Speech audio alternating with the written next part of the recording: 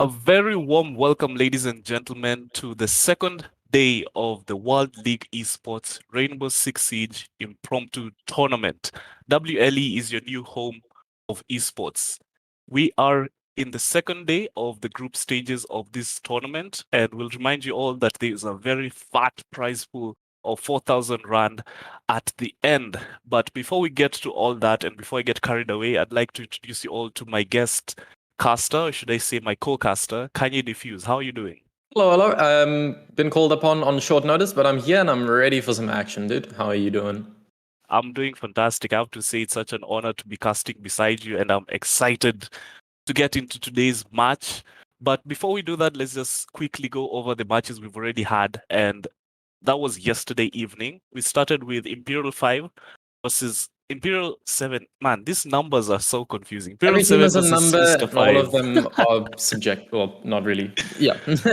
Yeah, but despite all those problems, that they had. It was an 8-6 victory for Imperial on Cafe. And then Vibin versus Phoenix went 7-4 on Oregon.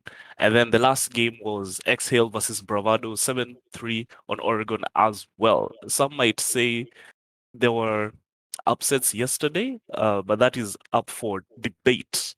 That all out of the way, though, today's match is going to be Imperial 7 versus Phoenix. And we can pull up the player cards for each of these teams as we see some of the stats that we have on their players. Yeah, so Phoenix MGO, the team I'm going to be looking at for this game, they're coming hot off of their third place in the ROG Invitational. You've got Sali, Clout, Pana, Shadier, Saw, and AML. These guys are a storied roster. They've come a long way after battling their way during the Metal State Open back in the day, getting win after win. They competed previously in the WLE League. Only AML left of... I'm completely mistaken. AML was part of a different team back with the previous WLE. That's why he's the only one with stats. The rest of Phoenix hasn't competed in this tournament yet, so that's why you won't see a KD stat for them. But they, for me, are the team to look out for. They're coming hot off the tails of ROG. And yes, they lost yesterday to Vibe Esports, but damn, did they play well.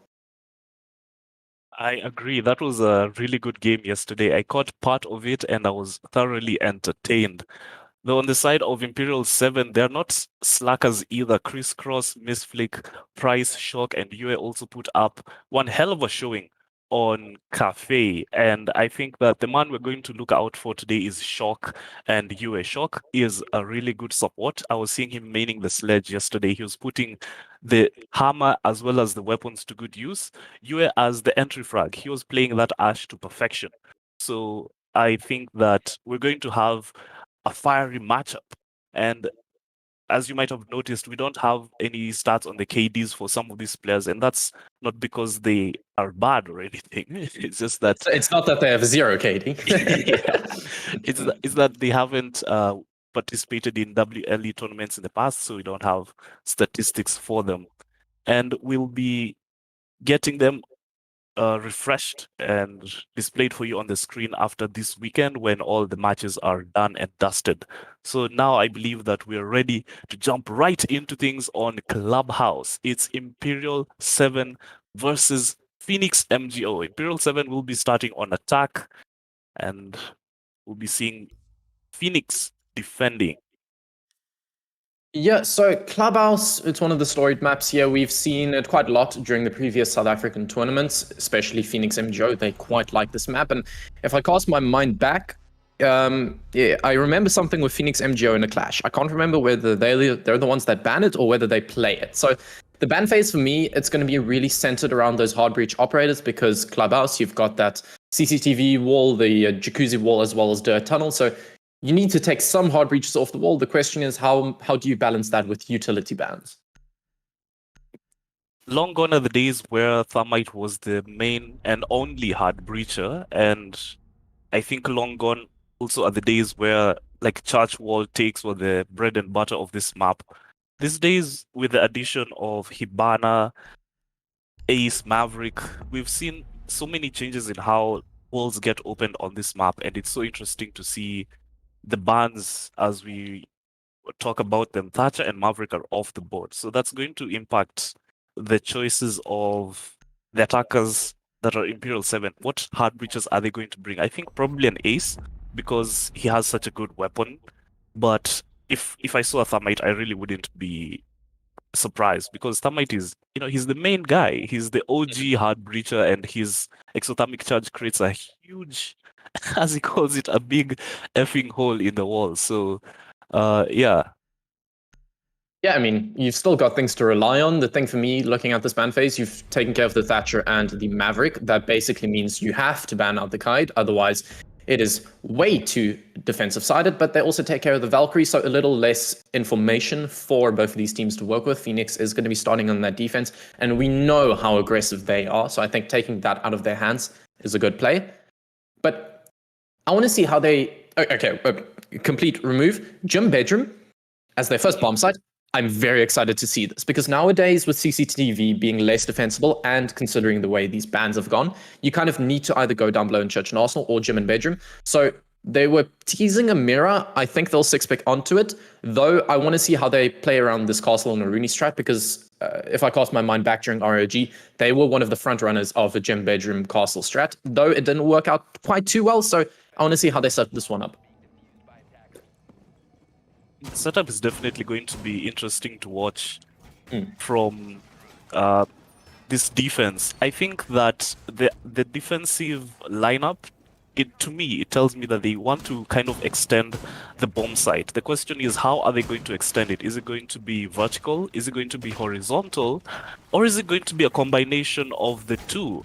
Teams such as SSG are the ones who popularized the castle, mute, vigil, Mozi, that kind of roaming strat on this map, and seeing the different variations of it and how they are applied in the South African meta is always going to be interesting. So right now, Phoenix are setting themselves up in construction. They also have an extension into CCTV, a little bit into cash, and that's going to be the first bullhead that Imperial 7 are going to have to face. And it looks like they're starting their way from this eastern side of the map in Garage. You can see Mistflick already deep into Rafters, trying to get map control as soon as he possibly can. Yeah, making really quick work of entering. Now, though, they're going to be stopped by the utility. Not only the Aruni gates, the reinforcements, but also the castle barricades and the mute chambers. They need to take care of this utility. This is the first step in their process, though the first step, actually getting into the map, has gone very quick. So they have time to clear this out. 2 minutes 20 on the clock. This is great. They've taken control of CC. They've realized, okay, yes, they have an extended roam strat, but it's basically just a second bomb site. It's not like you have a remote roam, but okay, there we go. It's C4 from below. You asked whether it's going to be the horizontal or the vertical play. Well, there you go. They show it to you. That's the first body off the board, and it's Mistflick. The Iana gone. That's the Gemini, and the 2 grenades on her gone as well. UA just caught absolutely off guard by Shadier. As he goes for the swing there, he gets a second pick, and then a third for his team, a second for him, as Crisscross also meets the floor. Right now, this attack has been stopped completely in its tracks, and that's due to that extension that we're talking about into cash by Phoenix. They have that setup so well done that now Imperial 7 are kind of stalling. Price here on Jacuzzi balcony, he's trying to find picks. He has got some little bit of HP left on him. Will that be enough to secure him what he needs? He peeks here, trying to find the person on the ground, but instead he's the one who meets the ground, and the smoke is not able to secure the kill. Was he leaving it for the castle? Because he was, and it's up to Shock, who's the last one left, and it's a flawless round for Phoenix. You know, that went so well for Phoenix, but equally, I really think it could have gone both ways, because when we had Imperial 7 attacking that CCTV proxy hold, yes, they lost one to the vertical play, but they got control of cash. It's not like they failed in their mission. They got it done. They just couldn't translate that onto a side tech. They lost too many men in that kind of mid phase where Shadier just swung everything. They weren't ready for that. So going to the next round, CCTV and cash, strangely enough with the castle, I want to see how that set that one up. Okay, there we go. It's 6 pinked onto the mirror. Makes more sense. But for me, Imperial 7, it's literally just the first impression off of that round. But to me, they are really quick in making those first executions happen, though they need to translate that into a mid-round take. So CCTV and cash, where you get that wall open, again, that's going to be a bit of a struggle for them if they can't necessarily as well enact those plays. Strangely enough, the mirror reinforcing the right side and placing a mirror window out there that is telling me the catwalk area is going to be a lot more prominent and a big play for them. It's assisted by the Jaeger and the Wamai, so a player can play there for quite a bit longer. You know, Garage on this map is already on this site, I should say, is already such a huge centerpiece for the defense. And now it's going to be even more so because of that mirror invested there, as well as all the other utilities said. There were my magnets, the Jaeger ADSs as well. I just want to touch on what you said about Imperial, and I agree with you because I was casting them yesterday when they were playing against Sinister 5, and on their attacks, they are quick. It's like 2 minutes 30 left and they're already on the map. They're already taking map control. But the question is, will they be stalled out like they stalled out last round when Phoenix was just countering that quick aggression with aggression of their own? Shadia, we saw him swinging wide, and we'll see whether he continues to do so this round as he's playing the Jaeger. So AML right now is the one who's going to be assisting him to hold that garage with the utility that we had earlier talked about. You know, a lot of the time, the mark of a team not necessarily that doesn't have as much experience is, yes, sometimes they can realize and read into a play that they can take map control really quickly, but from there kind of falters. Sali, though, on this roam, how's he allowed to take that?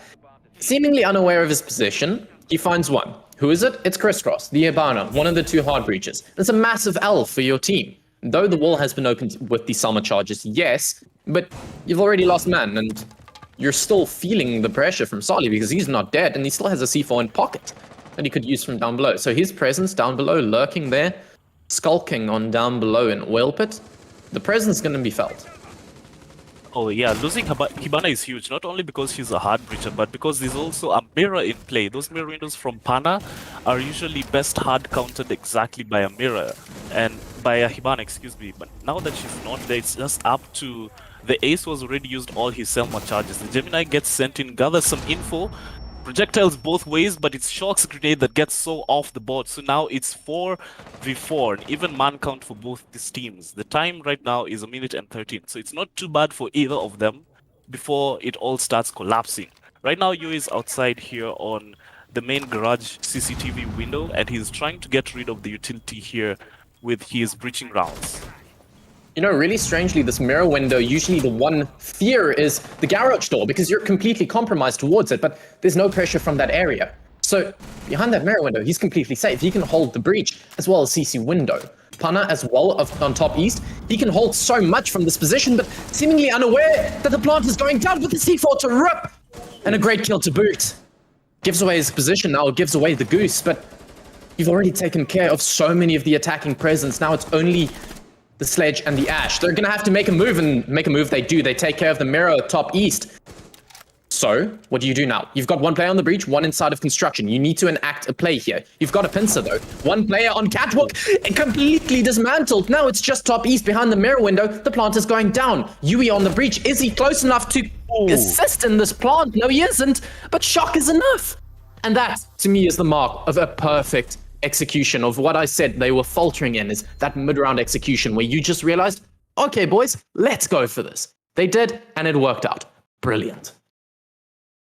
That was absolutely brilliant. I have to agree with you there. Just the whole round, the way it played out, looked to me like Imperial 7 were in control from the get-go. That's not to say that Phoenix were caught flat-footed. They had some great kills, like that double C4 from the top east stairs behind that mirror window. Mwah! That was just beautiful. Pana, that was great. It was not only a double C4, but it was also a denial of the plant. So it was well played from both of these teams. But that recovery from Imperial 7 is what I have to give my hats off to. Great work on Shock. Like I said, he's the man to watch out with the spot, with the Sledge. He's just making it work at this point. Yeah, I mean, he had two nade kills in the round as well, just being advised by production. I didn't even catch that, but yeah, they're choosing to go back to CCTV and cash. Strangely enough, not choosing to go to Church and Arsenal. I don't know if that's a stylistic thing, whether they're just not as comfortable with going down below. Usually, considering how the bans went. Sure, the Cade isn't there, but usually it's still kind of defensible. Like, it's down below, it's bunkered, it's called Armory, or no, what am I getting at? CCTV and Cash. No. They're going back here, and last time around, the attack was kind of two-phase, is you got control of construction as well as the breach, and it was a big part in them finally getting the execution. Here, though, I hope and pray that they don't lose a man early on again. You see there, Diana is doing a due diligence. She has a cam up in the rafters of bar area, but he's still lurking. It's Sali, joined by Shadier as well, but their presence is felt, and Misflick is going to be the one that has to deal with them. He has the Iana, the Gemini can be used to clear out these positions, but they're making quick work, but in a sense, it is a bit slower, and I like to see that. Okay. Caution to the wind, he gets the frag. It isn't slow, it's quick, and it gets Shadier off of the board. Right, so Shadier and Sally, who we were just spectating a few moments ago, were the two roamers who I think were kind of playing in tandem, and they're the ones who are the thorn in the side of Imperial 7. Now that this round has started with Imperial 7 getting the first kill, and considering how the last round went, I feel really confident that their chances for winning this round just went up that much higher. Oh, my Magnet snags the first nade, but not the second one, though that one will not be successful as there's no one sitting right at that position in Cash Room. Right now, it's a waiting game, as everyone is holding angles. These mirror windows are being used to perfection. This one on top east has been set up here to see if anyone's coming from construction. Selma Charges sent out to get it, but he just in time is able to get before he himself is shot down. So right now he's just in so much trouble. He decides to run out, gets a kill for himself. I'm not entirely sure if he's refragged. Appears that he is not. How Phoenix are able to just exist in these positions boggles my mind. The mute should not have been allowed to get that. The mirror should not have been allowed to waltz on into Cash, basically in no man's land, and just shoot the ace off the wall. She's still stuck in position because they can't clear her out. Misflick finds Saw. So you're taking care of it, but you've still got the mirror top east and top of Catwalk to worry about. It gets them kills. Now what do? You're just dying in no man's land. You have nothing to cower behind because you are just getting shot from something that they are cowering behind, which you couldn't clear out. Phoenix with a perfect defense, completely turning things around of that previous round where you had Imperial 7 kind of dismantling these solid positions they were holding in, where this time those positions were unkillable. Oh yeah, we were talking about how in round number 2 Imperial lost their Hibana early on, and how that would be such a huge problem because they didn't have that much utility to deal with the mirror windows. And I feel like that last round was a perfect showing of what that looks like. Because, yeah, there were ADSs, yeah, there were my magnets, but really, Pana shouldn't have been allowed to waltz into Cash, look at the wall, shoot at the Selma charge, and then get back to safety. There should have been, someone there watching for the little rotation he had from top of east into Cash to make sure that if there's anyone trying to throw a C4 or rotate, there's an attacker there to meet his head with a gun. But that was not the case.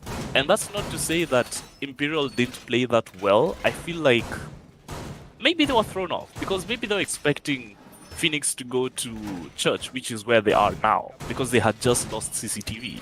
So I'm not too sure why they looked less convincing on round number 3 than they did on round number 2.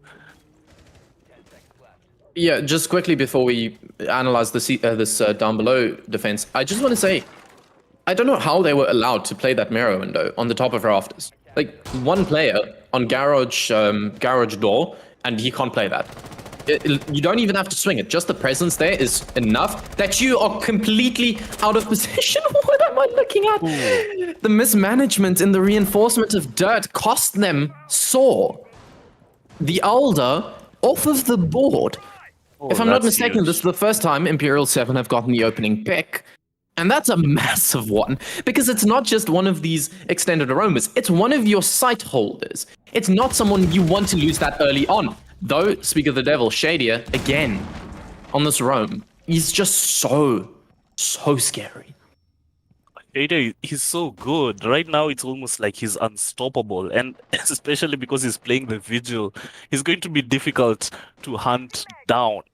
I just want to say that this is the second time that Imperial have had an opening pick. But yeah, good job on Shadia to equalize things. And then now, again, it's a waiting game. This, I guess you could call it the mid round as we approach the minute 30 mark, is where things kind of stall out. Though, as I say that, of course, action starts popping off. AML is able to get a kill onto Shock, and then Shadia is here battling whoever that is in the kitchen. I think that's Crisscross, who's now on 20 or so HP. Yeah, Crisscross was on the middle of main stairs, and he was being shot from two positions, the Vigil up above, and here the Mute from down below, from the vertical, so great teamwork from Phoenix coming out, and they're just loitering up above, and they're not being answered back onto. Now, they've fallen back, they're doing this kind of onion playstyle where they just peel on off as soon as the pressure is felt, but now there isn't pressure anymore because they're gone. You need to realize that, and you need to start opening up these hatches and start making your way to the bomb site very quickly because a minute left, you're a man down. There's utility on the defensive side. They've got one impact to potentially trick that hatch, though no, it does get opened. But they've also got a C4 to use down below. You see Yapana lining it up, though it doesn't work out. But the SMG-11 does. He gets a ninja and a kill at that. Oh my, this attack is falling to pieces. Hana is going for that kill, the that's just shotgun, the nail he in the coffin. secures it. And because Miss Flick was down, that's a round for Phoenix. And what a round that was, because it started off with Imperial 7 on a very early lead. They were like, what, 13 seconds into the round when the ace was getting a kill into dirt. And then we're saying, oh, that's huge because that's the Maestro, that's the Alda gone. You know, Maestro is really, really huge in the execute to deny with his cameras. But it seems like that didn't quite matter. It's coming down to the kills this round and the one before that. Shadia on that roam, huge stuff. AML on his roam, huge. And it looks like Phoenix are kind of struggling on the second stage when you're attacking. First, you need to get into the map, and then second, you need to do that roam clear and establish control. That's kind of where they're falling short. You know, Phoenix for me is a team that are playing their playstyle. It's not that it doesn't have fault. It does. There are some issues that other teams would have been able to dismantle quite quickly and efficiently, but they are allowed to play their playstyle, and sometimes Imperial 7 punishes them for it, and sometimes they just don't. That previous round was a perfect example because they punished Saw. They punished him. He lost his life to something he shouldn't have lost his life through, from Dirt Tunnel Drone Hole. But after that, they were kind of just at the mercy of Phoenix's defense, where they were playing this lurking playstyle and they just died to it. So Imperial 7, play your playstyle. Bring your flavor into this. Bring your essence of play here and make it felt. Do not play reactionary. Play your playstyle. Push the objective to them. I love the discussion on playstyles because it's also something that I was talking about yesterday. And there are teams, I think that's what we're witnessing right now with Phoenix, who play really solid, really tight locked.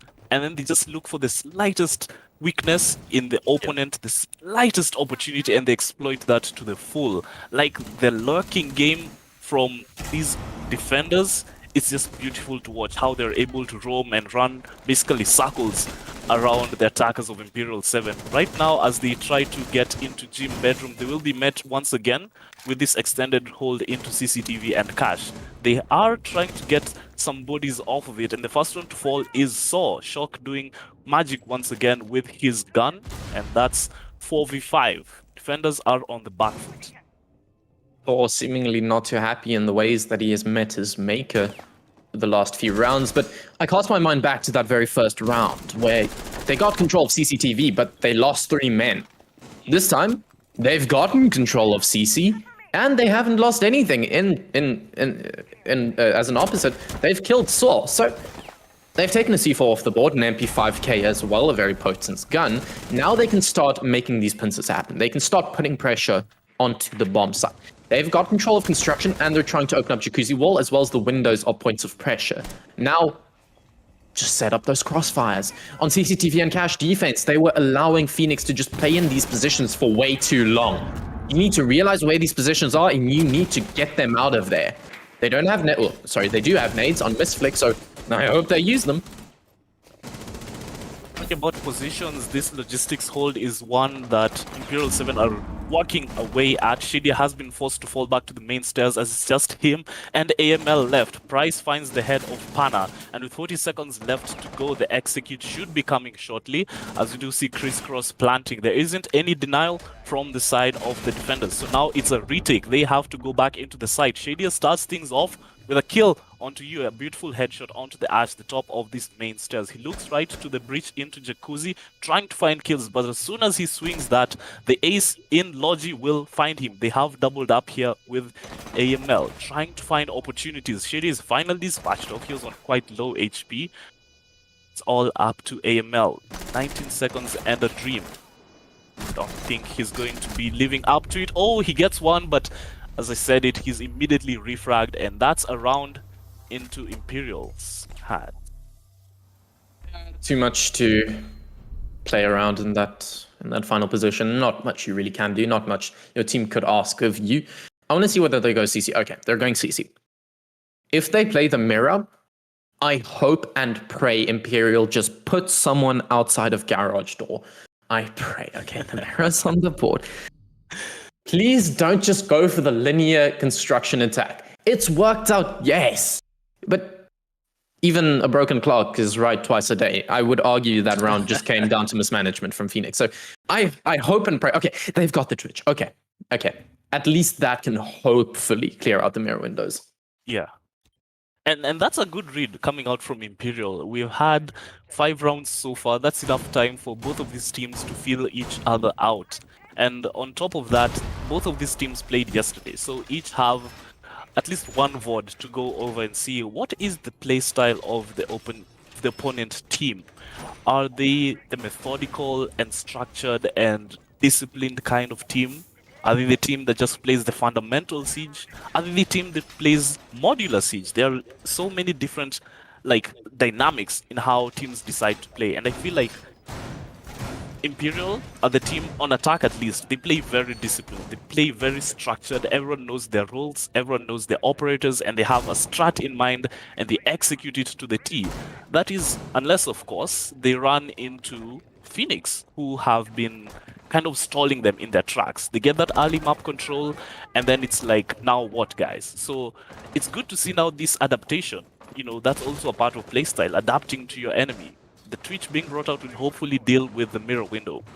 And I know I'm on a bit of a rant here, Kanye, but you'll excuse me, because the mirror window on the last round in logistics, I was thinking, if you could just get someone to open the hatch and toss in a grenade, surely that mirror window, or the player behind that mirror window, it was Shadia who goes out for a peek. He gets one, he gets two. Actually, he's dropped down before he's able to get the second one. I was just talking about him. Surely he could have been dispatched from his position in logistics, but that was last round. This round, though, he gets a kill, and for his troubles, he's killed as well. It's up to Yue and the rest of his squad to recover the falling pieces of what this attack was hoping to be. If you could quickly pan over to the CCTV wall, they've expended 2 Zofia impacts, but I don't think they've gotten the mute gem off the wall. Yeah, it landed short and long. So that thing is still there. The ace can't open up the wall. And Malusi is still on catwalk behind her mirror window. Yes, you've got the Twitch, but you've got mirror window, mute jammers to worry about. So what do? Well, they're going to try and open up the wall, just completely shut down by the impact trick over the wall. I like that one. C4 to boot, and it doesn't connect. But strangely enough, the main wall has been opened up. I don't know how they took care of that mute jammer, probably from down below, from just a bit of intel. But it's looking recoverable. They've equalized out the man count now, and they're doing damage onto the players on site. Strangely enough, Phoenix are playing this aggressive playstyle on site. They're not just sitting and waiting. They're making the plays happen. AML to swing onto the breach, but there's no one to find. The rest of the push is coming from construction, but is there even a push? It's kind of fallen apart. These players taking so much damage with the M590 shotgun. He looks poised and ready to swing on through. Shoots out the the Twitch jammer, so the Twitch drone, so it's not going to be able to shoot out the mirror. But it just kind of stopped in their tracks. Completely stopped in their tracks at that. As Sword just keeps it coming. The energy from them is unstoppable. Oh, what a shot. Yeah, so being allowed to swing like that. You know, actually, when they were trying to get that wall open with the mirror windows, with the Hibana charges, so swung and he did get some damage off, but he didn't get a kill. And that just tells me that Imperial were kind of caught flat-footed because yes, they had the adaptation, yes, they had the twitch, but 6 rounds and you're still struggling with that mirror window at the top of east stairs. You're still struggling with the jammers on the main wall. Those Sophia charges surely shouldn't have fallen short of the mark. Of course, you can say credit to Shadia for being there to just swing wide and get a kill when he needed to. But that's all gone in the past. We now go to round number 7 and decides which Imperial are the ones who are going to be defending, and we'll see whether Phoenix are as aggressive on their attacks as they are on their defenses. They are, and I gotta mention this. ROG Invitational, Day 1, Game 1. Phoenix MGO coming in as the underdogs against Bravado. Map 1, Clubhouse. Phoenix starting on the attack. AML almost got an ace on the opening round. These guys' attack on Clubhouse is ferocious, and I'm ready to see it. Phoenix with 4-2 up, it's usually what you expect from a defensive side, but with their attack being as potent, I am worried for Imperial 7 at this point in time.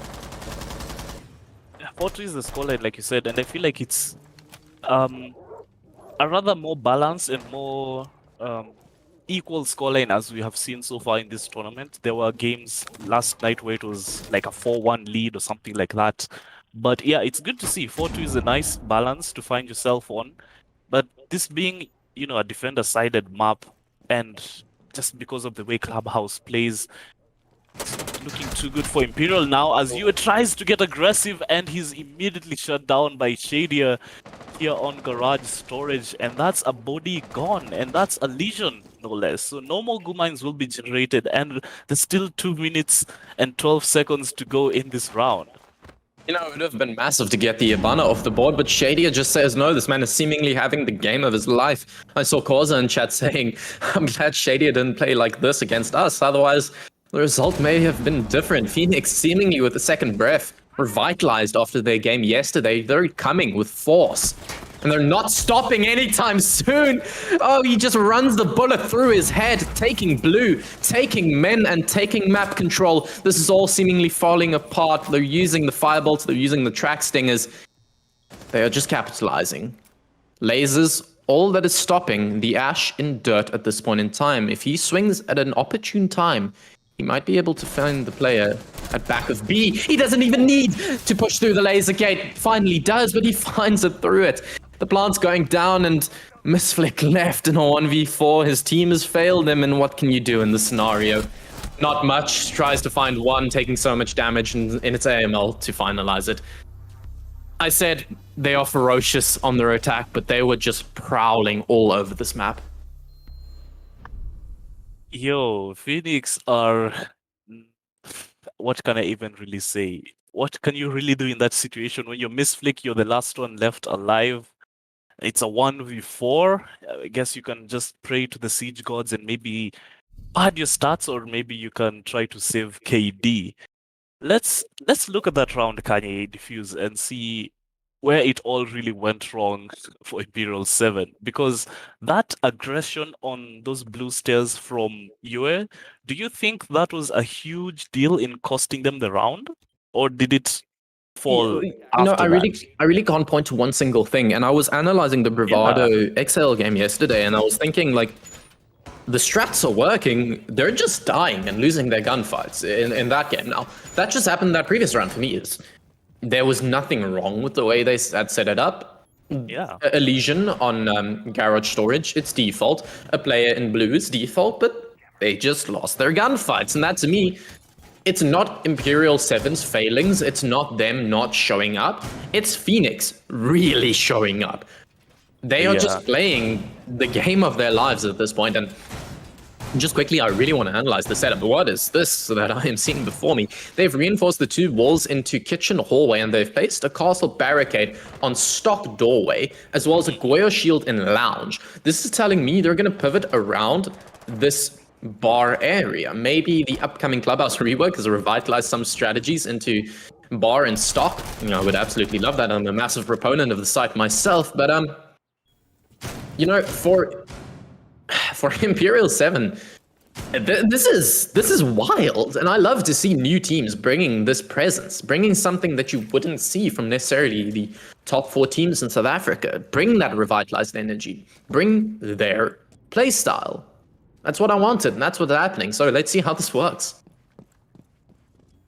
I saw the operator lineups. I saw the castle opening that little wall we see in front of that Goyo shield there. I was like, what's going on? I had to double check the operator lineup to see if there was a vigil or something to indicate that they would be going for a roam strat. But no, instead they have this very, very unique setup that they have. Right now, Price is at the top of these rafters. He did land a few shots into the feet of Shadia, who was then eventually taken down. AML is also at that main door entrance, and he is facing gunfights from so many angles. He's eventually felled by Shock. So it looks like that setup, this unique thing we're seeing here in Bar, is really a pain in the side of Phoenix. They don't have any way to exactly counter it. It's so interesting. I genuinely have not seen anything like it. Okay, complete turnaround from the previous round. They are winning their gunfights. Here we go. This is a revitalized Imperial 7. Misflick in a DPNO state, yes, but I just want to analyze this round. What? So I always say, if you develop a strat, you know how to counter it. The one thing I said to counter the mirror window that Phoenix was playing was put a player on garage door. They put a lot of pressure on garage, as you see Phoenix just did. And seemingly completely turning things around. Suddenly, it's all to play for here because if Phoenix can bring this round back, they're staring down match point. A 6-2 scoreline, potentially. The proc scanner is going to give away his position. He's currently locomoting up catwalk, but they've got the diffuser on side. They can hold these positions. They've got some power positions that they can just sit and wait. The question is Phoenix. You've got Sali and you've got Saw, two players that haven't necessarily made the biggest of impacts this game. Can they pull this off? They are doubled up here on rafters, and the first one falls down. That's you to find the head of Sally. It's all up to Saw now in a 1v2. It's still winnable for sure, but it all goes into the favor of Imperial, as Saw is there to find yet another kill for his team this round. And you're saying how Phoenix were playing out of their minds with the kills as high as 8, 10, and so on AML. If you could just get that scoreboard up for a few moments. Tab? There we go. Oh, there we go, yeah. So 10, 8, 7. These are high kills coming out from Pana, AML, Shady, and the rest of his squad. I just quickly want to point this out. Sali, he's only got 2 kills, but he's only died 3 times. It's not like their bottom players are slagging. It's that they're literally just not getting in gunfights. Because their top fraggers are just handling it all. I mean, what can you really do when Shady is going crazy and getting 2-3 kills per round? But that last round, because that setup was interesting to you, it was interesting to me as well. And it seems like Phoenix didn't really bother to deal with the bar and stock presence. I didn't really see them investing utility or bodies trying to figure out what's going on there, trying to get those castle barricades or the Goyo shields. Instead, they just kind of played on the exterior balcony, on the gym windows, and I mean, Pana rushed into sight, he fell with the diffuser there, and at that point, you have the diffuser, you're on site, you have the clock. It's really your round to lose if you're Imperial. And, well, in terms of the overarching game, it's Phoenix's to lose because they've got that scoreline. They've got the 2 rounds still on the board over Imperial 7. But what how do you keep this momentum going? Because they're just playing so well.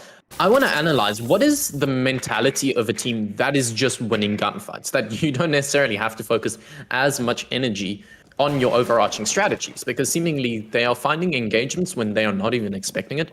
Throwback to the Legion on top garage storage, and they are just winning those. So for me, the bastion of the entry has been AML and Pana. These guys, even though they're playing the more flex support operators, they are getting these kills. And they have to be commended for that. But Imperial 7, Observer, if you can just go to the overview, I believe all 5 players are situated down below. Indeed, they are, but that doesn't mean they can get kills from down below.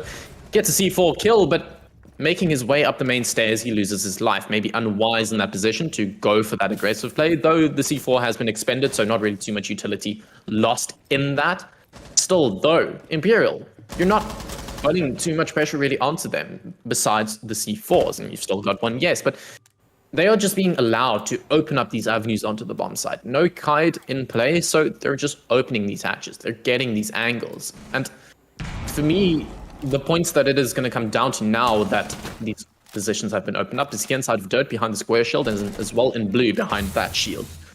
They're going to be stuck down these positions, and we saw Phoenix, how well they can play behind positions. Can Imperial do it? You know, you were saying how Imperial are ferocious on attack. That ferocity has been somewhat halted here in this dart tunnel as the second gas canister is thrown out from Price behind this Goyo shield. And that ace, I believe that's Saw, who's in dirt, he's just kind of biding his time now. He throws out a projectile to get rid of the ADS.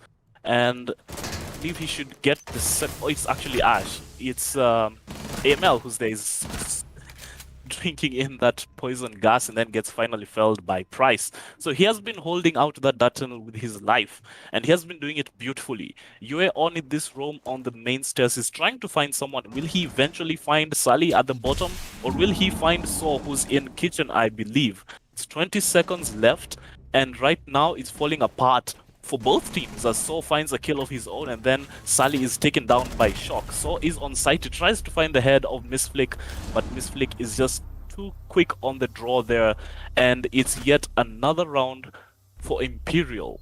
Solid defense from them, if I do say so myself. Yeah, it was well done. They were holding on to the bomb site, and I was commenting on them not putting pressure onto Phoenix, but it wasn't necessary really, and it's a very small thing, but I have to point it out. Okay, there was a drone on bottom main that could have given away the position of Yui that was flanking. He didn't get a kill, so it didn't really mean anything, but he had 2 players just spectating, 2 dead players spectating the alive player, where they could have watched the drone, they could have given Yui's position away, where they could have gotten a kill. Hindsight 2020, but you never like to see people potentially miss out on something that could have meant the difference in that route. Flores. I haven't seen this operator in the South African meta almost at all, because in previous tournaments he wasn't allowed. I'm really interested to see how they use this one. And I know in scrims they've been using Flores. All the teams have been using Flores. He is just the capital of destructibility. If I'm not wrong, Flores was played in some of the games yesterday, but I didn't see those Rotero drones really come into their own. And as you said, he's the guy for destruction. He has 4 boost drones, and he's one of those things that tell that Ubisoft has been trying to buff the attackers slowly over time. It started with those changes coming to Jaeger's device, the way it works, the Melusi Banshees, and so on. So it's good to see that the attackers are getting some love in this game, because for the longest time, and this is just because of how Siege is, the defenders have always had the inherent advantage. They have the clock, they start out with the map control, and then they have so much utility. And then add on to that, when we started getting bulletproof utility in this game, like the Maestro cameras, the bulletproof cameras, Wamai, and so on, it's just been a field day for the defenders. So it's good to see that the attackers are also getting some love. And we'll see whether these attacks from Phoenix are going to be successful, as, if I'm not wrong, they have only won 1 attack.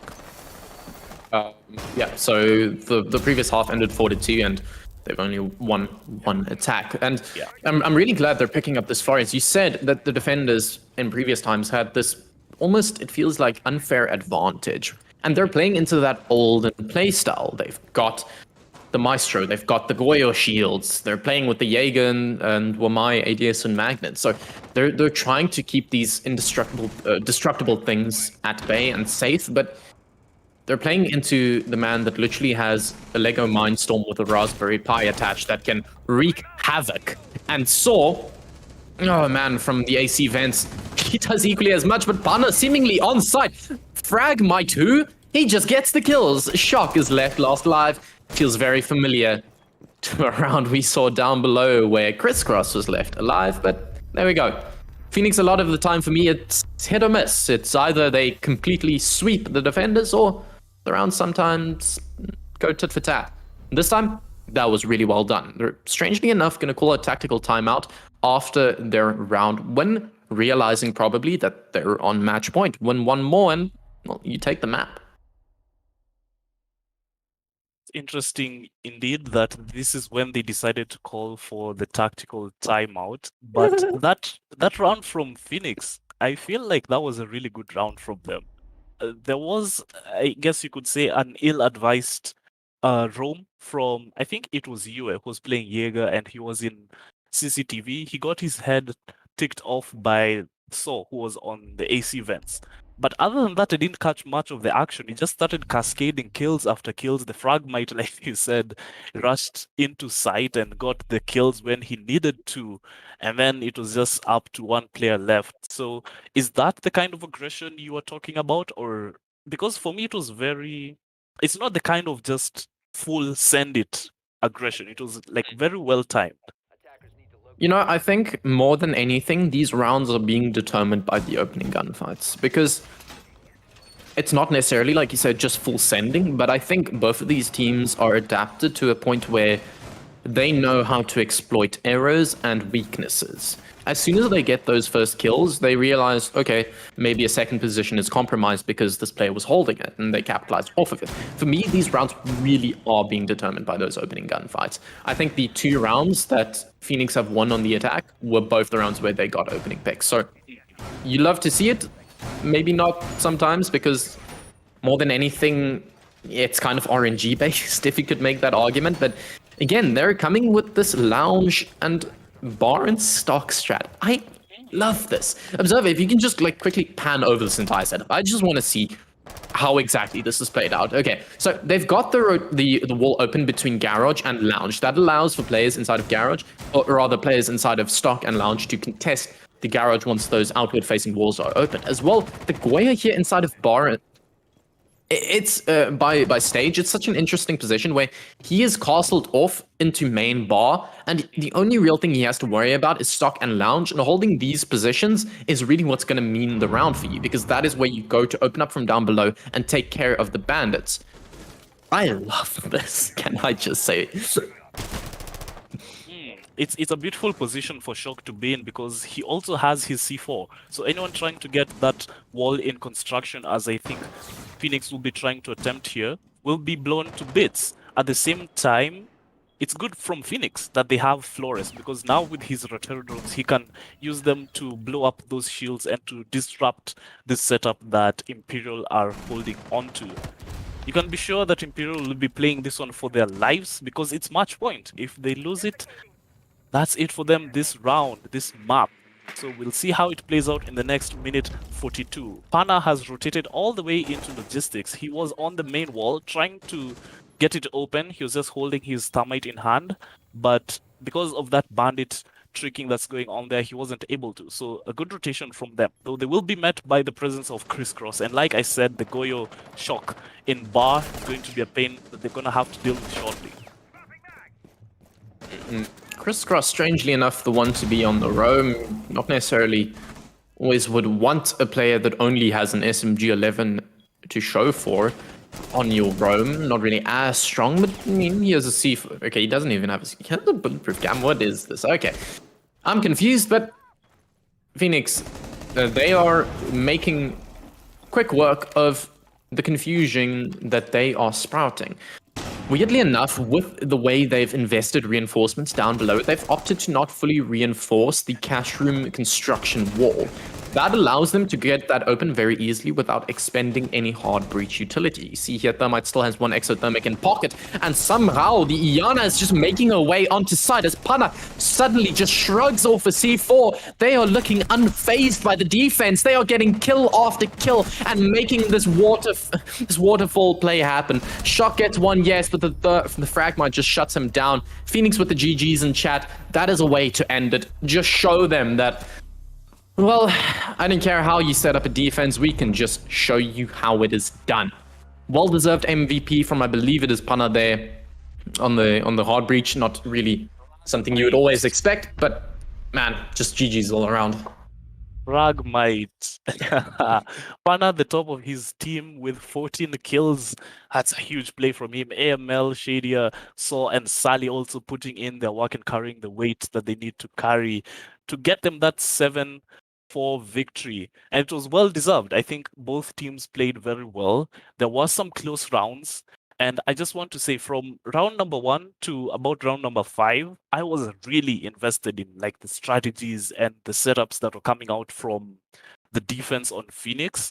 But then after that, it kind of devolved into TDM. The gunfights, like you said, they were the ones that were opening things up and creating opportunities for Phoenix to win their rounds. Yeah, it's always a question of how much was that game really determined by the way they set it up versus just gunfights. Because a lot of the time here in South Africa, especially, you just have teams that choose to swing everything, throw caution into the wind, and sometimes it works. Not saying that either team did that or that is why they won. There are a lot of factors that go into that, but this game was a fun one. I got to give it to it. For sure, it was a very entertaining one to watch, and there will be more entertainment in the few minutes to come as DNMK will be going off against Exhale. That's the next match that we have lined up for you. Don't go anywhere, we'll be right back.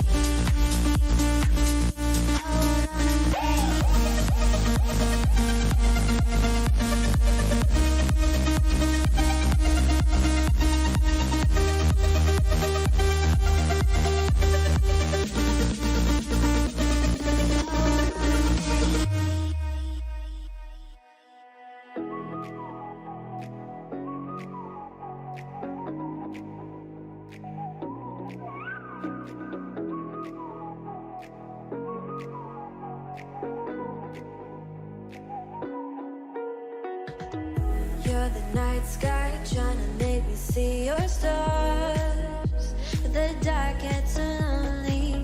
Now I see violet, I can feel silence. In the dark's all that I see. When your stars have burnt out and your heart makes no sound, I'll find violet in your eyes.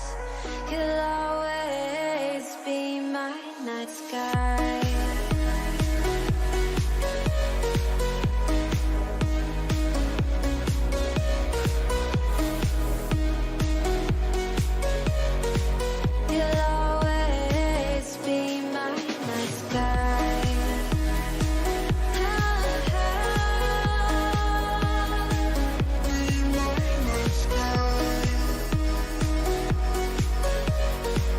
You'll always be my night sky. You're the night sky, hiding behind dark gray clouds.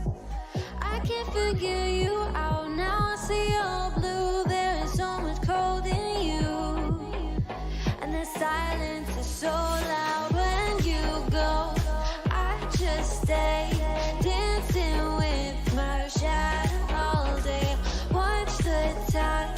I can't find the point where our two paths align. But you're the night sky, I'm trying to see your stars, but I've always feared the dark. Now I see violet, I can feel your silence.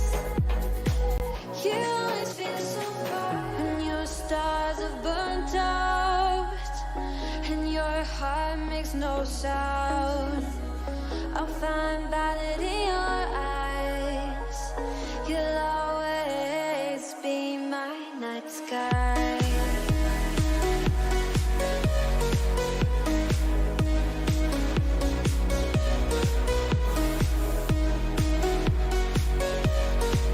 You'll always be my night sky.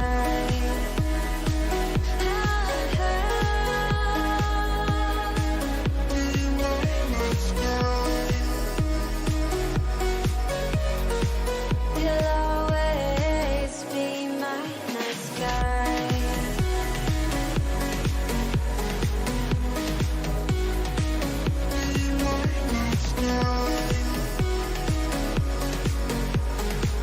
You'll always be my night sky.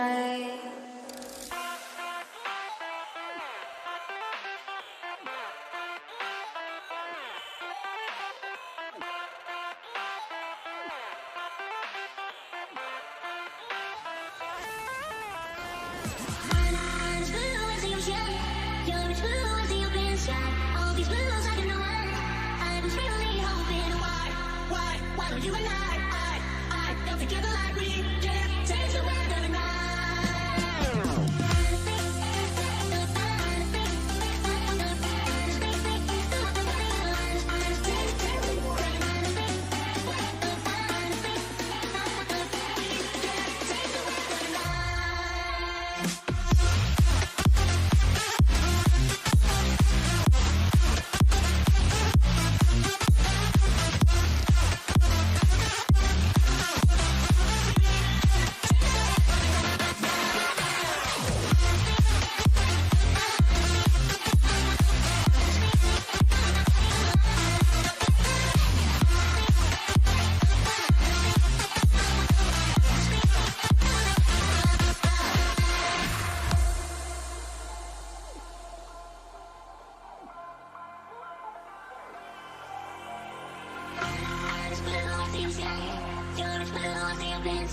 all these bills I can do it. I was really hoping hard. Why would you and I don't together like we can take so back to the night. I'm as blue as you shine. You're as blue as the open sky. All these bills I can do it. I was really hoping hard. Why would you and I don't together like we can take so back to the night.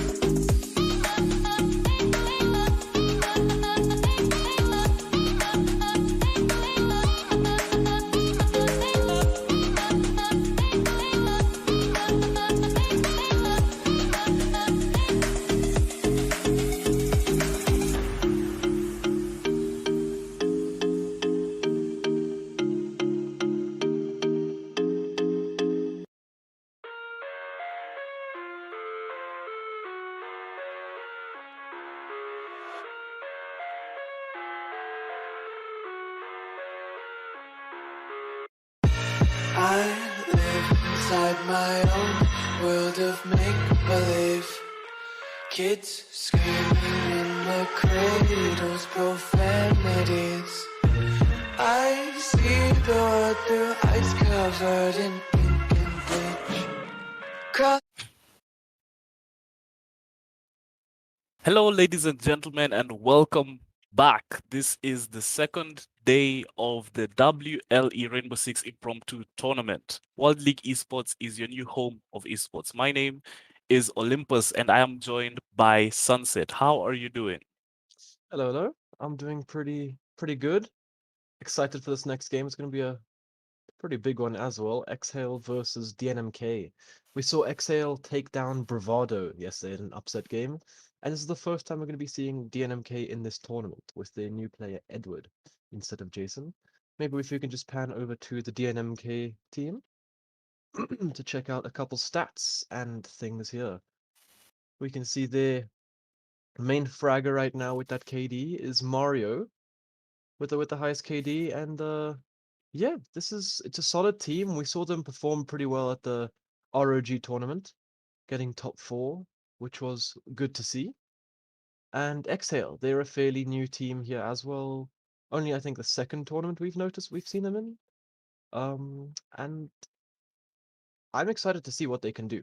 They did very well against Bravado, so let's see if they can translate that momentum that they brought from yesterday's game in a 7-3 win over Bravado to let's see if they can like take another one here. I'm excited to see what happens. I'm rooting for either team right now. I'd have to go with Exhale as the underdogs here. So who are you going We for? all love an underdog story, huh?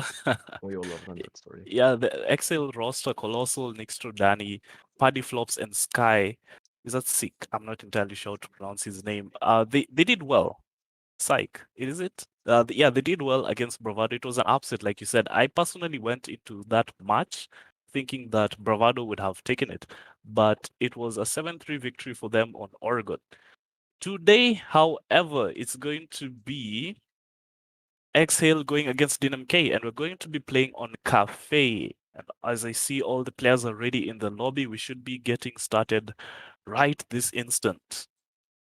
The There we match we go. had right before this one was Imperial 7 versus Phoenix, and it was an impressive showing from both teams. It was on Clubhouse. It went 7-4 in the side of Imperial. I don't know if you caught much of it, Sunset, but it was an interesting one to watch, to say the least.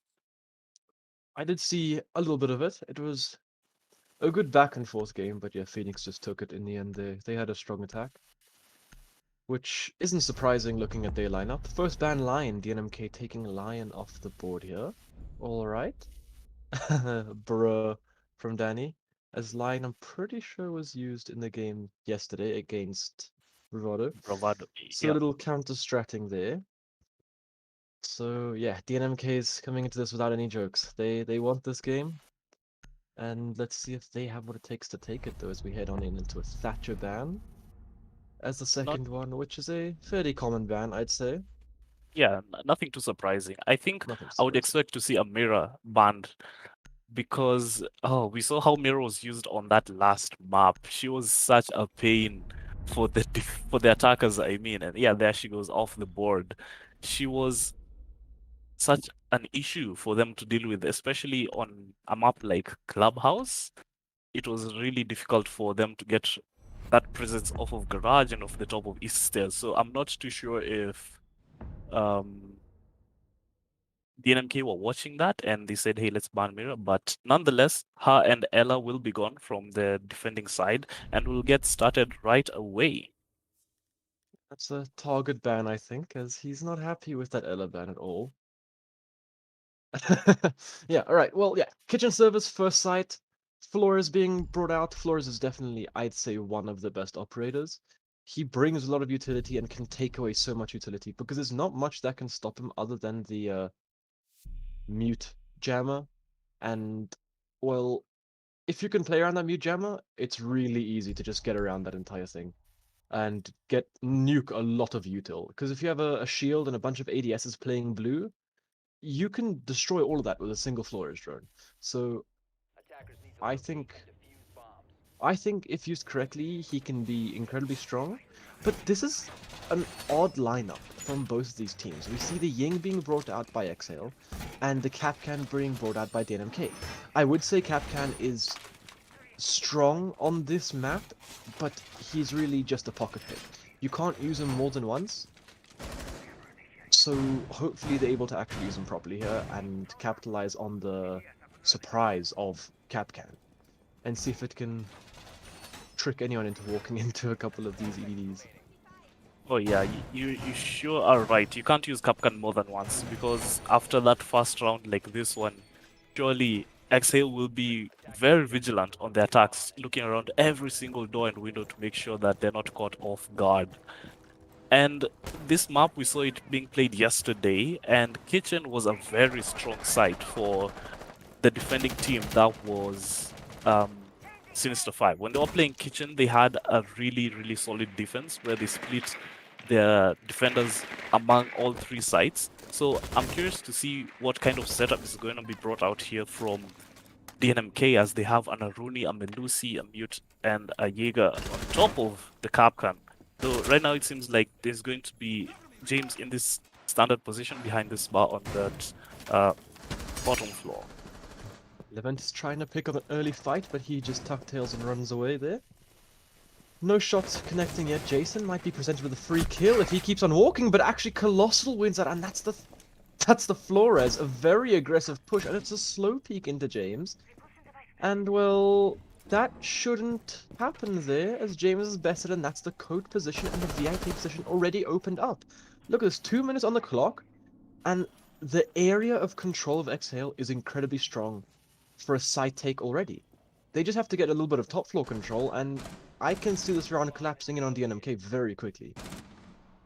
Oh yeah, that opening kill gave Exhale such control, like you said, because now they are in very good positions. They're like hawks circling around the site. For the most part, I think they've ignored this top floor presence from Edward, though as he peeks onto that door, might be able to get a kill. He looks away just at the wrong moment. He tucks tail and runs as that drone was constantly pinging him. He had to go and find a different position to play safely from.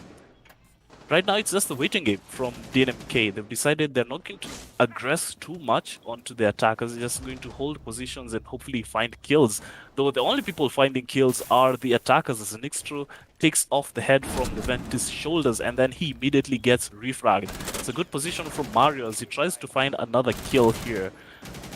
Not entirely sure if those shots are connecting through all this distance and through that solid wall. Projectiles get thrown out. He peeks, finds the shoulder of Danny. That was the Candelas he was throwing. Not enough to connect to kill him. Elsewhere, Edward finds Paddy, and Danny is finally on the ground and finished off.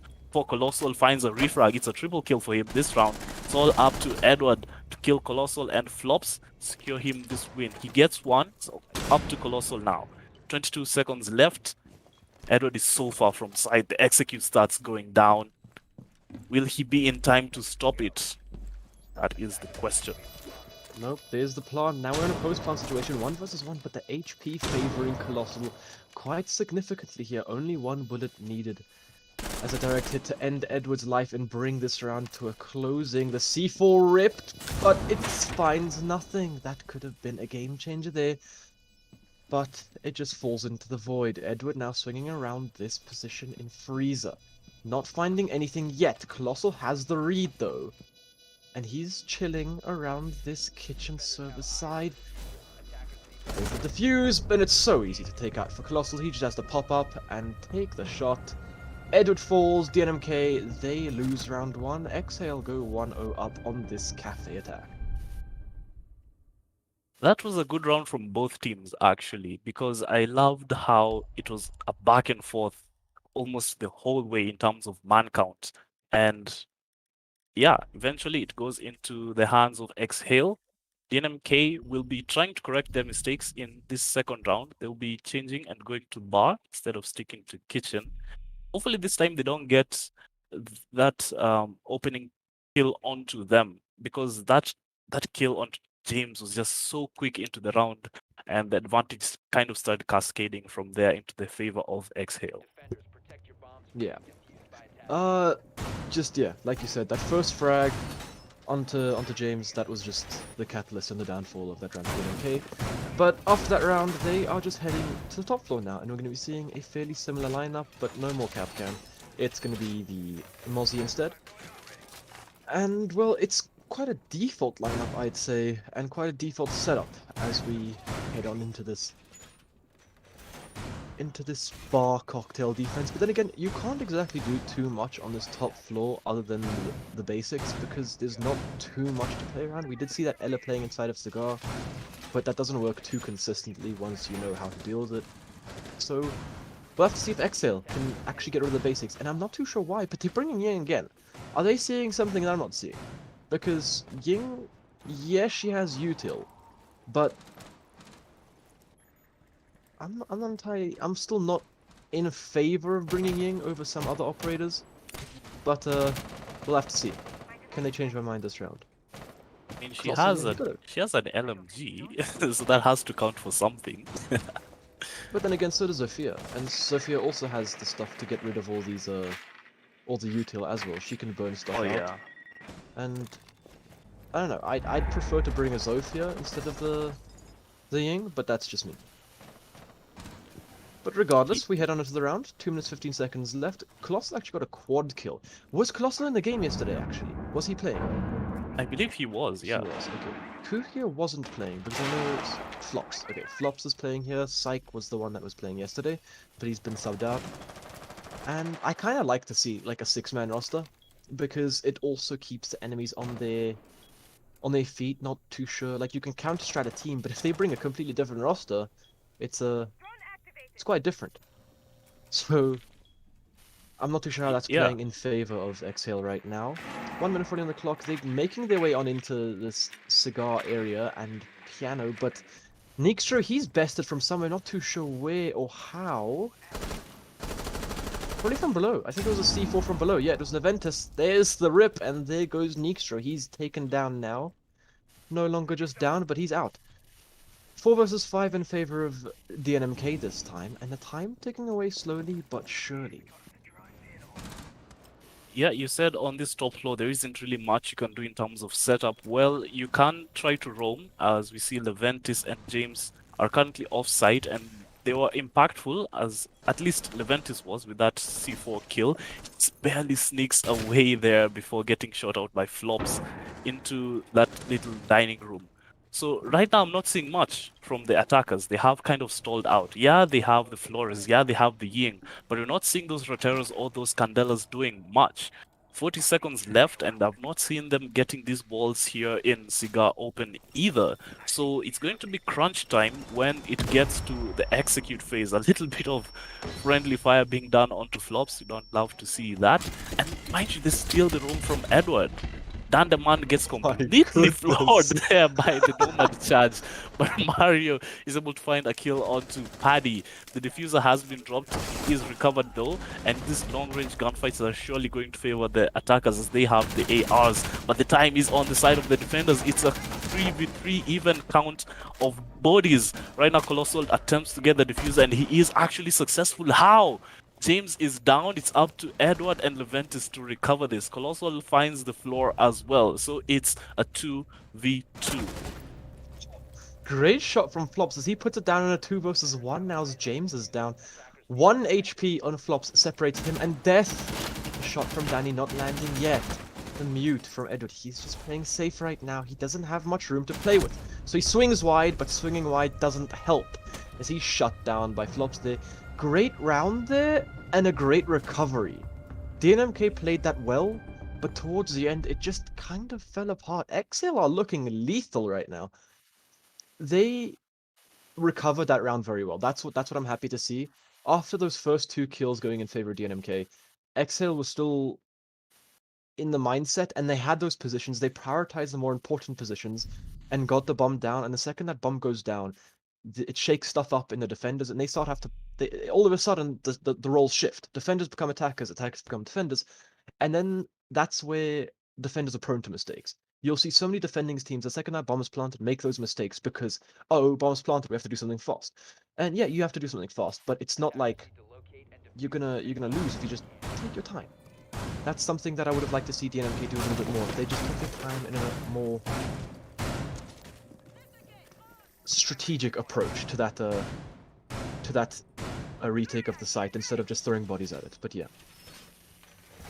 So 2-0 Exhale are the ones in the lead currently, but it's not like it's completely one-sided. DNMK are playing well, like you said, and on that last round, they had, I would say, control of the round for so long, up to like 20-something seconds is when it kind of fell apart for them. DNMK, they're the ones who got the opening picks, they had the roams, they had the positions. I was actually so shocked that Exhale were able to get the plant down when it was a 3v3, and I was like, where is your denial? Where are the people on site? Where are the anchors?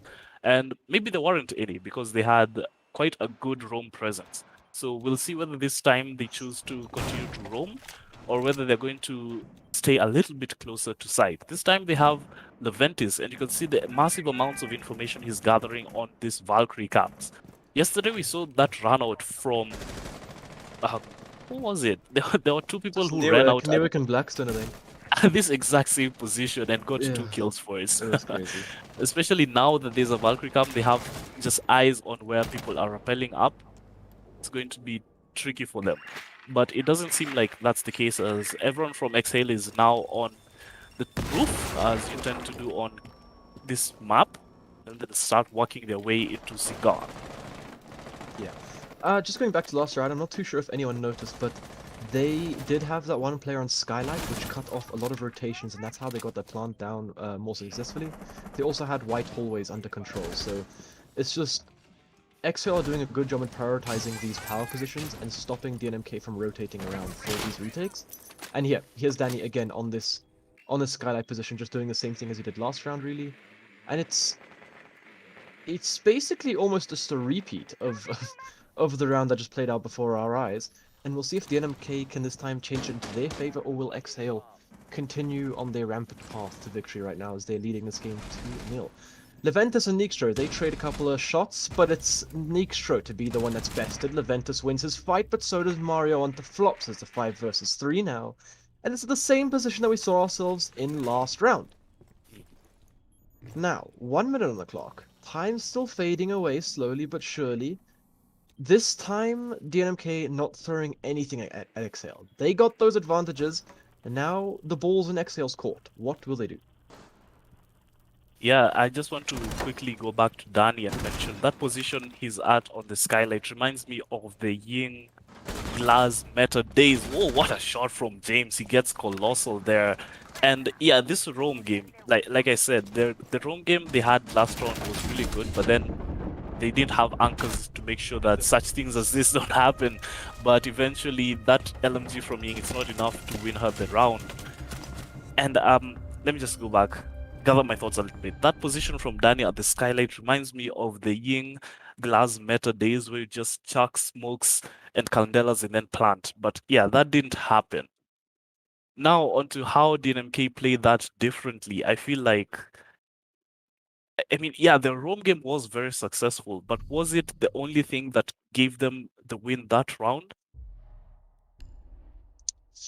Honestly, just winning gunfights there, basically. The gunfights were very strong, and that's basically what led to the downfall of Exhale there. It was really good, and yeah, we're going to be seeing, not a rehost, but just a pause real quick, as we wait for, who are we waiting for? Flops. Flops, yeah. Yes. We wait for him to get back into the server. I'm not too sure if there's going to be a rehost, actually. No rehost. Awesome. That's something that you don't see very often. 1-2 the scoreline. This is still anyone's game. But if DNMK can play the rounds like they did last round and get that confidence back, I can easily see DNMK walking away with this one fairly quickly. So after that, it's Exhale's turn to answer back, because that was a very, very dominant defense round from DNMK. Obviously, Yeah. Cafe is a defender-sided map, but that's not to say you can't win attacks on it. So yeah, Exhale are in a good position, even if it's a 4 versus 4-2 split. but that's still a lot of pressure on them because you have a lot less room for mistakes on your defense. So if you get that 3-3 split, it's a lot more in favor of you. So I know that XL's gunning for this. Well, they're gunning for a 5-1 split, really. And if they can get it, that's amazing. But they will need at least one more round, I'd say, to contend in this game. Yeah, DNMK will be trying to stop them from running away with the advantage. So I'm pretty sure this round is going to be one of those rounds that you look back and say, yeah, that one could have cost us. That one definitely cost us the game. Whether you're an Exhale fan or a DNMK fan, you will be very, very cautious of how the next 2 minutes and 45 seconds play out.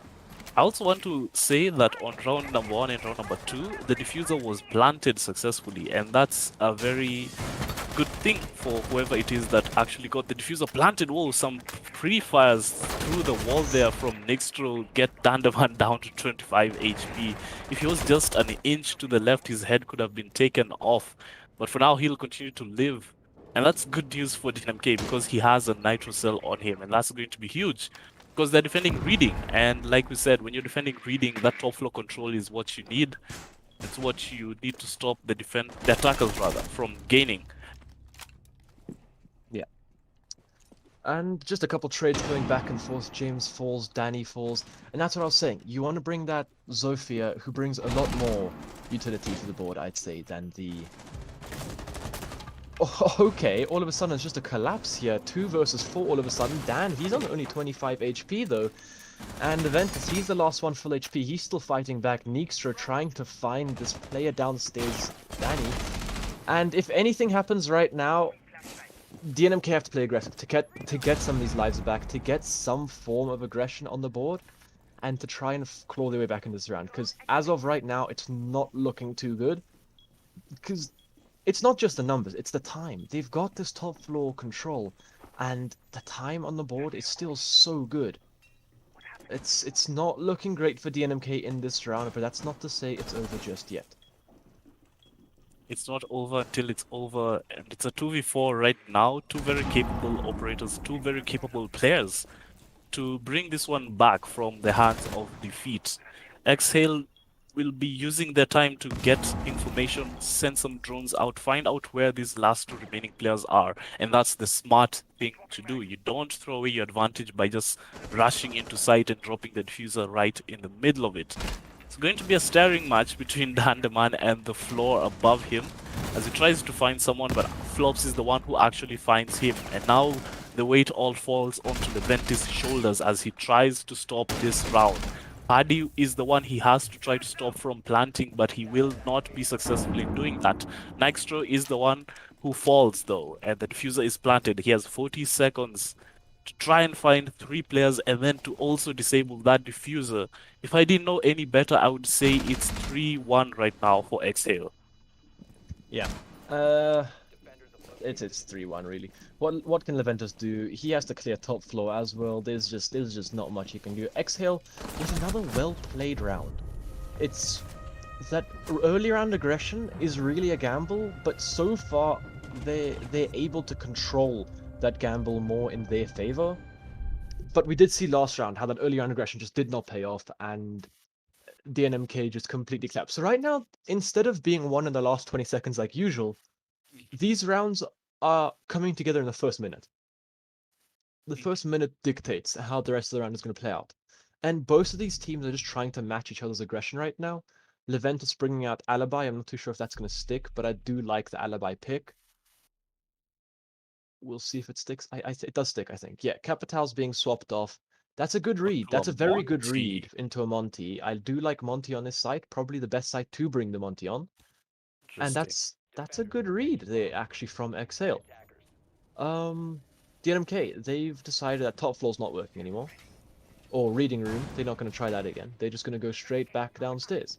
And I don't think they won downstairs last time. No, they've only won one top floor attack. Yeah. So we'll see what they can bring this time.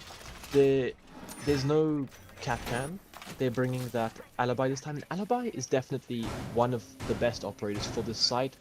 She just wastes so much time. She brings a lot of utility. She has that shield. And she also has a fairly decent gun now that it has a 1.5, the MX4 Storm. Yeah, and it's also one of the lower recoil guns in the game. So a lot on the plate of Leventis that he will be bringing to share with the rest of his team, and it's fitting that I talk about plates because they are defending kitchen. It's the side they started on, they didn't win it. They went to bar, didn't win that either. The first win came on round number 3. They went back to bar. And I want to say again that there have been 3 diffuser plants in the 4 rounds that we have witnessed, and that's very good active play from the side of Exhale. The cost score on those players must be skyrocketing right now because they also have a fairly good number of kills between Colossal, Nixtro, and Flops. So they are doing pretty well. It looks so far like it is a game that Exhale is well in the control of. And this is the Monty play that you're saying. He's good at just getting into the kitchen side, that bakery side, and seeing what's up. He's right now fairly close to site. I would say he's on site right now, and they don't have a smoke to push him away from that. So now they're just going to stay at him. James, he's just going to be doing a little bit of mid-round help, bringing those ADSs to that bakery side, which it looks like it's going to be a bakery take right now. I'm not too sure if he knows that he's downed Edward. Nixtro, he's using all Candelas, and I don't think that's a good use of those Candelas. All you've done there is get control of the small bakery, but not much more than that. You just used 3 Candelas and did nothing other than that. 4 versus 5, essentially a 3 versus 5 as Edward's still on the ground. And the only thing DNMK have to say is a little bit of chip damage onto Nixtro. And see, look at that, those 3 Candelas, they were a waste. You could have used them for the execute, you could have used them to cause pandemonium within the site for the execute, but instead, you've just used them and now you've fallen off of that position that you used to gain control with the Candelas? Okay. But that's a big thing. They got Edward back up, but there's Nixtro shutting down James with a pre-fire, and doesn't matter if Edward's back up, he's just going to put him back 6 feet deep. Leventis, he picks up the kill onto Nixtro though, but he's dropped down to 25 HP, not to mention the Monty is out of the board right now. It's a 2 versus 3. Still in favor of Exhale though, it's 50 seconds, the timing starting to dwindle down. Colossal, he tries to swing. If they can pick up one more kill on Leventis, this round is very, very winnable, because it's just Mario in a sight to hold it down on his own. It's basically a 2 versus 1, because Leventis is just trying to fight flops at this point, wasting each other's time. Mario, he's going to be the savior of this round for DNMK if they do have one, and now they have the intel. The swing comes out, Mario's stuck between a rock and a hard place. Colossal does some damage to himself. Mario, that's the damage, that's the kill. That's the kill that you needed. 15 seconds on the clock, and all of a sudden this round's turning in favor of DNMK. Leventis, he's still wasting time. Mario has to win this gunfight, both of them, and he wins the first. He swaps the pistol. He can't win the second one, but it doesn't matter. 4 seconds on the clock. The plant has to go down. Where's Leventis? He's so close, and now he can just run it. That's the round. There it is. So very well played by Mario inside of the site. Leventis as well, just wasting time in flops, making sure he can't help the teammates as well. You saw how late he rotated into the site, but in the end it didn't matter. Great round from DNMK, and I don't think Exhale should have lost that. But I agree, because that was a good round from Exhale. They started off with that early advantage. They got Edward down, but then, like you said, we're watching Nextro for a good portion of that round. Using the Candelas, I'm not entirely sure whether he wanted to push and make sure he's confirmed that kill, or what the thought process was on using those Candelas. So there was also that stalling. After they got that down, they got a couple of picks. It's kind of like they stalled, and they were trying to get that diffuser planted in the last 4 seconds of the round, which is a change from the other rounds, which we were seeing a lot of the action coming out in the first minute or so, and then that kind of defines how the rest of the round will go. So it's good that we're seeing, a variety of playstyles and things changing up here and there. Right now, DNMK will be going back to the top floor, which they won once, they lost once, so you might as well try to defend that again. See whether they're going to be successful in defending it with this operator lineup, a Valkyrie, a Frost, and a Rooney this time. yeah. I don't think Flops needed to take that gunfight onto Leventis. Leventis did an amazing job there on wasting Flops' time. Normally you could have just left him there and just gone to help your teammates for the execute, but Leventis just did such a good job in making sure that Flops thought that that was an essential gunfight to win. And Mario did very well on his own there as well without any support. In the end, it's just heroic plays from DNMK winning in that round, and now we go on to the last round of this half. Nixtro, he's bested, and he's out for this half. That's the Yana gone. And that's a lot of utility off the board as well. 2 nades, drones. I'm not too sure if he had even drones in pocket. Probably the one. That's just a good frag from Leventis. He's finding these really important kills that... Oh, There goes the drone. And yeah, it just looks like after that round loss, Exhale's just doing a couple of dumb things that they really shouldn't be doing. It just feels like their mental is a little bit out of it right now after that last round, but we'll have to see moving further on into this one if they're able to regain that stability and try and get some traction onto this round. I'm not entirely sure where Nextro was caught off guard from. They didn't catch it, but that's a good opener from DNMK. I'm informed that it was from that little garage white door spawn peak, and whoa, it just continued to fall into the hands of DNMK as a second kill gets Colossal off the board. That's the Flores as well.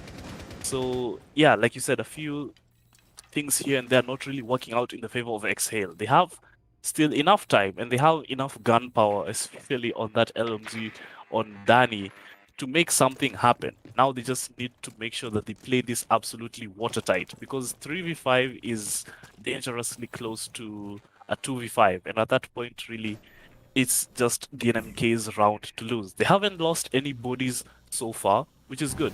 Some few rounds ago they were losing bodies early, but right now they are just sitting tight, sitting pretty.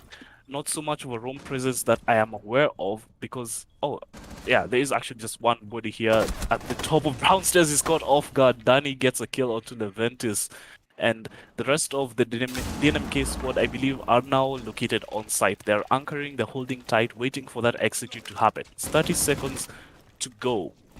Where will this diffuser be planted? Because we've seen the diffuser being planted for a good number of rounds. That's something that Exhale's done very well, getting that defeater down, but right now they're not in a great position to do so. But as I said that, look at Danny playing from below with his vertical holes. He's blocking all these lines of sight, 15 seconds, but they know exactly what they're trying to do. 4 versus 2 flop balls, and there's the late round collapse, that Valkyrie cam. Holding on to it, just getting that intel that they needed, and a good swing from that shotgun. That's the half 3-3. That's what I said Exhale would have wanted, and that's what DNMK are very lucky to have there. It could have been a 4 versus 2 if a couple things didn't go wrong for Exhale, but yeah, that's really good to see.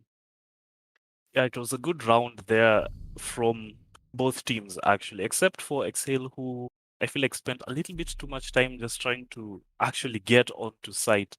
But other than that, that was good from DNMK. That Valkyrie cam, like you said, it really gave them a lot of information. And when they were trying to push into the site with just a few seconds on the clock left, all the guns from DNMK were trained exactly where they needed to be, and that secures them the win for that round. And as we switch sides here, this is a 3-3 split. I think that's the first scoreline we've seen that has been this evenly matched in this tournament so far, which is good to see. We love the competition. We love it when teams are neck and neck. Yeah, really good to see, and really happy to see that right now, as I don't think anyone likes to see a team just getting walked over, and most of these games haven't really been walkovers. Most of them have been in close contention. Even if the score doesn't say so, the rounds have been. And the thing is with DNMK, some of these rounds have been down to the wire, but some of these rounds have been just a complete dominant showing from either team here, which it's good to get a mix of everything, you know?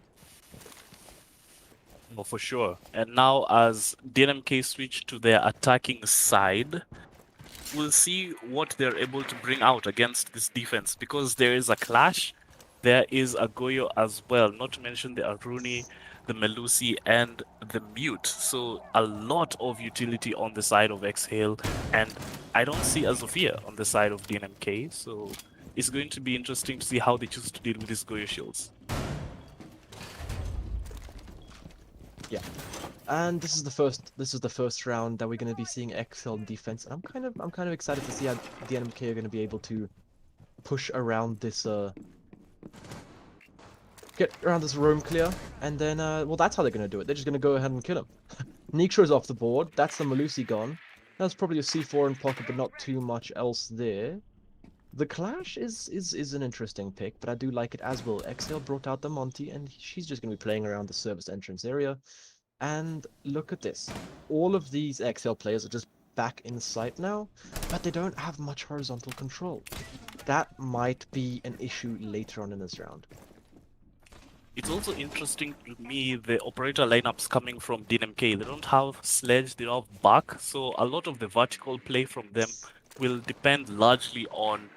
Oh wait, they actually do have a Sledge. My apologies. Will depend on Dan and Leventis to make something happen. But as Dan is here at the bottom floor, he's looking at that bar, trying to find anyone in that long hallway.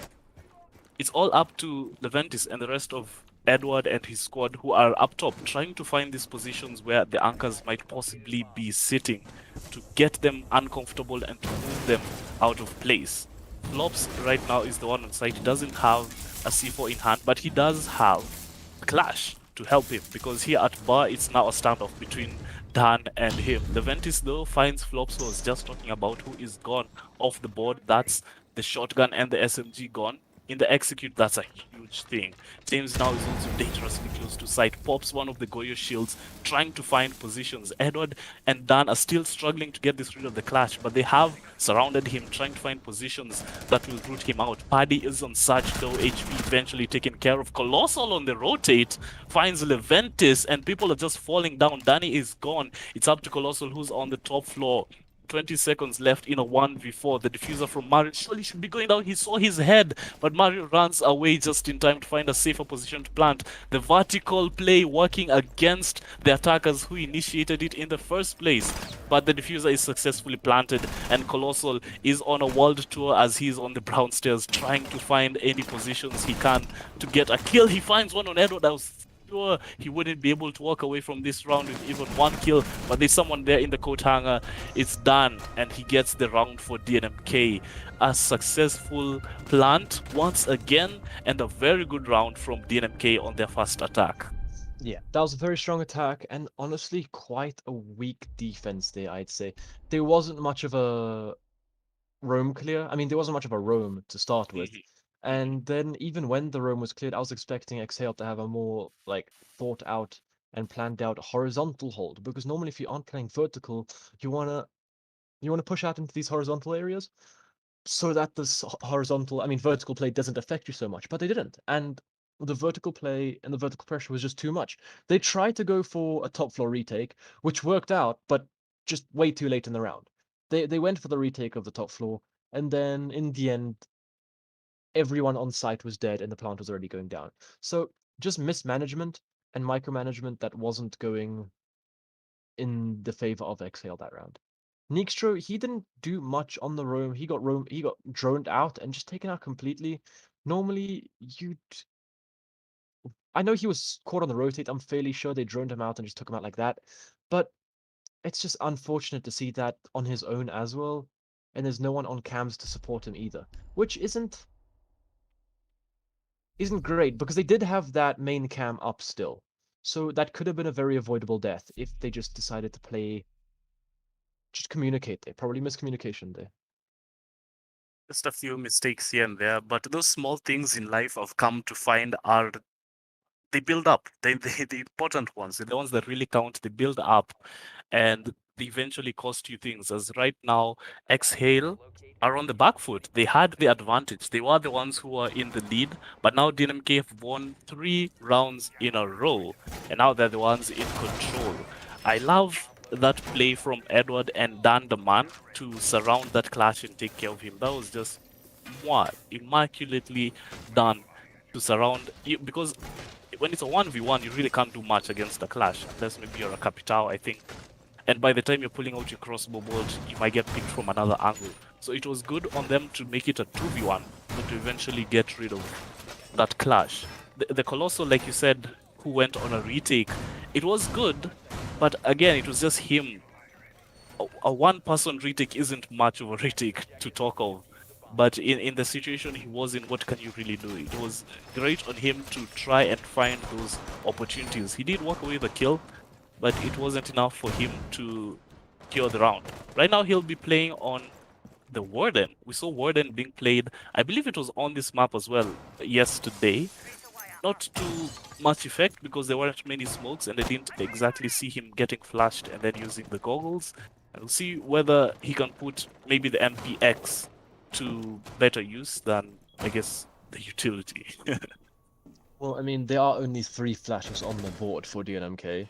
Yeah. So, but there are 4 nades. Let's see how those glasses protect you against shrapnel. So we'll have to see how that goes. He's probably gonna be playing around that. Well, there it is. He says his glasses can't protect him against shrapnel, but nor can Ash's face protect her against lead. And that's exactly what she gets fed as Dan falls down on the Ash.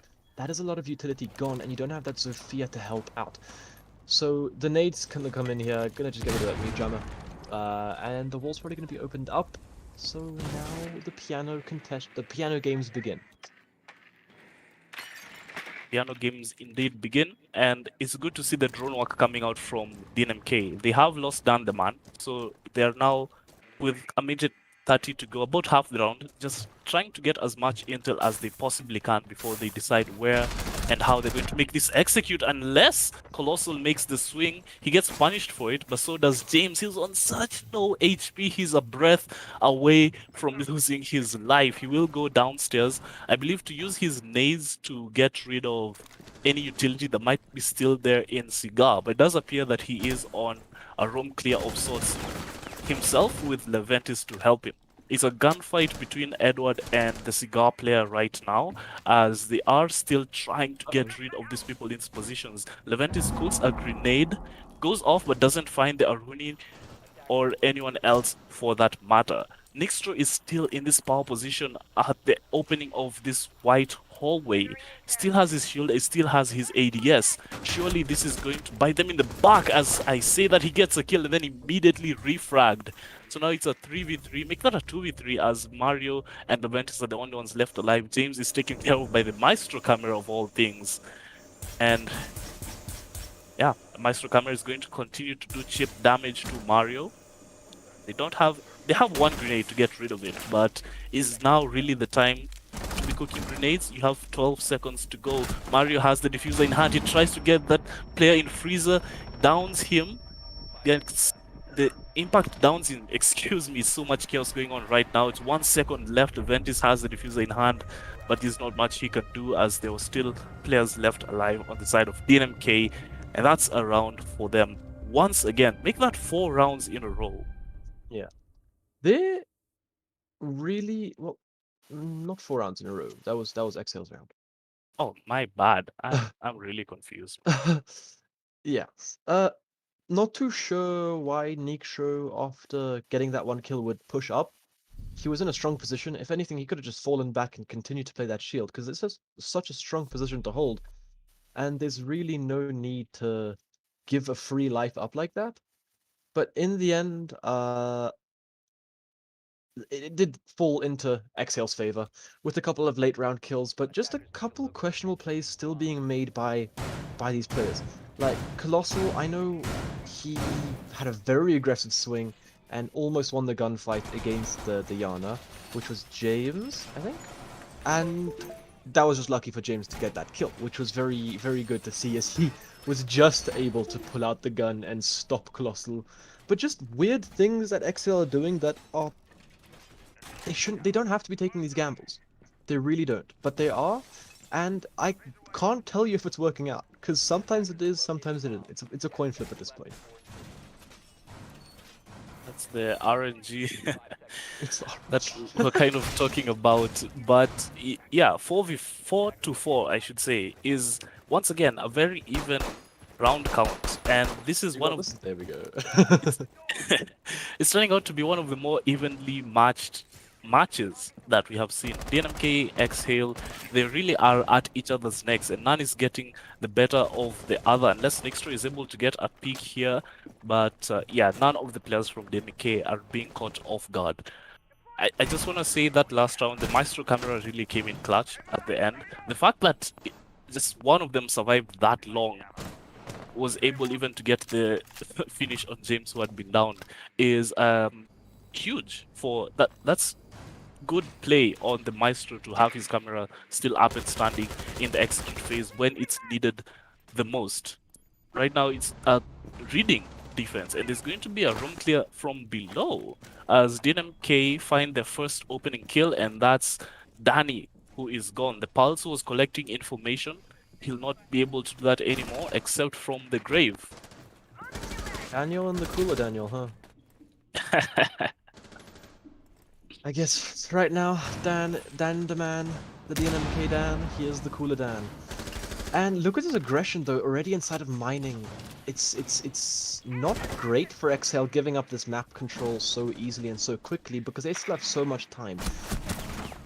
But as I say that, Colossal, he's fighting back in his position, but there's just way too many things for him to watch as he's bested very quickly after he gets that first kill. And Mario, he picks up another for flops, and none of these teams are able to shake each other off right now. Leventus, he picks up Nixra, and it's all onto Paddy as he's going to be presented with one, but not connecting anything, just clipping the shoulder. Paddy's 0 for 7 right now. That's not what you'd like to see. He wants to get at least one kill, just to boost the moral right now. He's gonna need it, because, yeah. And one could be presenting itself fairly soon, but no, this round is 100% DNMK's. They had a great round. It's just Exhale, you can see the lack of some form of strategies here and there. Oh. And you can just see DNMK. Oh. Uh-oh. Okay. Okay. Yeah, same. And you can also see. Uh-oh. You can also see just DNMK running those strategies and just knowing how to get these attacks down, which is just great to see. But Exhale had been finding answers, so it's not that they aren't finding answers. It's just that that could have been close. That could have been a little bit too close. But in the I end, was it does about to fall. say. I was about to Hold say on we a just- minute. We're just here talking about how it's 100% around for DNMK, while Paddy, who was on 0-7, was mounting a comeback. Surely he got 2 kills. He was, I feel, quite close to getting that player in that little laundry room. But yeah, DNMK will not be allowing him to get any more kills that round. And let Yeah. me talk about the setup that the defense had. They had on the top floor, they had an Aruni gate, reinforcements, ADSs, and shields. And I think DNMK saw that and they said, "Yeah, no, we're just we're just not going to do that. It's going to cost us way too much, not only time but also utilities and probably bodies to walk away from the top floor and then down." They just decided to go, I guess, mostly for horizontal take, and it worked out in their favor. That man got a really early opening pick for his team, and the rest of his squad was also not slouching whatsoever. Look at Leventis; he's currently 12 in 6. Yeah, Leventus, he's showing up when he needs to show up. And then on the side of Exhale, you've got Colossal, who's 9 for 7. He's playing that castle right now. Everyone's showing up. Look at that, 6 kills for everyone except for Paddy, and the Colossal has 9. And DNMK, they've got their kills spread across the board as well. James and Mario doing their part. Leventus, he's most definitely doing his part on that sledge right now. And here we go, action phase, round 10. This is a big round. DNMK, if they take this one, match point is imminent. Exhale, they're going to be wanting to stop that and stop the momentum, because right now, the only lead DNMK have had is by 1 round. So we're going to be seeing if DNMK can stretch that lead out a little bit further, and just seeing if they can actually get a footing ahead of these enemies, which are Exhale. And Exhale's doing a good job in keeping the rounds close. And the thing is, they did have, like you mentioned, they did have that lead. And it's just crawling away right now.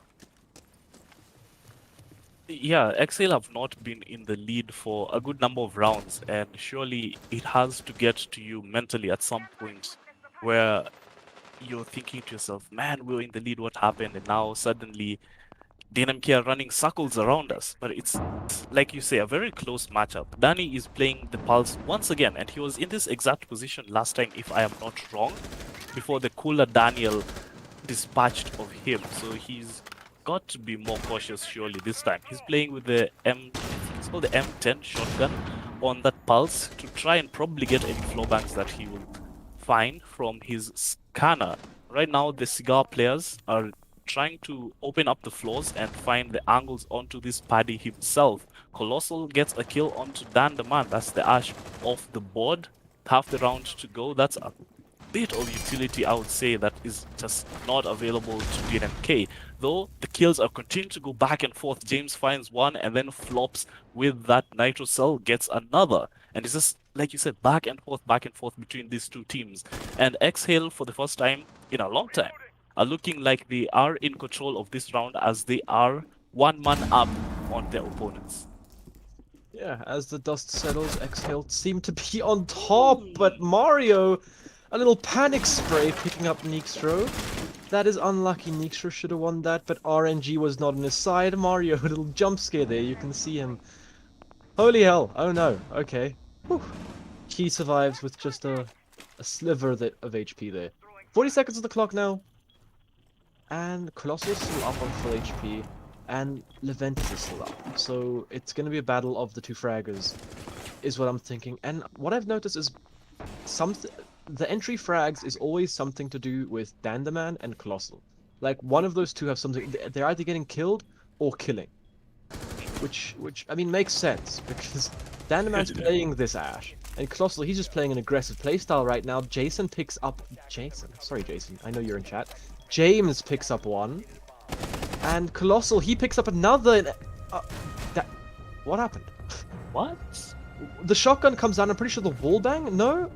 Okay, so the pulse swung with the shot. That was well played. The pulse swung with the shotgun, picked up the planter, and then Colossal took out the player that was pushing from the laundry rotate. Good round from Exhale, and once again they're tied. This is the third time this match that these two teams have tied in their round counts, in the score counts. So it really is as close as you can possibly get. What do you think is gonna happen when you go on to round number 12? Do you think we're gonna go into overtime? Do you think it's gonna be one team over the other? Because I feel like going into this, I was supporting DNMK. You said you're supporting XL because they're the underdogs. I was on the side of DNMK. Right now, I really don't know who is gonna take this. Yeah, I can't tell you even if I wanted to. I was supporting XL in the beginning, but really, it's anyone's game. It's up in the air right now. It's who wants it more. And both of these teams, they want it badly. I know Exhale, they won their first game against Bravado. DNMK, this is their first game in the tournament, so they want to start it off with a bang. And I'm just excited to see what goes on. And are we going to be seeing overtime? Because right now, the way this game is going on, overtime is most definitely on the cards. Edward, he doesn't have trouble with the camera this time. He takes it out in one shot. Proud of you. And there could be some spawn peaks going on, but nothing Mario. He throws it. James got it right this time. James, he shuts down Neekstro, and that is unlucky. I think Neekstro went for the same spawn peak that James did against him a while back, which is unfortunate because he got countered. And that's another. The entry frags are really back and forth as well. Like last round, it was XL that got entry frag. This round, it's the DNMK, and so far the rounds are swinging in favor of whoever gets the entry frag. So and they know where he is now. Danny had to hit the shots onto that drone to stop it, and there goes the camera. Oh, that's not good. Oh. Now Colossal's on his own. All of a sudden, this round is very much so in favor of this DNMK side. Because Colossal is so isolated. And I think they know exactly where he is, so this could be a very... Ooh, the drone. was going to say it's good on Colossal and Danny how they're playing off of each other with the information from the Maestro camera. But yeah, like that, like we saw, that one got dispatched off quickly. So now Colossal is, for the most part, I think, playing for his life. He's playing blind in there, doesn't have any info. All he can really do is wait for someone to swing him either from the cigar shop or from the windows, which DNMK aren't doing right now. Oh, a failed pick outside from Danny, just the man I was talking about. He's gone. And so is his last camera. Leventis continues to add on to the kills that he already has. Flops is off the board. Paddy and Colossal are the last two left. Not the best SMGs that you could possibly wish for, but two very skilled players, and we'll see whether they're able to hold out against the squad that is DNMK in their full power. James continues to get yet another kill. I think that's his third this round. It's up to Paddy. He's on the white corridor. He's peeking into Cigar Lounge. That's where most of these players are. There's Dandeman right behind that deployable shield. Will he see him or will he not? He decides to look back into Freezer. He finds the head. That's one. That's a start. 1v4 now as Mario attempts to get the diffuser. A lot of damage done onto Paddy's on about 55. But that diffuser, once it's planted, I would say it's a mountain that Paddy will have to shift in order to win this round. Yeah, 1v4. We've seen this position before, but it's not going to happen. Great round from DNMK, and they move on to match point. It's just a back and forth right now. 1-1-1-1-1-1. And yeah, there's not much else to say other than that round. DNMK, great take there. Just getting those big kills, and Exhale just doing things that they really shouldn't. That peek, I know it's a good peek onto the person that's repelling, but the drone saw him before he was able to get to the player, and there it is. That's the round in favor of DNMK. Now, this could be over after this round. It's up to Exhale to answer back, and it looks like they're going to be playing this round on a 4 versus 5. No, it's not. Flops is just unable to pick someone, which is not good. Capcan on the board. Malusi, Goyo, Jaeger, and will he get an operator? I have no idea what's going on right now. It does look like a 4 versus 5, but I know he's still in the lobby. Yeah, I think he should be able to pick up an operator soon enough, and then we'll be right into the swing of things. Considering how the last rounds have gone, I will. This might be the caster's curse, but I want to say that Exhale will win this round, and then we'll go into overtime because it's just been neck and neck, back and forth between these two teams. Yeah, it really has, and that's just basically how it's been since the start of this game. The most one-sided this game looked was when Exhale was winning 3-1, but after that it was just 3-3, and then 4-3, and then 4-4, 5-4, 5-5, and now we're chilling here at a 6-5 deficit in favor of the side DNMK. I just want to say, if you're joining us now, a very warm welcome to this Rainbow Six Siege Impromptu tournament organized by World League Esports. This is the second day, and we're just the group stages right now. And it's a single elimination tournament. So, yeah, you'll correct me on this if I'm wrong, but the last two teams from each pool, from each group, will be eliminated, and then the top two will continue to the next stages. Yeah. Yeah. That is correct. So 6-5 the score. We're going down to kitchen. This is where it could all be over, or we could be pushed into overtime. And the map isn't attacker-sided or defender-sided. That first half was 3-3. This one, if it goes on all the way, it's going to be 3-3. So really, there isn't anything that the teams are struggling on. It's just the only thing they're struggling is getting rid of each other, because none of these teams are just falling down. They're both they're holding their own. And this is a repeat of the first round that we saw, as we're going to be seeing the Capcan. But it's not Leventis this time, it's Danny. Round starts, here we go. Pressure is on Exhale. What will you do? What can you do? DNMK, can you close it out here? Only one way to find out. Danny, he's dropped to about 20 HP, and that's not a good start for things. I'm not too sure. I didn't see that happen either. He's And got shotgun as well. he's playing the sausage shotgun as well. Sausage. Very That is not curious. good.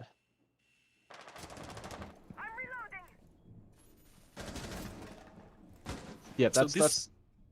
Carry on. yeah, I was saying these two teams are very evenly matched, and I'm trying to get a feel of what their play styles are because it's not just the pure aggression that I guess you would say characterizes how many teams play in SA, except for a few swings here and there. But it, like DNMK are also one of those teams that's quite disciplined. They are very solidly playing well together. A few shots from next to almost getting the head off of the person who was playing outside of the bottom of White Stairs garage, but nothing there. Colossal grips out of C4. Is it too far to the right? Indeed it is, as not a single bit of damage is done to any of the attackers. Yeah. 1 minute 20 on the clock. This time there is more. I'm not entirely sure what the game plan is for Danny upstairs still with that shotgun. He's probably going to go for a late flank, which, if he's misdroned as Mario drones here, I can't see him yet, but if he is misdroned, this could be bad, but I think they are aware of his location. To a certain extent, Mario droning, and I think, yeah, he sees him. And now that's an issue, but Colossal, he pick up Dan, and Danny, he's just ran away. Where's Danny at? How did he get there? How did Cigar now? Alright, Edward, he takes a little bit more damage. Nixra fighting on these red stairs, trying to support the player inside a piano. Danny, he picks up What? He picks up JMS. James falls. How has that gone and happened there? I'm not too sure how this is working out. The ace is now going to be swinging it. And Danny, oh no. Oh no! That's the He picks up diffuser a as double well. with the shotgun, with the diffuser. Nixtra, he's finally bested. And now you've got another mini game. 20 seconds, your diffuser's upstairs, guys. You have to get that. Danny's dropped the hatch. He says, okay, my job here is done. I leave now. Or do I? He's still playing close to the shotgun. 10 seconds left and the diffuser's still upstairs. Danny tries to book it, but he doesn't make it. It's 2 versus 2 right now, but the diffuser's upstairs with 5 seconds left. There's no time. You've run out of time, DNMK.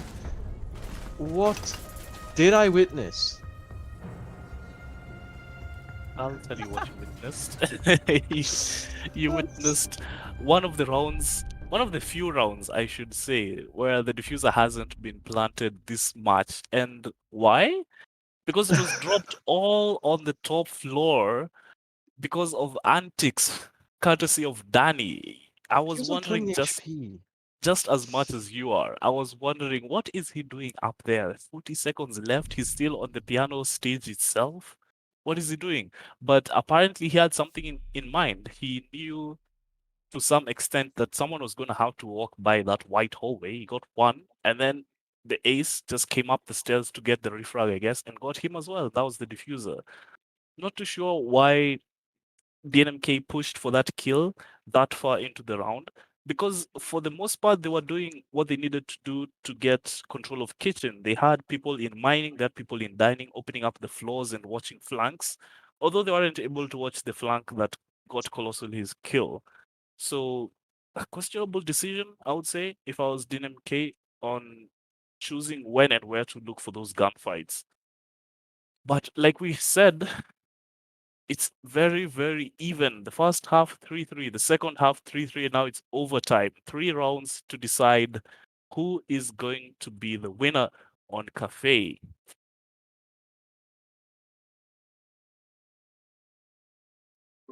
Sorry about that. But yeah, overtime on the cards, and it's a free tactical timeout at this point for both teams.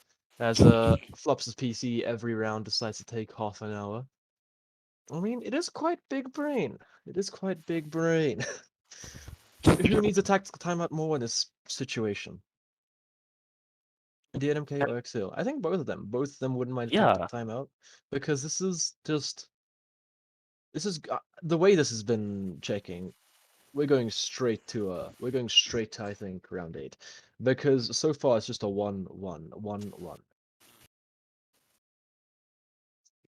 but It's looking now good though. but now that it's overtime, the sides are gonna switch after one round. And since DNMK are on defense, do you think that's going to play more into their favor or against their favor? I feel like Exhale had a stronger attack than defense. because a couple rounds that Exhale should have won ended up just being heroics from like Mario inside a site, which ended up besting Exhale. So I'd say this plays in the favor of them. And now that they've got their groove, just moving everything, I think it can definitely play in favor of Exhale. But if they aren't careful, we might be seeing a DNMK stomping. Because if DNMK starts their own snowball, it's going to be very difficult for Exhale to stop that snowball. James, he's 13 for 7. He was, I think, 8 a couple rounds back. Leventus, he slowed down a bit. And then you got Dan and Paddy still battling out for bottom frag. But honestly, it's anyone's game. I think whoever gets the entry frag right now wins this game. Wins this round. I think that's also going to be a huge, huge factor into how this round plays out. And also, the way we've been seeing a lot of objective play this game, I love to see it, is also going to determine how this goes. Because the plans have been so successful, and once you're in like, even if it's a 2v3 and the diffuser has been planted, that just makes things exponentially more difficult for you as a defender, because like you said, the side switch, and now you have to retake against your own side. So we'll see how it plays out in the next 2 minutes and 20 seconds, as it's the standard stuff, standard as you can possibly get on Cafe. The hatches, I should say, will get opened and then start working away from the top floor into Cigar. I'm curious on the side of DNMK if there is a room. Yes, indeed there is in Leventis, who's playing below. He has that Nitro Cell in hand, possibly trying to get a kill through the floor. He also has his Valkyrie cameras. We remember on, what round was it? Round 6. The Valkyrie camera was so influential in giving DNMK the win, because they had sights on where everyone was. So see whether that comes into play, as the man who owns the cameras themselves is dead, and then Edward finds a refrag onto Danny. Roaming Yeah. mute with an SMG-11. You don't see much of that, do you? You really don't. That's 3-4 now. Neekstra, he picks up a kill on this frag Oh. grenade. Uh-oh. There goes Yo! Mario. Bye-bye. Neekstra, he's woken now. He's up. James, he's trying to take this floor back here, but Neekstra's gone. Nowhere to be seen. And it's a glorified 1 versus 4 top floors. Dan, he's just... Okay, James, he's coming back. He's decided it's not worth it. And now the pressure's on DNMK. They had match point last round, and looks to be Exhale the ones with match point next, but James, he lives, but he will not fight another day. It's Dan, and I know where he is. Here comes the Return drone, here come the flashbangs, he's stuck in corners. Ooh, if he's able to win this. Which all of a sudden, it's not too unlikely, but he is stuck in a hard place, and he actually gets out of there. Exhale, you have to tread lightly. You He have to has tread very 29 lightly. seconds, and it's very winnable, as you say, Sunset. It's a 1v2. He just needs to get this one kill on the person who's on heaven, and then all of a sudden, he can get Flops, who's planting the diffuser as we speak. He gets the kill, And actually he stops the does it! diffuser, and then finds Paddy as well. What a round for DNMK, bringing it back from the hands of defeat. They surely had lost that round when it was just him left in freezer, but he played that so beautifully with that frost. And my goodness, it's How? match How? point yet again for DNMK. Oh my goodness. No. That's a lie. How do you lose that? You know exactly where he is. You flashed him twice. You've used your terror drone. You've stopped his rotate. And then he gets out and kills 3 of you? Yeah. Yeah, no. I call cheats. Disappointed as you may be if you're a fan of Exhale, that has got to be feeling good if you're on the side of DNMK. That has to be a morale booster if I've ever seen any, because the situation was looking quite dire. They had 2 people, and one of them decided to jump outside. And you can question the aggression, but I feel like that's a play you have to make. When you're so much on the back foot, you have to pull a wild card and just get right up in their face and aggressive so much it shakes them up. It didn't really work out for him. he he got killed, he got down without doing much. But then that allowed the opportunity for, was that Dan the man who was playing Frost to Yeah. show up, get a 3K, and secure themselves another lead. But it's only been a 1 round advantage or lead above the opponents for so many games this round. I would be remiss if I didn't think that Exhale are the ones who are going to win their defense, especially because they're going to bar as well. It is anyone's game, but the way we've been seeing it, it's a 1-1-1-1. So if it keeps that trend, Exhale win this round, and then DNMK take the last. So it's Exhale to stop that trend right now. And really, I don't know.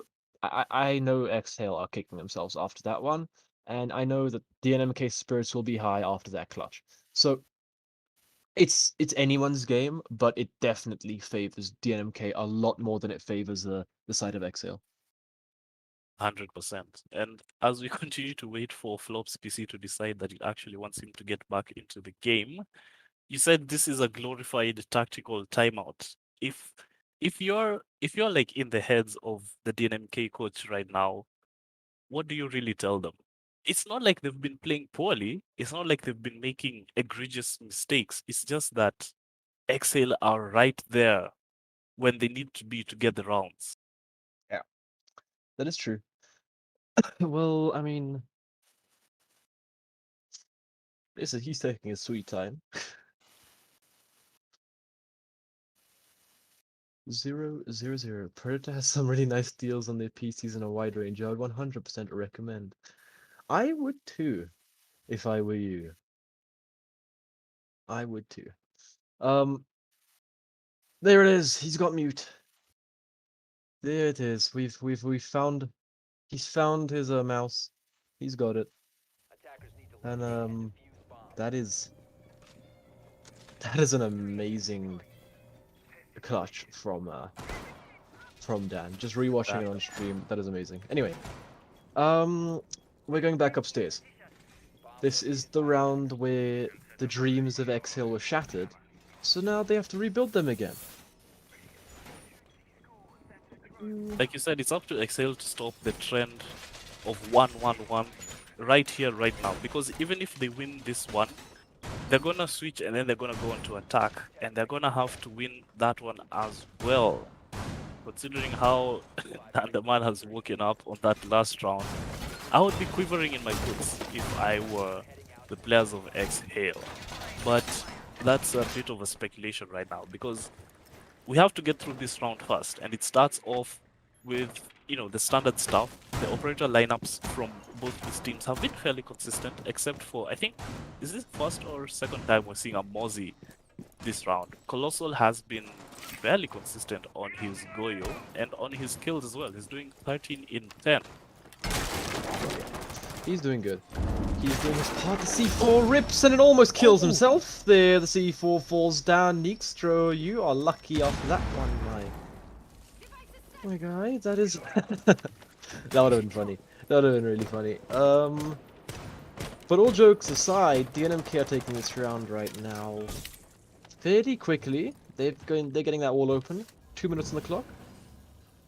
Flops, he's inside of this washrooms area, and if one grenade of those 4 available get tossed in there, he could be dead very quickly. That Goyo shield will just poof, and so will his health, I'd say. Colossal, he's still playing below. Nixtra, he sees the drone, and that drone's just spotted 2 of them. They know both the C4s are downstairs, but they also know both the C4s are no longer available. So that's not a good thing. Dan, he has the intel. Sledge, he's coming along as well. Here's a pinch. There goes Colossal. And that's not the kill you want to be seeing if you are an Exhale fan. 7-6, 4, 5 versus 3. That's both the roamers gone. It's onto the 3. Anchors now. Flops. He takes a lot of damage and he's going to be going down almost. He's stuck in Freezer. Dandaman, he knows this area a little bit too well. But now it's Flops' turn to sit there. Paddy, what can you do? Dan, It's all on DNMK right now. This is their round to take. This is Exhale's round to lose. Slops, he's stuck in this freezer. Danny, he's stuck stacks, and Paddy, he's playing around this cocktail area. Danny takes a little bit of damage, but not much. Not too much that it's lethal. 45 seconds on the clock. 5 versus 3. A couple pot shots being taken by Danny. He's fighting his way out of this position right now, but Edward stops it. Paddy falls. Look at the HP of Exhale. It looks to be all over very, very soon. The plant begins to go down. There's no denial. The nade picks up Danny and flops. He's the last one. Can he do one better? Nope, he can't. But DNMK can finally break the curse of 1-1-1-1. And that's the game DNMK were fighting for. Wow. Hard-fought victory indeed, if I do say so myself. None of these teams finding a significant lead above the other until the very bitter end where DNMK were able to get that round. And wow, this has been a very entertaining game for sure. I love how much variety we've seen in this tournament so far, and it has continued in that last game we just watched. Good games to both teams. Exhale and DNMK really played out to their hearts, but eventually DNMK walk away with the win. They do indeed. Our next game, I posted it somewhere a while back, is going to be the... Let's see.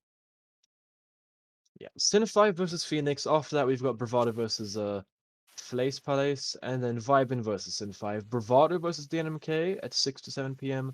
Vibin versus Imperial. And then last game from 8 till 9 will be Flace Palace versus Exhale. And that's the schedule for today.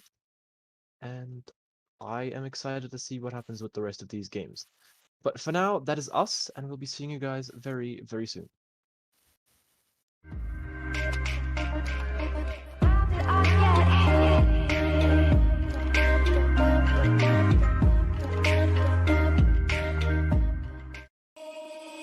Baby, wait, I know that you're afraid, but it'll be okay if you just stay with me. And we can run from here, and we can disappear, and they won't find us where we are going, dear. So baby, hold on.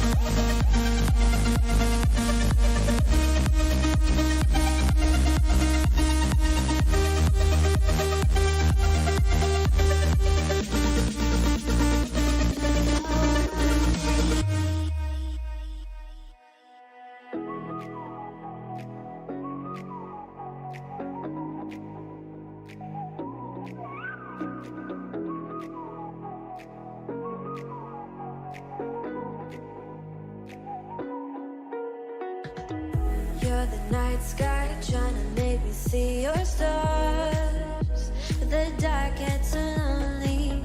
Now I see violet, I can feel silence. And the dark's all that I see. When your stars have burnt out and your heart makes no sound, I'll find violet in your eyes. You'll always be my night sky.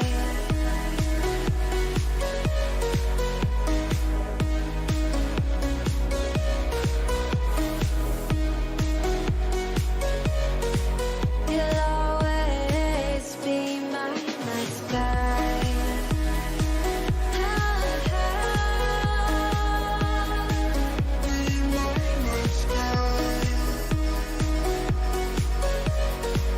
You'll always be my night sky. You're the night sky hiding behind dark gray clouds. I can't figure you out now. I see your blue. There is so much cold in you, and the silence is so loud when you go. I just stay dancing with my shadow all day. Watch the time.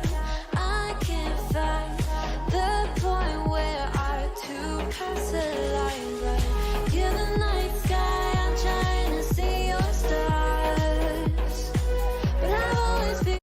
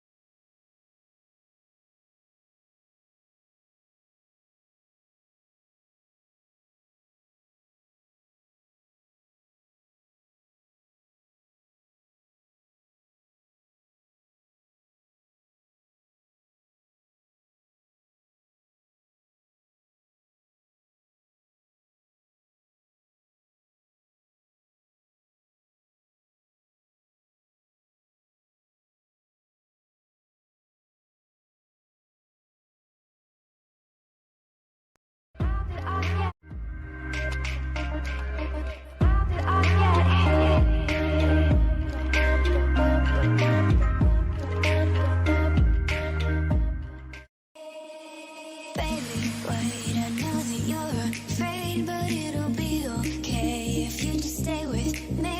And we can run from here, and we can disappear, and they won't find us where we are going, dear. So baby, hold on to me, 'cause I know I can make you believe something that only we can see. Oh, so baby, hold on to me, hold on to me.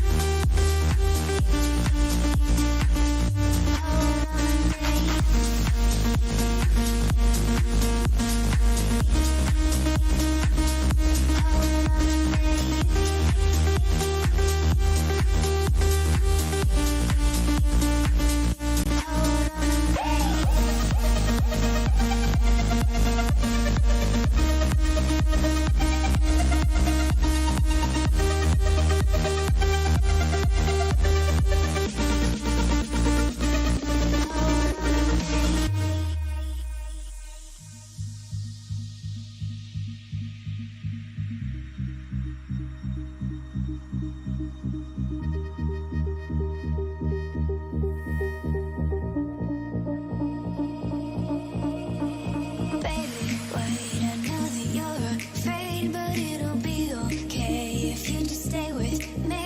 And we can run from here, and we can disappear, and they won't find us where we are going, dear. So baby, hold on to me, 'cause I know I can make you believe something that only we can see. Oh, so baby, hold on to me, hold on to me.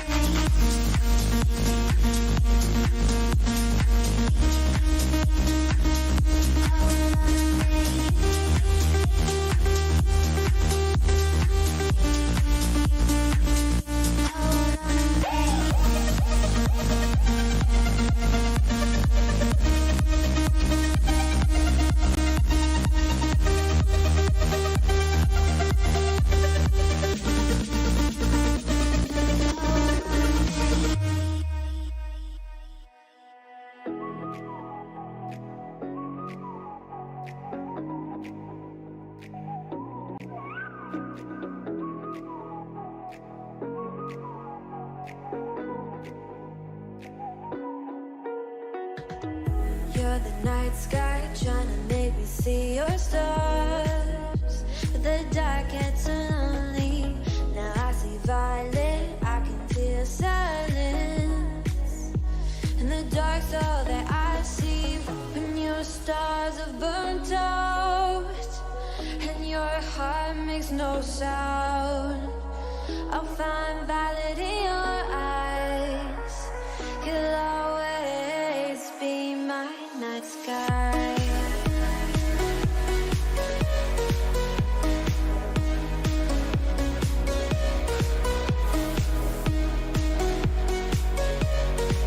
You'll always be my night sky.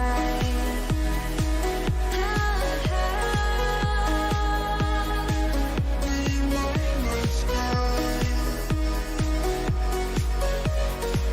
You'll always be my night sky. You're the night sky hiding behind dark gray clouds.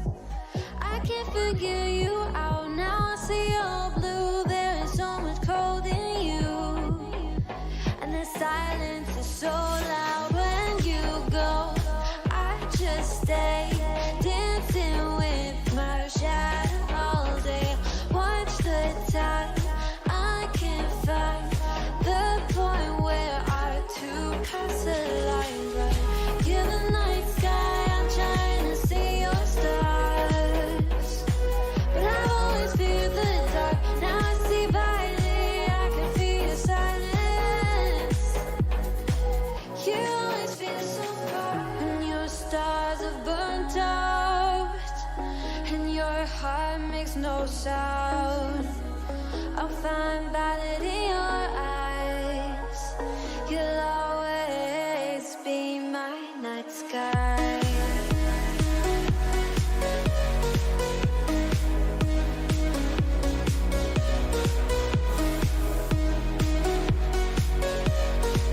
You'll always be my night sky.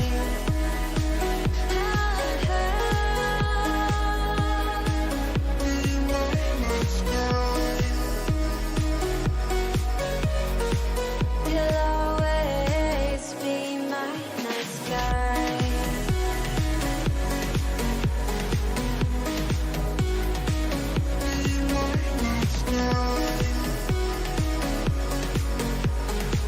You'll always be my night sky.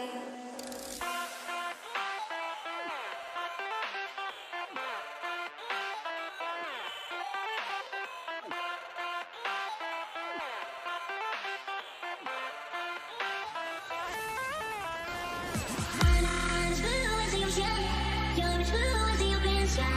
All these blues I can know. I was really hoping why don't you and I come together like we can change the weather tonight.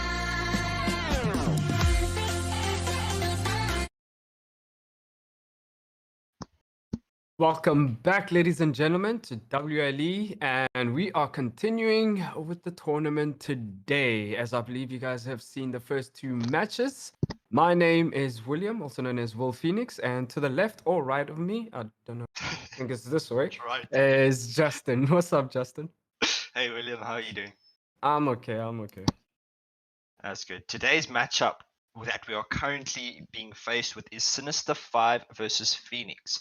So this is the second game or third game of the day, but second game for the groups in this tournament. If you don't know how the tournament format works, there will be group stages that end at the end of today with the last game at 10 p.m.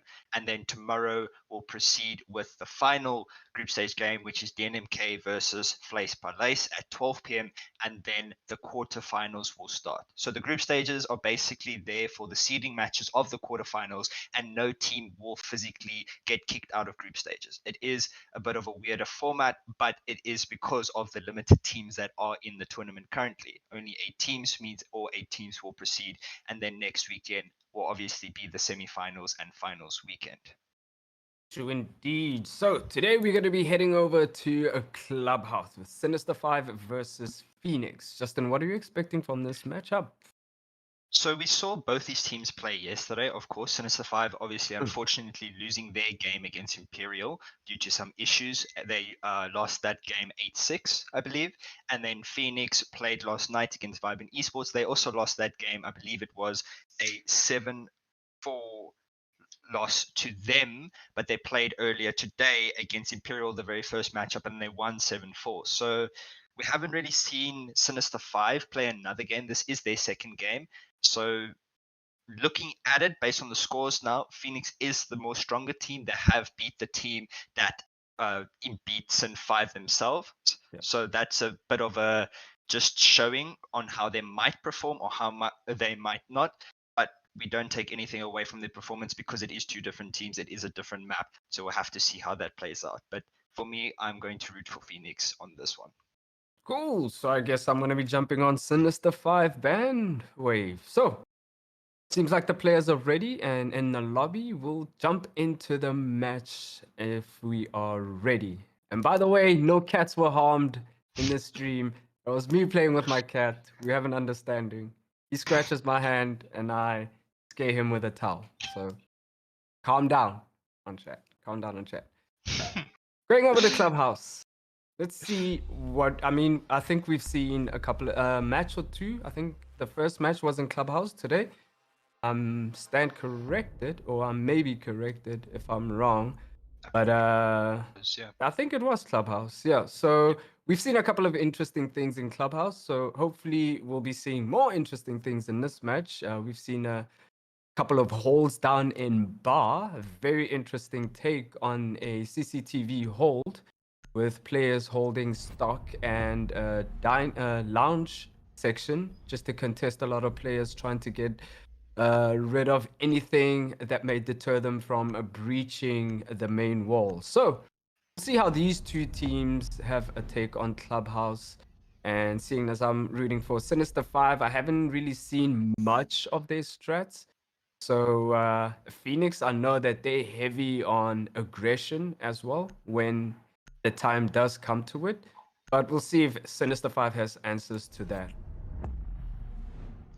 The bans now coming through: Thatcher, Hibana, Mira, and I believe the final ban, if it is from Phoenix side, will either be a Maestro or a Kaid, just because that Kaid, when they go onto the attacks, is going to be a lot more difficult to handle, seeing as one hard breacher and Thatcher is banned off of the board, and there it is, the Kaid will be banned instead, as instead of the Maestro. The Maverick is there to be played, but still not as effective as, say, Banner to opening those hatches, because you would need to try and trick the hatch, and C4's impacts can come through and deal a lot of damage to those players, and it is just a very risky play. Speaking of the Maverick, Vlad will hop straight onto him, and there's actually two other hard breaches being played out by Sinister 5. So the Ace and the Thermite, accompanied with the Jackal and the Ayana for the attacking lineup of Sinister 5. Yep, and seeing as there is a Hibana ban, I think it might make it a little difficult to get those hatches, but that's what the Maverick is there for. And seeing a mirror ban as well, I'm in support of that, because we saw how much damage a mirror can do in the previous match. That operator is very deadly in most, if not all, the sites at all. So going to the first round, they're going over to CCTV as expected. And we'll see what the setup is right now. So far, it's looking standard as ever, with those couple of head holds on the rafters wall. And we'll see if they're going to be holding below or extending over to bedroom or construction. The setup here from Phoenix is obviously heavily reliant on holding that garage area as long as possible. The Wamai going to accompany the Jaeger with the Rooney Gates there to support just a bit on the other side of the map, just to delay the attacks a bit more, because all those ADSs will most likely be placed on that rafters area to support control for as much as possible. Because if you want to attack Clubhouse, CCTV and Cash, you do need that garage control, and obviously need to try and clear out that CCTV to go in for the default plant. Yep, and right now it seems like an attack is going to be split, with a couple of players going over to the main wall and a couple of players probably going for that CCTV window or pushing into bedroom and garage. Vlad losing a lot of HP. That's probably because he's been working on that CCTV wall, and he's probably been shot a couple of times either from... And that wall is being taken care of in quick record time. That was probably about 20 seconds, if I'm not wrong. But that is way too quick for Phoenix to let go of that wall that soon. But nonetheless, there's going to be a bit of a stalemate right now. So they're going to collect their thoughts and get into position to see how they can counter this.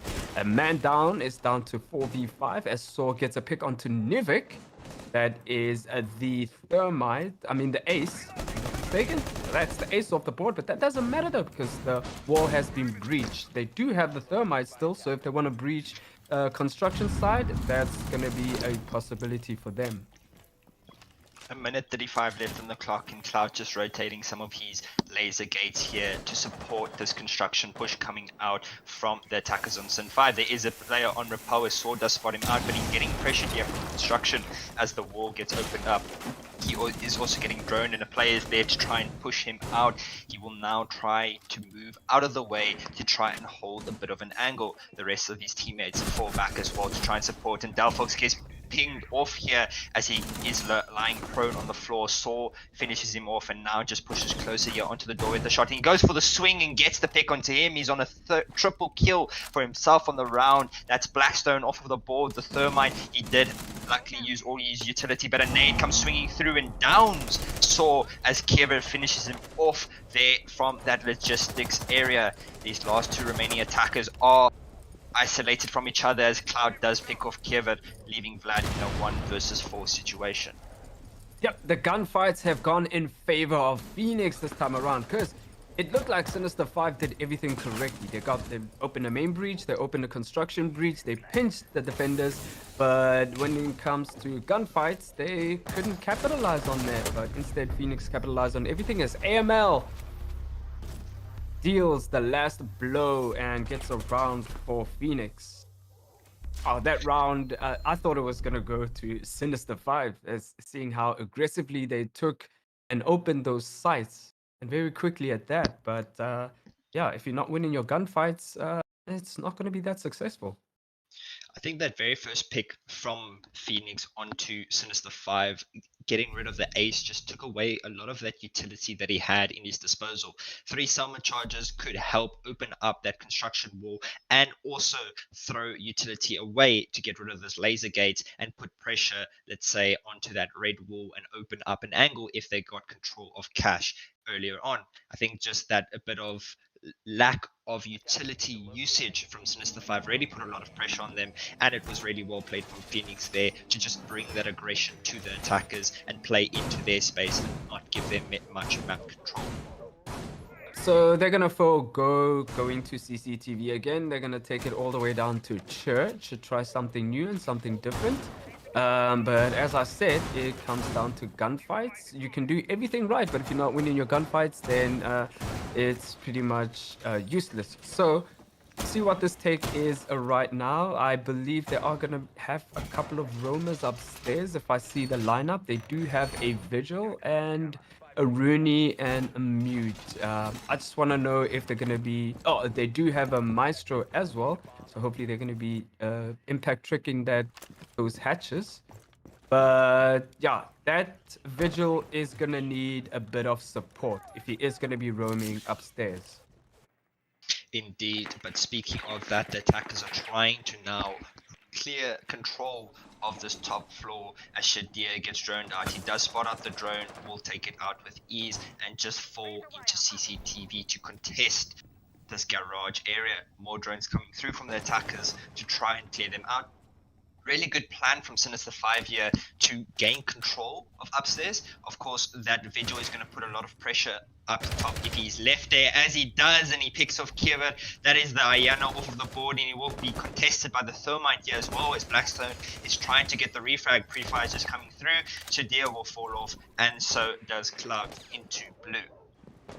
Yeah, good work from Shadir over there with the Vigil, and yeah, just taking a man and then falling back, and with his teammates supporting him. So now they can go back onto site and just take it easy, leaving the rest of Sinister 5 to try and figure out exactly what the next move is, or if there's any other roamers around. And as we see now, Shadir has rotated all the way up to main stairs, and if he is successful with this rotate, he might catch another player, as there's only one of the Sinister 5 players still stuck in like bedroom side, I think it is, and that Maverick is in danger right now from that C4. You can hear the sound of it and falls back.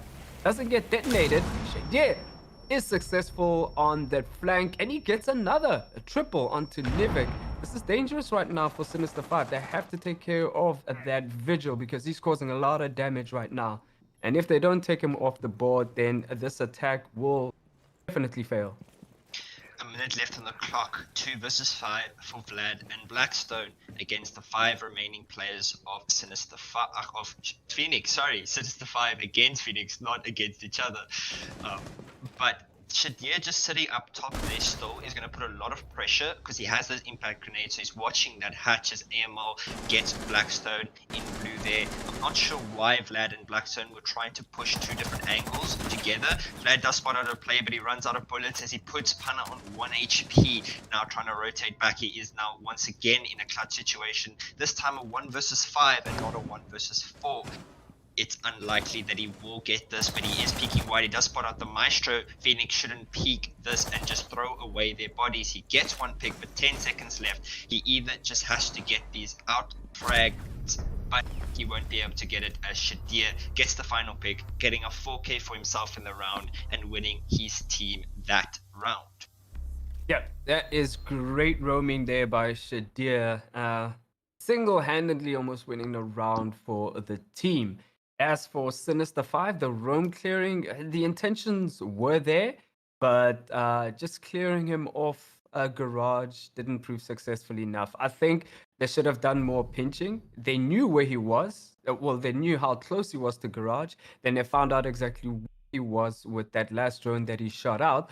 So instead of just two men challenging him on that garage door, I feel like they should have done a bit more to get him out of that garage position. But nonetheless, they tried to take the gunfight head on, and it just didn't work. So unlucky for Sinister 5, but we'll move on to the third round as it goes up to gym and bedroom, which is not a bad sight, but very difficult to hold, in my opinion. But we'll see what Phoenix has in store for us there.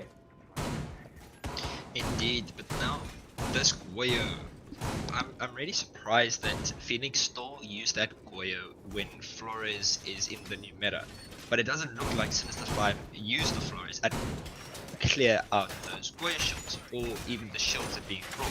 It's not much utility, but just that little placement of protection that is being added onto Phoenix's defense really does support those angles that can be held. If you look at the two Goya shields, one is on the island in master bedroom and the other one is on the cash door leading into construction. Those two shields are going to put pressure onto CCTV and onto construction later in the round, and also delay if players have to push in for that plot. So just that bit of adaptation that's not coming out from Sinister 5 to play that Flores is just a bit weird to see, because he has so much powerful utility to be used in this new meta. Yeah, and they're going to be missing out on a lot if like not bringing that Flores, because he is helpful, as you said, in this sort of meta. But right now, they're going to have to peel away on this onion skin defense right now, because there is a lot of attention being put onto CCTV and cash. So once Sinister 5 probably gets hold of that site or that part of the map, they probably would have lost a player or two if they don't get any of the Phoenix players out of position or dead. So one choice for, I mean, they have a couple of choices, Sinister 5. Push the construction and CCTV, but you have to make a pinch. That is the window, the construction window, and CCTV itself. Looks like they did manage to open the CCTV wall, but they don't know how close Shadir is right now on the Jaeger. He is on low HP, so he might get a pick of himself. So, eliminates Delphox, so that is good news for Phoenix right now, and Nivik gets a pick onto Shadir, so eliminating him. So they might get hold of Cash right now, but it's still being contested from construction with Clout, I believe, is in construction, yes. Cloud just playing those headlight angles and AMO on the Melusi as well. Newick trying to spot out these two players with the crossfire being held, and AMO wins out that gunfight as two of the Sinister 5 players are down. He tries to swing out a C4, does not get the kill, he gets traded off instead, but Cloud picks off the down eventually. Now being swung here by Blackstone, a 1v1 fight between the two. Cloud will just try and rotate out as Blackstone also unsure where Cloud is trying to peek him from. Kevin will be picked up though, so it is a 3 versus 3 in favor of Phoenix because of that man or HP advantage.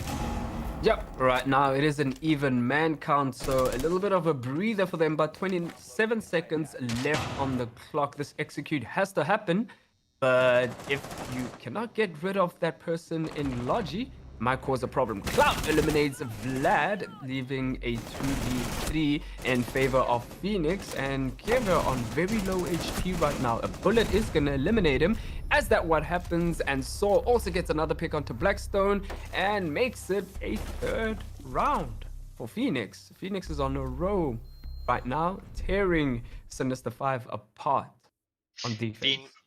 Phoenix are on fire at the moment.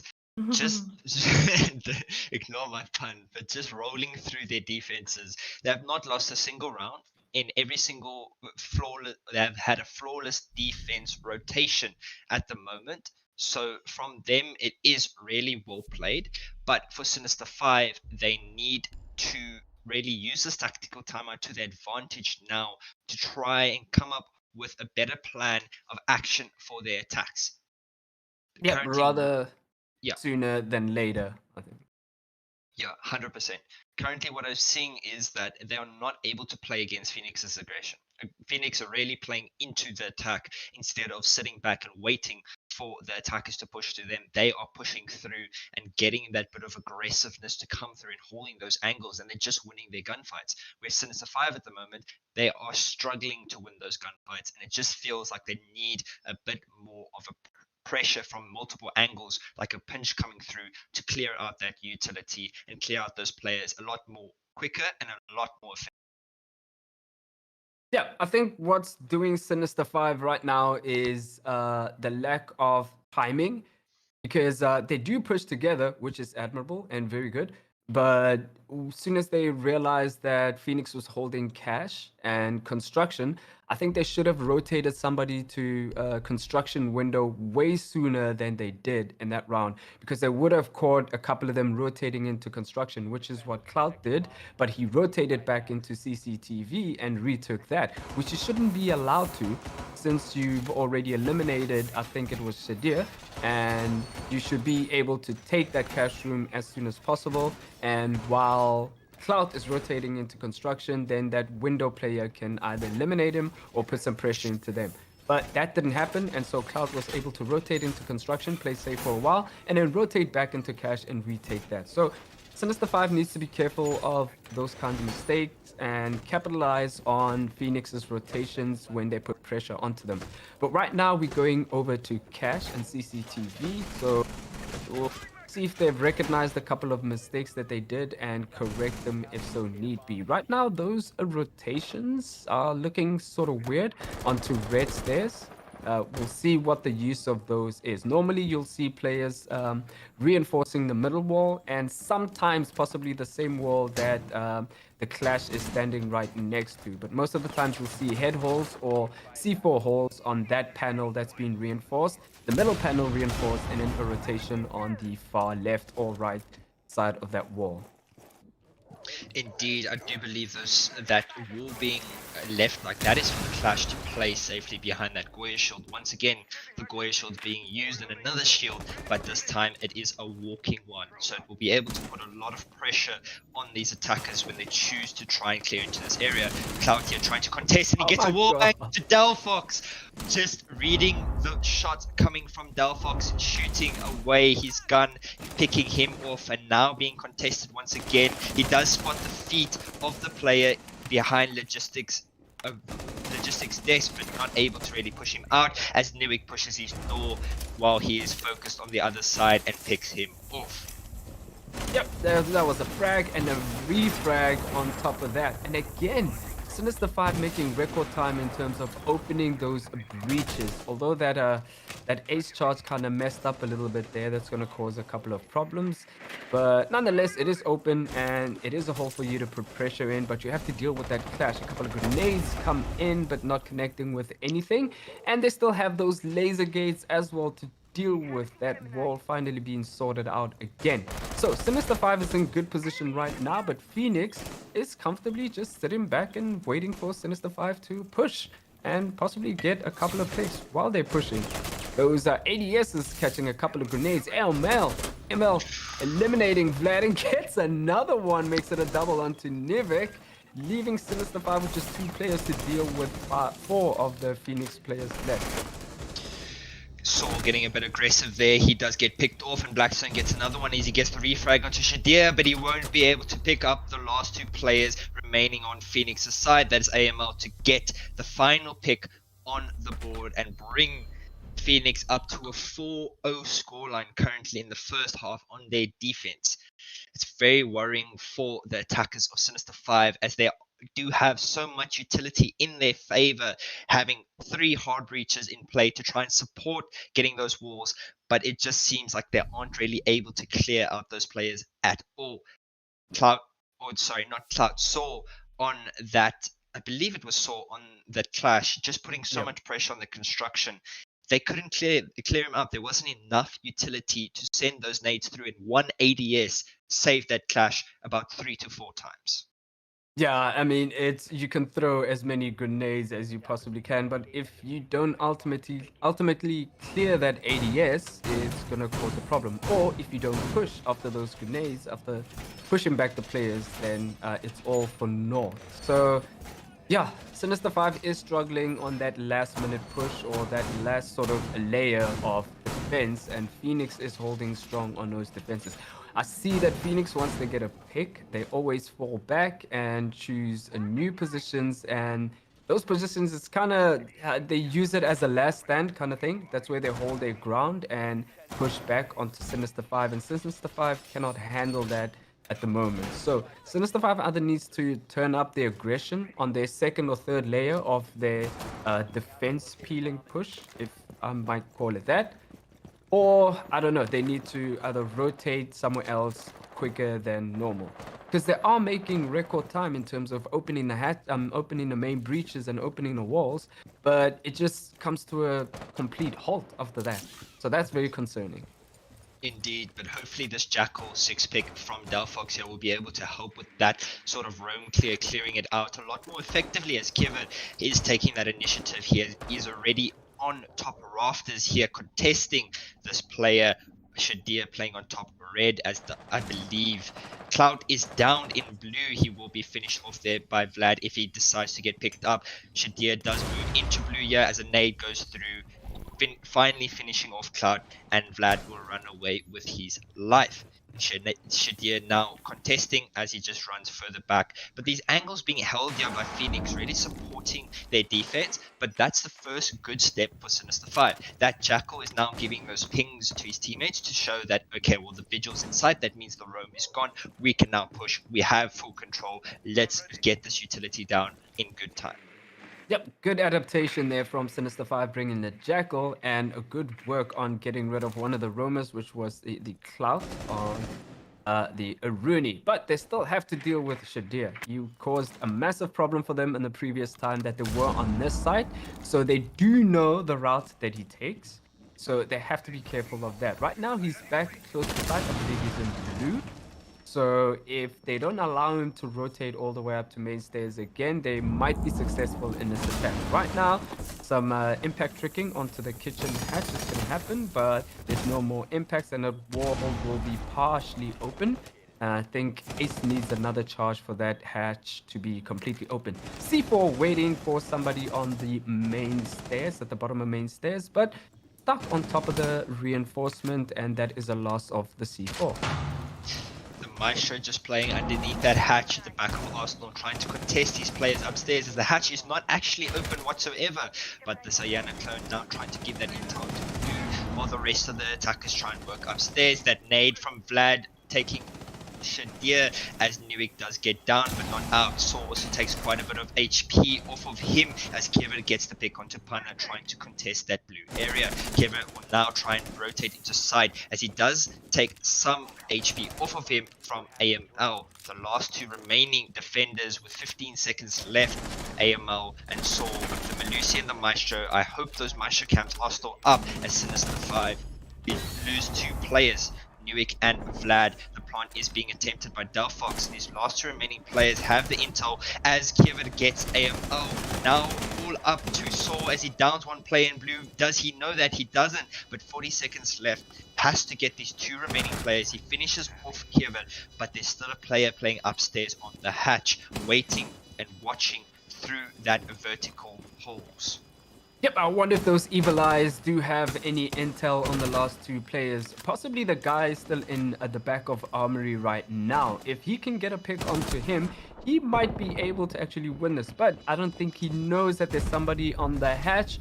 But that doesn't matter. Delphox finishes it off and finally gets a round for Sinister 5. They are on the board finally. It took about 4 or 5 rounds. And we're going off to round 6. And the score is 5-1. I mean 4-1. Indeed. If Sinister 5 win this next round, it will be a different story on their defense because then we a 4-2 split, which is pretty default on a map like Clubhouse. Usually it can either go 100% the way of the defenders or 100% the way of the attackers. It seems like this game, with the way that Phoenix are playing, it is on the defender side because they are bringing the aggression. They aren't allowing the attackers to gain control of the map or really put pressure on them whatsoever. And Sinister 5 at the moment just don't look like they have the sort of map control to really make Phoenix worry about where they are playing and how they need to sit inside. So for them, they just need to fix that up. But really well played from Phoenix. Sinister 5 have to get this next round if they want to have a fair fight on their defense. Yeah, and I wonder what changes they're going to be making on this attack round so far, because they did realize a couple of mistakes, I hope, from when they were attacking this. And Phoenix, I don't think they're going to be changing anything at all. They're just probably going to keep the same thing, and they'll probably play a bit more conservative in the cache and CCTV. Right now, I think that wall that Malusi is reinforcing, I don't think that one was reinforcing the previous one. I may be wrong though, but this time it looks like a much more solid hold onto CCTV, or cache room to be exact. So Sinister 5 has a very challenging attack coming up ahead. They do need to win this one if they want to soften the blow going onto the next half. Right now, it looks like they are rotating more players onto those windows on the balcony side of things. So I'm just curious to see what they're going to be taking. Indeed, but the similar setup here is 4 men are contesting this CCTV as AML gets Kevin as he bolts through the hatch or the garage window, but Nevik is there to try and get the refrag. He does get it. Now looking for the mute jammer, will be able to get it and open up that cache wall. But really great pick there for AML is now the nades and that utility that Ayana brings is off of the board as the head gets spotted out there. Shadir losing some HP from Newick, and he gets picked off by Newick, and Delphox getting one for himself. That saw the Goyo playing in construction to support Shadir off of the board. The last 2 remaining defenders on Phoenix have to do it all as Newick gets the triple kill and Pana getting a refrag onto Vlad for himself in the round. Yep, so they did realize their mistakes, and it worked out this time as they rotated a lot of players onto the construction window to catch anybody rotating, and they caught the Goyo who was playing in construction, and that worked out pretty good for Sinister 5. And it's good to see players realizing the mistakes and making changes accordingly. So 2-4 scoreline, not bad for Sinister 5 as they were on attack. So maybe it's not a bad scoreline. So they'll probably bring it back on defense, right? Hopefully, for their sake, if they want to win this game, because they are currently 1-0, and if they lose this, they are 2-0. That puts them very far down the leaderboard, with their last game being against Vibe and Esports later. So they have to try and win this game if they want to keep themselves to get maybe that number 1 or 2 spot in the group stages. But we'll have to see how they are able to do it on their defense. It is a defender-sided map playing out at the moment, so we'll have to see if Phoenix can get through those attacks, or if Sinister 5 will be able to defend the sites and be able to put more pressure on the attackers. Yeah, and right now the difference that I'm seeing, I believe the Bandit will be reinforcing those garage walls, and so that tells me that they're going to be heavy onto garage and possibly dining. They're probably going to be defending dining to deter anyone coming in from stock or main entrance or blue in secret to try to get rid of those bandit charges. I don't think they have anyone. Oh, they do have the mute. So they still have a mute to deal with, so that's going to be tough for them. Nonetheless, we'll see what Phoenix has in store to attack this round. The Bandit going to try and bandit trick here, but the Florish drones are going to be able to help. Those Rotea drones just going to give so much support on that util, as they do have a buck as well and a sledge trying to push down below. So the drones coming through, and just that utility now going to be starting to be used by the Rotea drone, as this is a very smart play here from Saw, using the Rotea drone from below stock to open up a hole so that Buck can try and swing through and do a bit of damage. Very good play there. Now the bandit is contesting. He gets picked off. AML is off of the board. That is the buck on the very first pick in favor of Sinister 5. Yep, good intentions, bad outcome, because they try to clear out that cash room area, which is good to clear out. But as we all know, angles go both ways. If you're not shooting them through those angles, they can shoot you through those angles. So right now, Buck taken care of. Not a good loss, in my opinion. They still have the Ayana with one more grenade, and they have Saw on the Flores, who can prove to be very effective with those Rotero drones. But Sinister 5 still has all 5 of their players ready and waiting for anybody to push in. They're playing very solid positions right now, not spread out too much, and not, I think the only person that's actually spread out right now is Vlad on this Malusi. He's going to be trying to make a flank, but does make his position known with a couple of shots onto Stockroom, and they're probably going to be ready for him, and probably going to set up a drone somewhere around there. But Delphox does get a pick onto Panna right now on the Bandit, and Blackstone adding on to that kill count with a kill onto Shadir, and leaving Saw and Cloud to finish off the work, which is going to be monumental to try and accomplish right now. 2 versus 5 for Phoenix. 45 seconds left on the clock. Not too much HP on the attackers, but quite a lot of HP on the side of the defenders.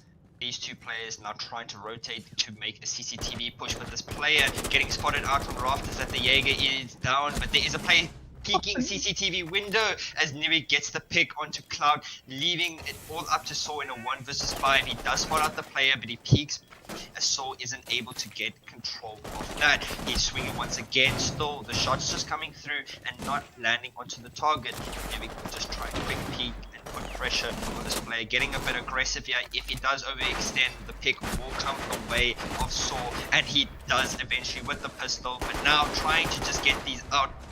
Oh no. After picks here, waiting for the time to die down as Sinister 5 win another defense round for themselves and bringing it to a 4-3 scoreline. Sinister 5 is catching up this time around, proving to be very effective on their defense. Yeah, well played by Sinister 5, and a good try from Phoenix. They were making headway, pushing the defenders back a little bit, but Sinister 5 were playing very close contact to each other, so they weren't that spread out besides one player, but yeah, that proved to be very effective. Right now, they're going over to Church and Arsenal, and they bringing pretty much the same sort of operators, the only difference being Vlad on the castle. So we'll see how Phoenix deals with that. They bring in a Thermite, Ash, Ace, Ayana, and I believe the third might be either Maverick or a Buck or Sledge. Indeed, it does Oh, look no. like this is a Sophia actually instead. So an interesting pick there. We still have the six pick phase to see what they want to change it to. But this tactical timeout being brought out here by Phoenix, trying to help them bring their momentum back as they've lost 3 rounds in a row on this matchup so far. So maybe it helps them. Maybe it helps them to fix those attacks, because currently it really is looking dire for the attacks on this map. Yeah, Zofia is probably going to bring that LMG, and Jaeger being switched over to Valkyrie. That is not bad. You do want that intel, but I'm not sure if I would switch the Jaeger though. I'd probably switch someone else, either the Castle or I don't know, someone else other than the Jaeger, because sheesh, those projectiles are going to be successful in whatever they're going to be doing now that you've taken the Jaeger off the board. So that's a bit concerning, unless they're going to have a heavy roam, seeing the Mozzie, the Aruni, and the Vigil. So yeah, we'll see if it works out for them. I'm not convinced about the Jaeger being dropped, but we'll see how it turns out. It looks like they were actually doing an SSG type roam strategy here, so I do understand why they have chosen those operators. But if you would like the Valkyrie, why not 6-pick onto that Mozzie? I know the Mozzie is helping delay the drones, but if you're not using a mute onto that extended roam, it isn't really helping contest any of that utility anyways. So those drones are just going to come straight through, but through 3 pests they can jump it around into another direction or just push a different way completely. But that Valkyrie is going to help, but like you said, those projectiles are just going to put so much pressure on that side if Phoenix just decide now to completely ignore a top take and instead just go for their normal site execute. Yep, and so far it looks like Phoenix does know how, they have an idea of how many players are going to be roaming upstairs. But another concerning thing is Dirt not being reinforced at all. And right now you have Panna and Ash in tow, and they're going to be putting a lot of pressure onto the players, onto Arsenal, and it's looking very dangerous. There's those projectiles, so you're forced to move back, but Nuvik does get a pick onto Panna, AML onto Nuvik, and Delphox adds onto the kill count onto AML. It is a bloodbath. A lot of players have to rotate now all the way from the top floor. KWR eliminates somebody else, leaving Cloud and Shadir all on their lonesome. And it was a good rush, but they now only have 2 players left to deal with everything. It's now a 1v3 with Cloud having to burst Delphox, KWR, and everyone else. And KWR finishes it off and takes another round for Sinister 5. That was very close. Good idea from Phoenix, but it just didn't work out. Very interesting nonetheless. I do agree with rushing a blue and that dirt areas when a team is playing heavy upstairs, but you took too much time to get to that point in the first place to get to that. Obviously they were waiting for the players in blue to be able to set up and push through there as well, but it just seems like somebody was not in the right place at the right time, because the execute from blue was there, but there was no pressure inside whatsoever. And why send the thermite to push in first with that slow rate of fire gun? Rather sending the Ash or the Maverick, or not Maverick, I believe it was Yana, who was behind them to push in first, and then the thermite from behind. That would have been a better strategy, because the high fire rate against the high fire rate guns on the side would have been a lot better than sending in that slower rate of fire. Yeah, because I feel like Ash would have won that gunfight, because the thermite was on target in terms of his shots. It's just, I think the better gun won in that scenario. Or maybe it just got the headshot. I don't know. But you are right, it would have been better to send your entries instead of your support. But nonetheless, hindsight is 2020. Maybe, I don't know, that might change Sinister 5's hold the next time they come to the site, or they might do a different rush or a different take on that attack on the site. So right now we're going to gym and bedroom, and we'll see if there's going to be another interesting ordeal. Indeed, it really, we have to see what's going to change on Phoenix's attack onto the side, because those actually one shield only, but that frost is going to be putting a lot of pressure, and the jacuzzi wall isn't actually reinforced. So now it's going for that reinforcements, but the attackers are very late on that, as 2 defenders just go through and reinforce it. What was the point? They shot the wall, but they didn't watch the wall and contest it at all. They thought they had it as free real estate, but that was not the case. But they will get it open nonetheless, as a nade comes swinging through to get rid of that mute jammer, and the wall will be open straight up. Sinister 5 is playing with fire. that late reinforcement is just playing with the devil, really. But right now the difference with Sinister 5 and Phoenix is that they are leaving one of the panels in Cash Room open to contest CCTV, and I think he has support as well from another player, Nuvik. I think he has support from somebody else. But right now he's challenging 2 players. Yes, KWR is on that red hallway. He's going to be supporting and countering anyone that's going to be pushing in from garage window or from that CCTV breach.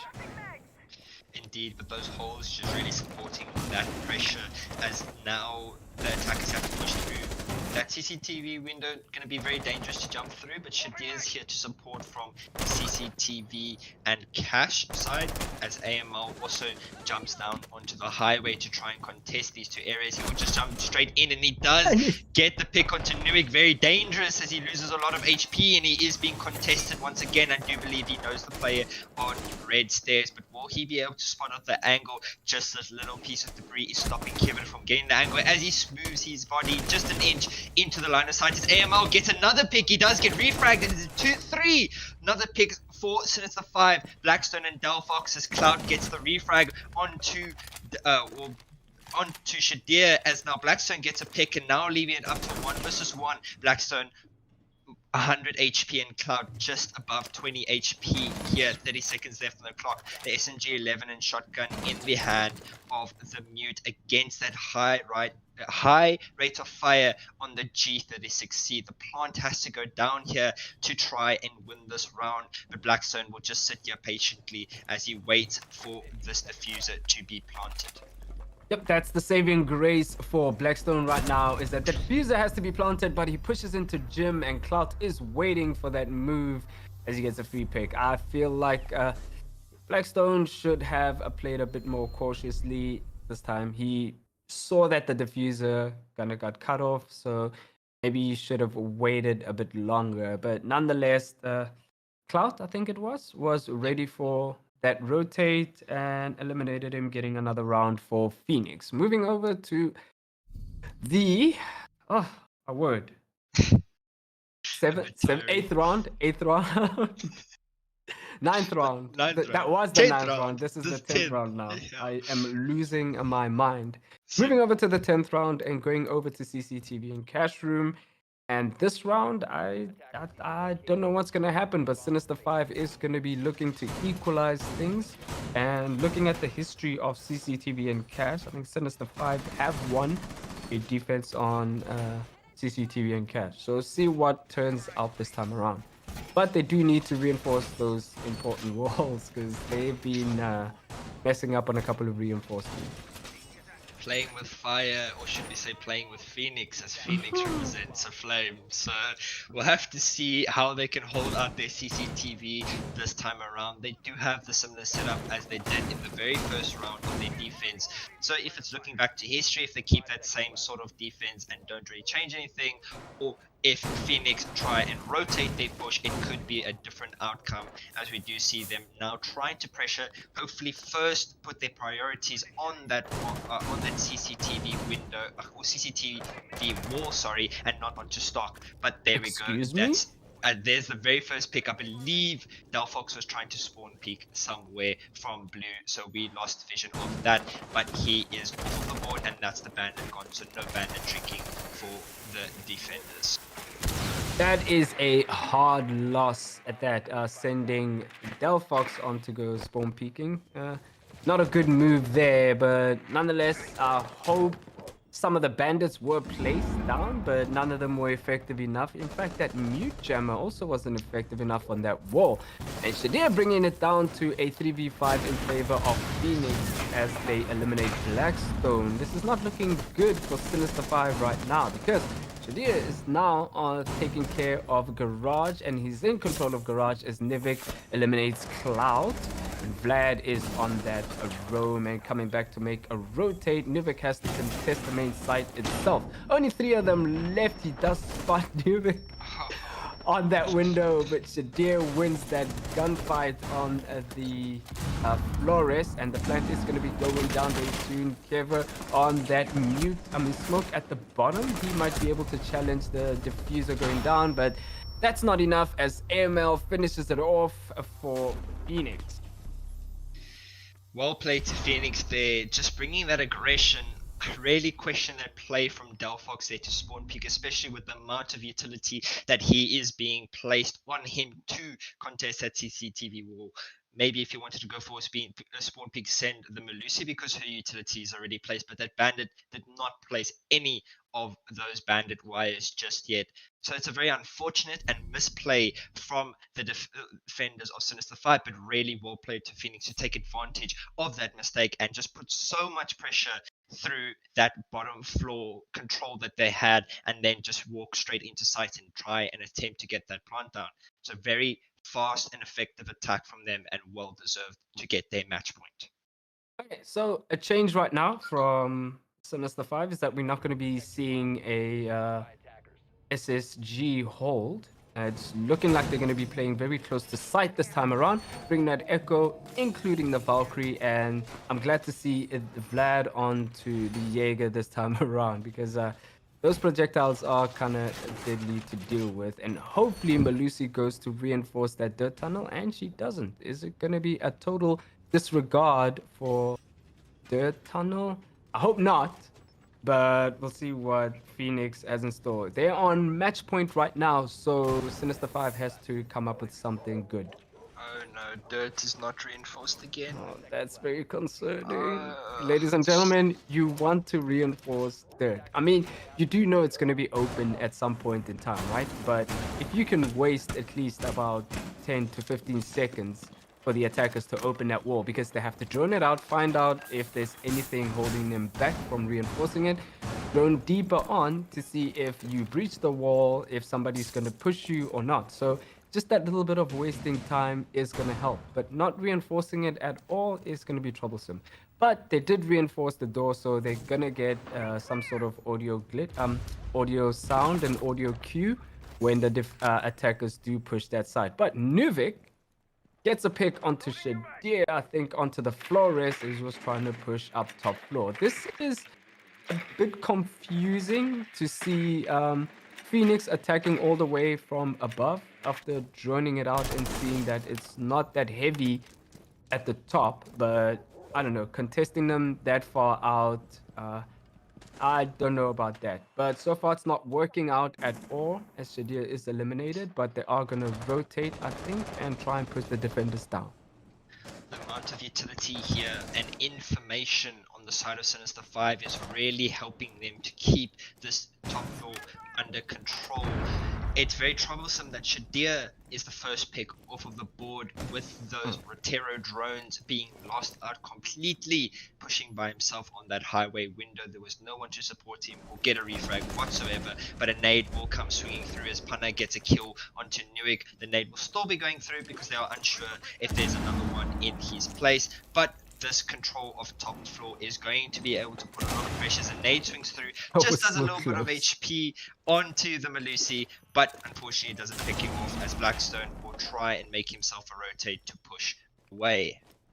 Yep, 4v4 man count and 1 minute left of the clock. Nice headshot onto Kevia from a Clout, and Saw adds on to the kill count on Blackstone. Right now leaving Sinister 5 with only 2 players left, and retract that, I mean 1 player left to deal with 4 of Phoenix players, but Cloud has something to say about that and puts it down to a GG for Phoenix.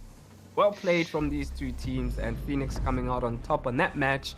And with those last 3 rounds going in the way of Phoenix, and very convincingly at that, with a lot of aggression pushing onto Sinister 5, and Sinister 5 unable to catch up at all and losing this match. Really well played there to Phoenix, bringing that one out, just bringing the heat in the matchup. We saw their defenses from the very start being as fiery as they were, leading 4-0 and then losing 4 rounds in a row once again after that, but then bringing another 3 rounds for themselves. So just a bit of back and forth between the teams. Phoenix had the upper hand, gave it to Sinister 5, and then Sinister 5 lost that in the end as Phoenix just steamrolled their final attacks after that attack timeout just to try and help support their way through. So really well done to them and well deserved victory. They fought really well. As for Sinister 5, unfortunately, they are currently 2-0 in their group. So it's a bit unfortunate from their side. They do have one more game at the end of the day against Viben Esports, which will decide their place on the group stages. They will not be out of the tournament, but just decide if they're 3rd or 4th place at the end, and who they will play against in the Group B, depending on the leaderboard. Yep, and that's going to be a very difficult match for them, Viben Esports. But right now, I think we're going to be moving over to the next match, which I cannot remember who it is, so we'll see what... It is Bravado versus Flace Palace. Yeah, well, that's going to be another interesting matchup to see. So, yeah, on that matchup, Justin, I don't know. At some point, I thought Sinister 5 was going to catch up on the defense side of things, and it kind of did show it was promising. They won their first 2 defenses, but then just lost the ball completely on that, just due to them not winning their gunfights and just not being in the right positions at the right time, I think. Yeah, I really think the rounds that were lost were just because the other team was playing a lot better than, let's say, opposing, because there were many times like that. But they were also reliant on many clutch situations or players Yeah. getting 3 to 4 kills in a round. There were rounds where Shadia got a 4K, AML got a 3K, Blackstone got a 3K as well to add onto the board. Newick also got a 3K. Those little rounds that were won by those players is just the potential that was shown from the defenders and attackers from both teams actually. But unfortunately for Sinister 5, they did have a lot more mistakes in their side of their gameplay than Phoenix did. Phoenix had quite a few mistakes, losing those 4 rounds that they did initially, but they still fixed it and were able to bring that coordination back and just attack a lot better on that map than Sinister 5 was able to do. Yeah, you cannot rely on clutches alone. You have to bring your team together and push together, and you may be successful. But with that out of the way, we are going to go into a brief intermission, and we'll see you guys very soon with the next match, being Flace Belays versus Bravado. It's Justin and William, and we'll check you in 2.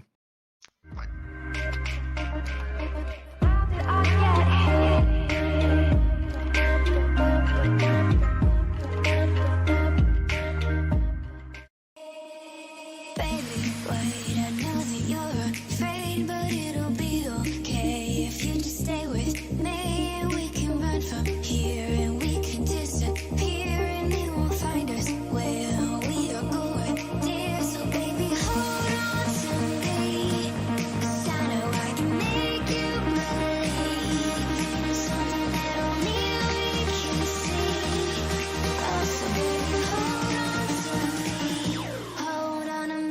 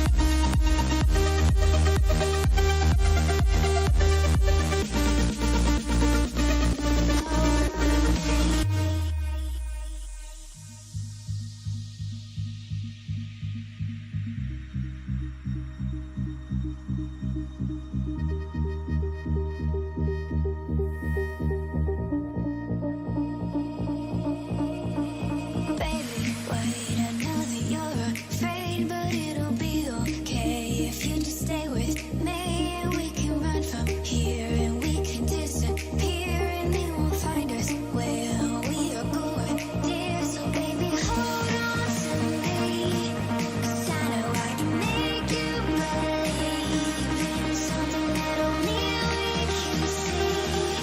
Oh, so baby, hold on to me, hold on to me.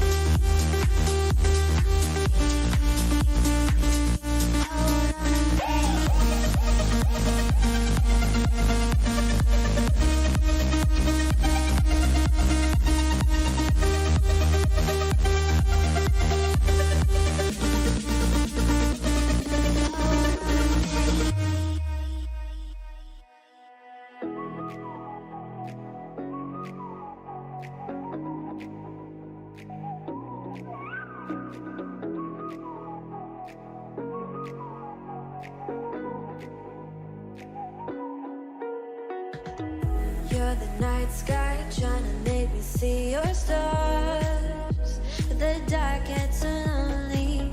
Now I see violet, I can feel silence. And the dark's all that I see when your stars are burnt out. And your heart makes no sound. I'll find valid in your eyes. You'll always be my night sky.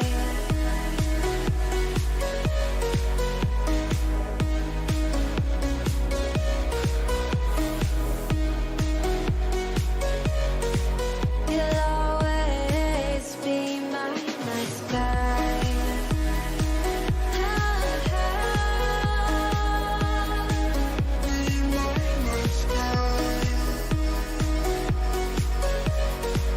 You'll always be my night sky. You're the night sky hiding behind dark gray clouds. I can't figure you out now. I see all blue. There is so much cold in you, and the silence is so loud when you go. I just stay dancing with my shadow all day. Watch the time. I can't find the point where our two paths align. Right? You're the night sky. I'm trying to see your stars, but I've always feared the dark. Now I see brightly. I can feel your silence. You always feel so far, and your stars have burnt out, and your heart makes no sound. I'll find valid in your eyes. You'll always be my night sky.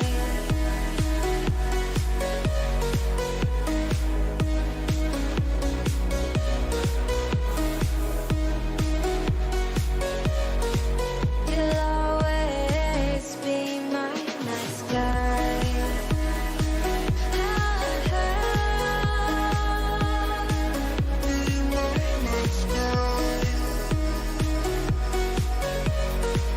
You'll always be my night sky.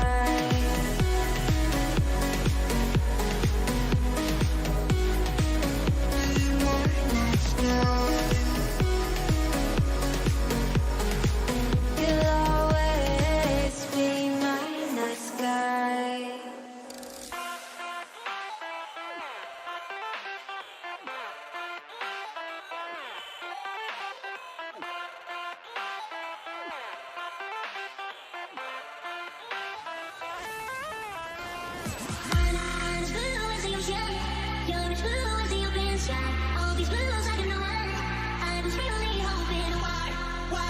You and I don't together like we can taste the wind of the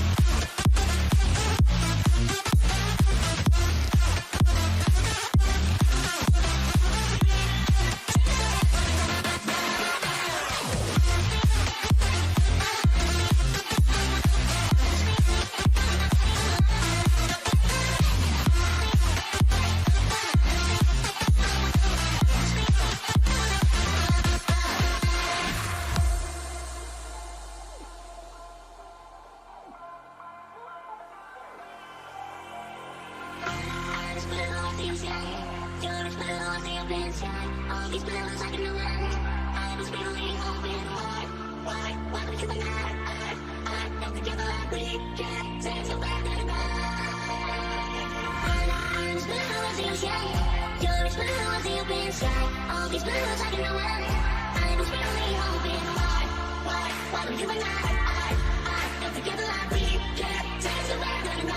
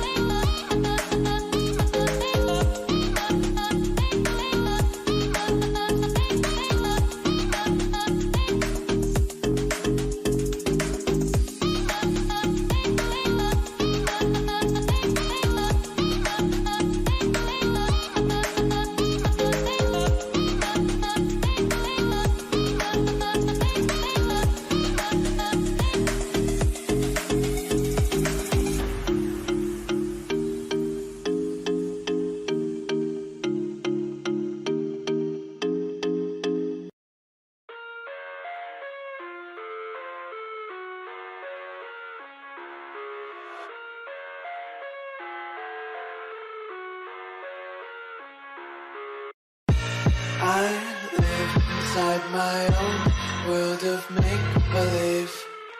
Kids screaming in their cradles, profanities.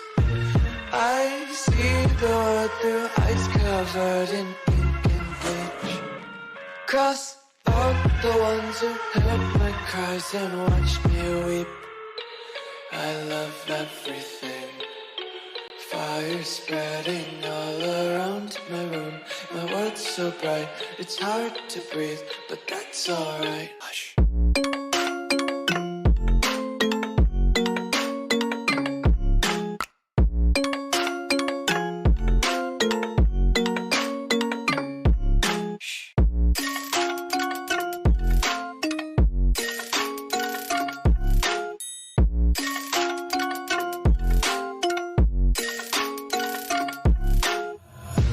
Take my eyes open to force reality.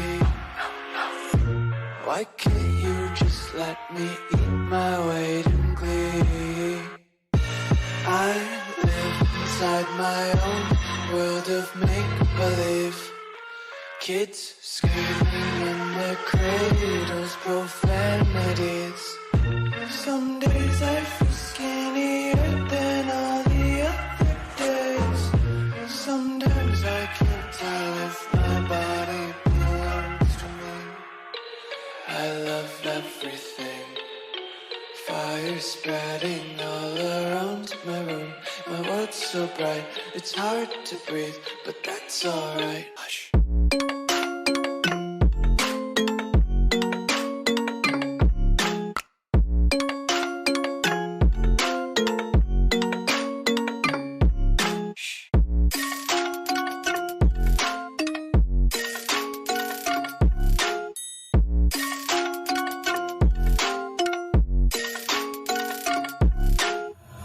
I wanna taste your content, hold your breath and feel the tension. Devils hide behind redemption. Honesty is a one-way gate to hell. I wanna taste consumption, eat faster to waste oxygen. Hear the children sing aloud. It's music till the wick burns out.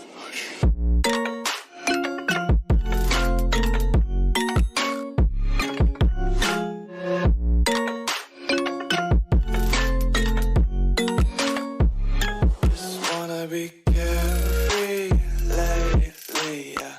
Just picking up daisies. Got one too many quarters in my pockets. Counting like the four-leaf clovers in my locket. Untied laces, yeah. Just tripping on daydreams. Got dirty little lullabies playing on repeat. Might as well just ride around the nursery and count sheep. When it hurts like this,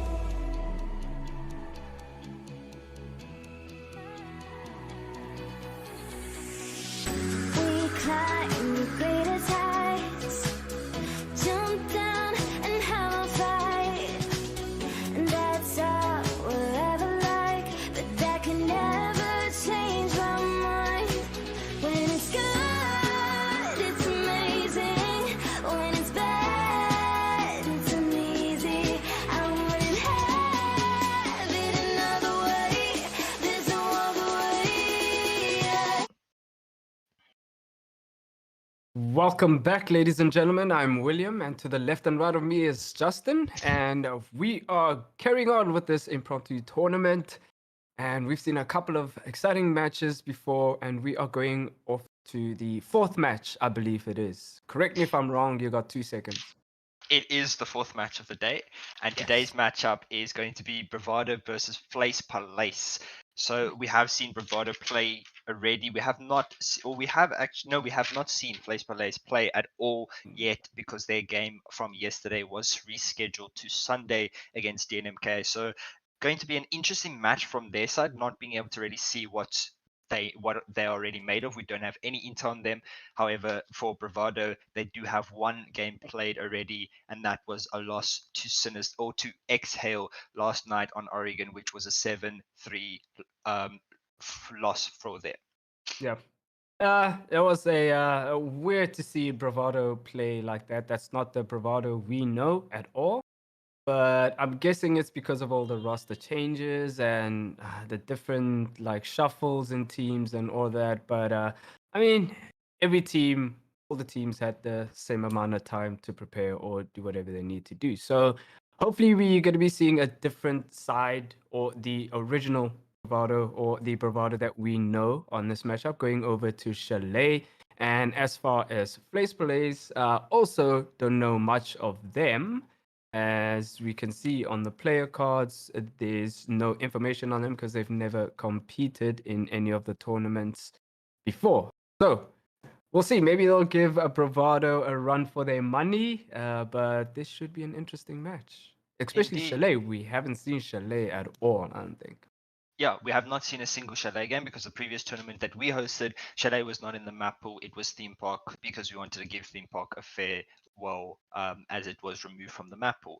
However, Chalet was seen played a lot during the ROG Invitational. If you have not watched it, you can go and watch some of those games. And Bravado are a pretty strong team on that map. So it's going to be a very interesting one. As well, it is an attacker-sided map, whereas Bravado have chosen to start on the attacks, so they are more prepared on their attacks than, let's say, Flace Palace, because that's their more preferred side.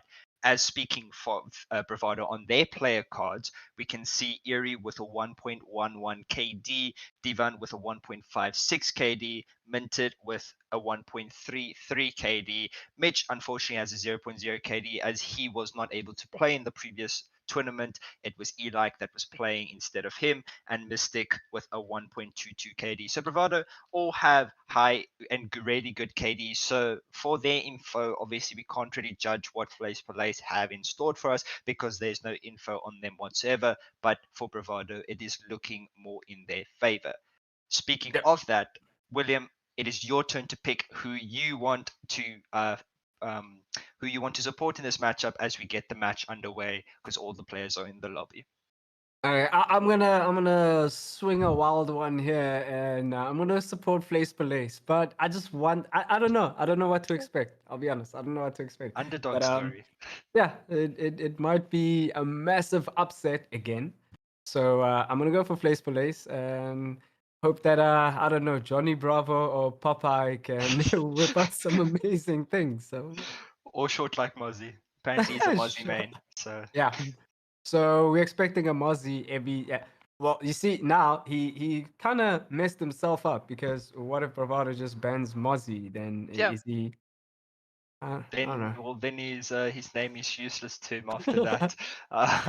But yeah, so we're just waiting for the last bit of confirmation to get on the way into the game. I'm not sure what the issue currently is, but for this Chalet game, yes, we're all ready. So we will get into the lobby straight away. Let's hope it's in the next 2 seconds, otherwise I sound like an idiot. But yeah, the game will be Right. underway. Chalet attacker-sided map, like we said, so it's going to be an interesting one to see how Flace Palace will defend against Bravado's more synergy and more swift attacks that they might have installed, as they did pick that as their beginning side. Yeah, and we were talking earlier that why did Flace Palace take Bravado to Chalet? It seems kind of. I don't know if anybody knows Bravado. Don't take Bravado to Chalet. I don't know. I think everyone should know that because they're very effective in Chalet. And right now, the first ban is Thatcher, which is an expected ban, and we'll see what the next bans are going to be.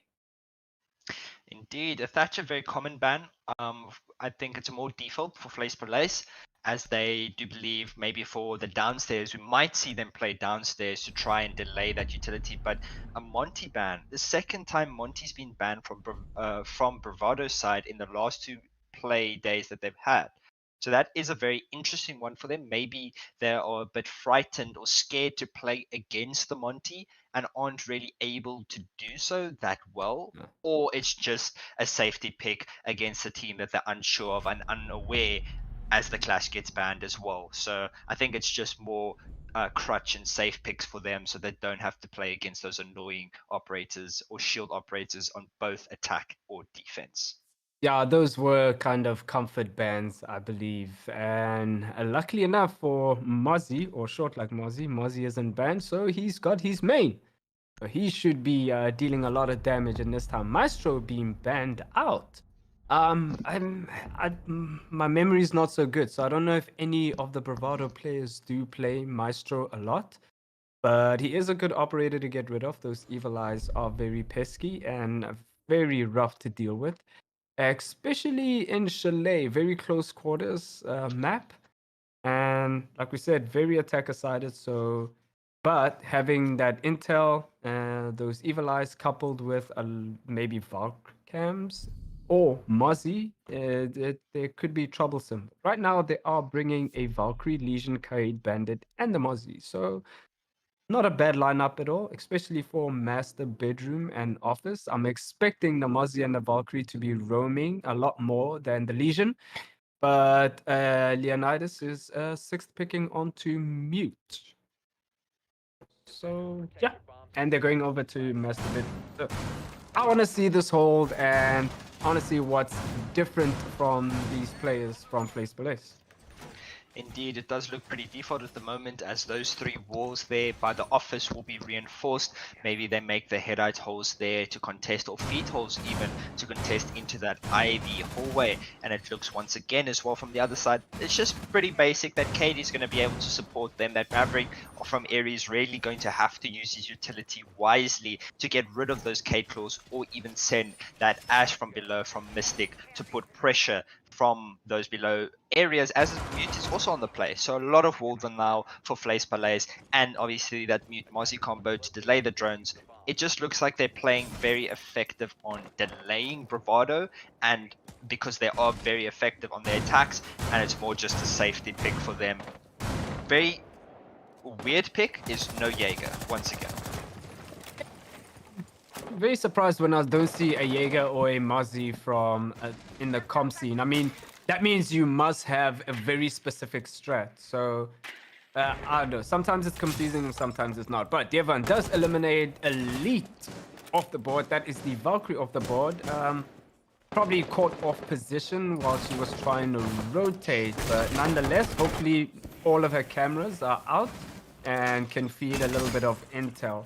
Now we see Irie actually on the Maverick trying to get the player from half wall off position so they can breach and make a path in for an execute, and that might be happening really soon. But Leonidas has an answer for that, eliminating Mystic, and Irie gets a kill onto Popeye. This is a bloodbath right now as the diffuser is going down. Mix Bravado proving that a Jaeger is not warranted if you're not bringing him, eliminating Leonidas with a grenade, leaving Johnny Bravo and Shortline Mozzie to fend for themselves on this last part of the round. 2v4 as a player does get spotted out. Short like Mozzie missing his shots as Erie gets the pick, swapping to the pistol. Now it's all up to Johnny Bravo in a 1 versus 4. If he's anything like Johnny Bravo, he'll be able to clutch it, but no, he's not, as Erie peeks wide, getting the final pick there and finishing off the remaining player of Flace Palais, bringing the very first round in favor of Bravado. Yeah, that is what you will see from Bravado. Very swift and brazen attack, and it worked out. And Flace Palais, you gotta hit those shots, man, if you want to stop or slow down Bravado, especially with those free shots. I feel like Mozzie had a very free shot onto the Maverick, and somebody else lost the gunfight that they shouldn't have. But it looked like it was a hold onto Library, which was very unsuccessful when the Valkyrie got caught off guard and eliminated. And that gave a Bravado very free reign and free real estate onto pushing onto that K9 balcony and hallway inside. Indeed, that is the case. But looking from this now, Master Bedroom will be, I believe it is Master Bedroom once again, no, actually it's a kitchen and dining defense. So a very interesting one, a very interesting secondary site for Flace Palais. They do have feet holes all along the way of dining wall, which I have not seen before. Usually if you want to open up that, it is headite holes, but that might put a lot of pressure on the attackers trying to push through those areas. But now they'll have to really hold control of that top floor if they want to use that vertical as well to stop those walls from getting open, or allowing them just to push straight through and contest those areas. Yeah, the problem with those feed holes, now for the defenders is that they have to be pretty far from that wall in order to contest them comfortably. Otherwise, you're going to have to go prone to contest. And going prone sometimes isn't that good of an option, especially in that situation, because the attackers are going to have more mobility and more visibility when shooting onto those feed holes. But right now, Elite is holding the top study side of things, or office side of things, and he's going to be contested by somebody in piano and K9 balcony. I'm not sure if he's going to survive this unless he has a rotation, which he doesn't. He only has feed holes onto there, so he's kind of trapped in this situation right now.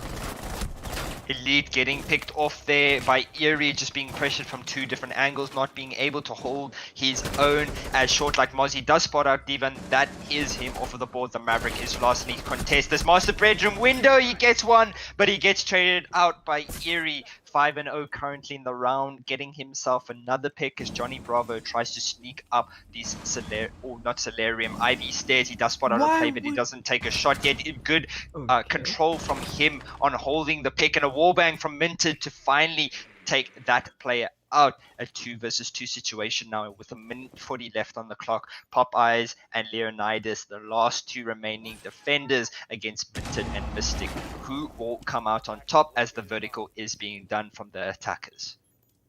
Right now, Popeye is stuck in kitchen, and they do know that the assault is coming in from office. So momentarily, they're going to be pushing that kitchen side of things. So Mute needs to make some sort of move either sooner rather than later, because you don't want your Legion to die in this situation, because your retake is going to be damn near impossible. And the Mute does rotate around, but Minted gets Leonidas off the board while Mute is rotating. They do know the diffuser is going down, but he doesn't know exactly where the player is. Does eliminate the Ash, but doesn't see Minted on the other side of things, and Minted ends it off and gets another round for Bravado. Makes it a 2-0 for Bravado.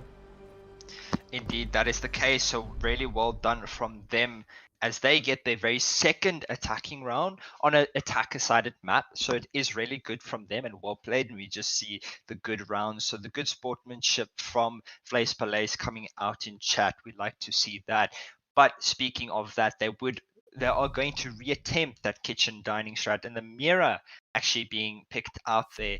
I wonder why they didn't play the mirror from the very beginning. If mirror was on the board, you should be able to use that, especially with the Valkyrie, but they're not actually going to, because that mirror can really be effective on these type of sites. Just being able to give those longer range sort of angles to the defenders, supporting them and blocking out the attackers. You can still punch a mirror window, but if that mirror window is still there, it still gives quite a lot of intel and puts pressure on the attackers as they try to push through.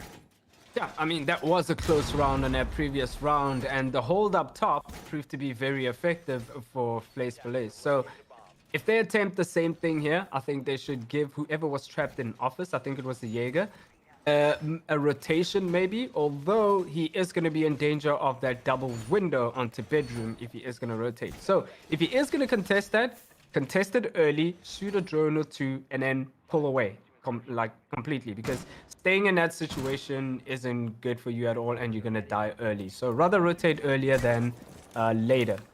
And it seems like it's a similar hold at that, but this time they did close that kitchen wall leading into fireplace, so that might soften the blow a little bit and make things a bit difficult for Bravado, but not that difficult for Mystic though, getting a lead-off pick onto Johnny Bravo, and that is the Valkyrie out of the board again. Valkyrie is suffering in this matchup.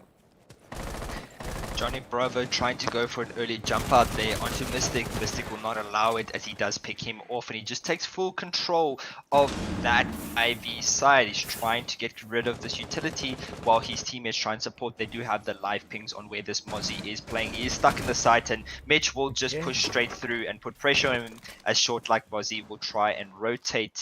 He was lying to us when he said he's a Mozzie main because he's currently on Jaeger. He does get droned out, and shooting that drone falls all the way back down to trophy, and now it's a 3 versus 5 situation. Right, that full rotate all the way down to garage. I'm not 100% sure about it, but he might be rotating all the way to West Main or the main stairs. C4 ends up downing Minted though, so he's not out. But Mitch finishes Popeye off, and he's probably going to be picking up Minted, and Minted is up, so still leaves Bravado with 5 players, and Place Belays is down to 2 players again. We've seen this tale over and over, and right now the West Main flank does not occur, but Leonidas is on the main stairs in Fireplace right now. He might be able to catch a player or two. He does see the IQ, but the IQ turns on him. That's Irie eliminating Leonidas, and Mystic finishing it off again. Bravado taking that round very convincingly. It's a flawless round. Really well played there to Bravado, not allowing any of them to die. There was a down onto one of the players, but he did get retrieved, saving themselves that flawless round and just putting so much pressure on Flace Palace's defense. They had the right idea to hold top floor, not the right utility placement or bit of support from each other to really hold control. First mistake was leaving that Mozzie in office to defend off on his own. If you want to hold Piano in office, maybe bring a shield, maybe bring 1 or 2 players to support that, but you can't just leave him there for dead. You will be disadvantaged, and in that situation then be in a 4v5, and then you've already technically lost man advantage at that point. So that was a very harsh decision from Flace Palace to put it up that way, but nonetheless they going back to their top floor defense, so not choosing to go to any other side out of the 4, Barn Gaming or down below either. They will just rotate their utility now and go upstairs with a castle as well to support. Yeah, and I mean, they did have shotguns, right? Because they made footholds between office and bedroom. So if they have shotguns, that's enough for a rotation, which is where Bandit was rotating from. And you can make head hide holes to contest whoever's coming into K9, which is the other side of where Bandit is right now, on the outer side of things. So that's where Sledge walked in and finished off the Muzzy. So Muzzy couldn't go anywhere. So right now, if they can hold that site while it's being pushed, which is like 3 players, then they're still gonna suffer holding the actual site on the top floor, because fundamentally Bravado is gonna attack it the very same way. Indeed, but now looking at Bravado's attack, they do still have the similar lineup. They have not kept that Maverick anymore, as Devon gets another pick onto Leonidas. That's the Mozzie off the board and bringing it to a 5 versus 4.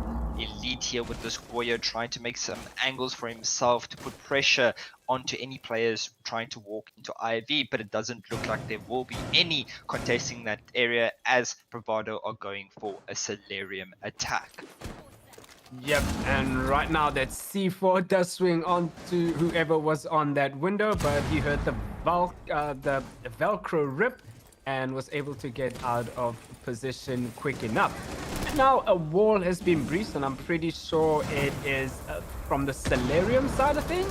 I'm not 100% sure, but Minted does eliminate Popeye, leaving Place Palace with only 2 players left, but Elite does refrag onto Airy, but Minted gets another pick onto Elite, leaving Johnny Bravo to try and clean up the mess. Right now, Flames are stopping him from pushing further on, and the diffuser is down. Will he be able to find a couple of kills? No, Minted has an answer for that, leaving Place Palace with a 0 and Bravado trailing away with 4 rounds. 4 rounds for Bravado's attack on the attacker-sided map is really well done, but for Place Palace, it is troublesome, because if they go 6-0 to their attack, it is going to be very difficult for them to come back. They eventually do try and change up the site now to go Barn Gaming, so we'll have to see how they choose to hold that. They do have a shield in play from that Ella, but no Jaeger. If you want to play top Solarium stairs, you need a Jaeger to be played there. They do use a 6-pick to swap to the Frost instead, but that shield is basically guaranteed to be taken out, because there's so much utility in place for Bravado and nothing to defend it off from Place Palace. Yeah, I think they bought a couple of right operators, but I'm not 100% sure they're the right operators for in gaming. I could have swapped out the Mozzie, to be honest. I don't think Mozzie is warranted here. They could do with a smoke, though, because that window and the top floor in library is going to be heavily contested if Bravado does choose to push onto library side of things. Because they're going to want that Frost, who's going to be playing in that little cubby area, to be pushed out very soon enough. Or they might leave that Frost there and push library onto Fireplace and pinch from there. So I'm not 100% sure how Police is going to hold this. Looks like they're going to be holding it from the top floor. I'm guessing it's in library. And Bravado is going to be pushing office side of things, it seems, or it's going to be Solarium and office all together.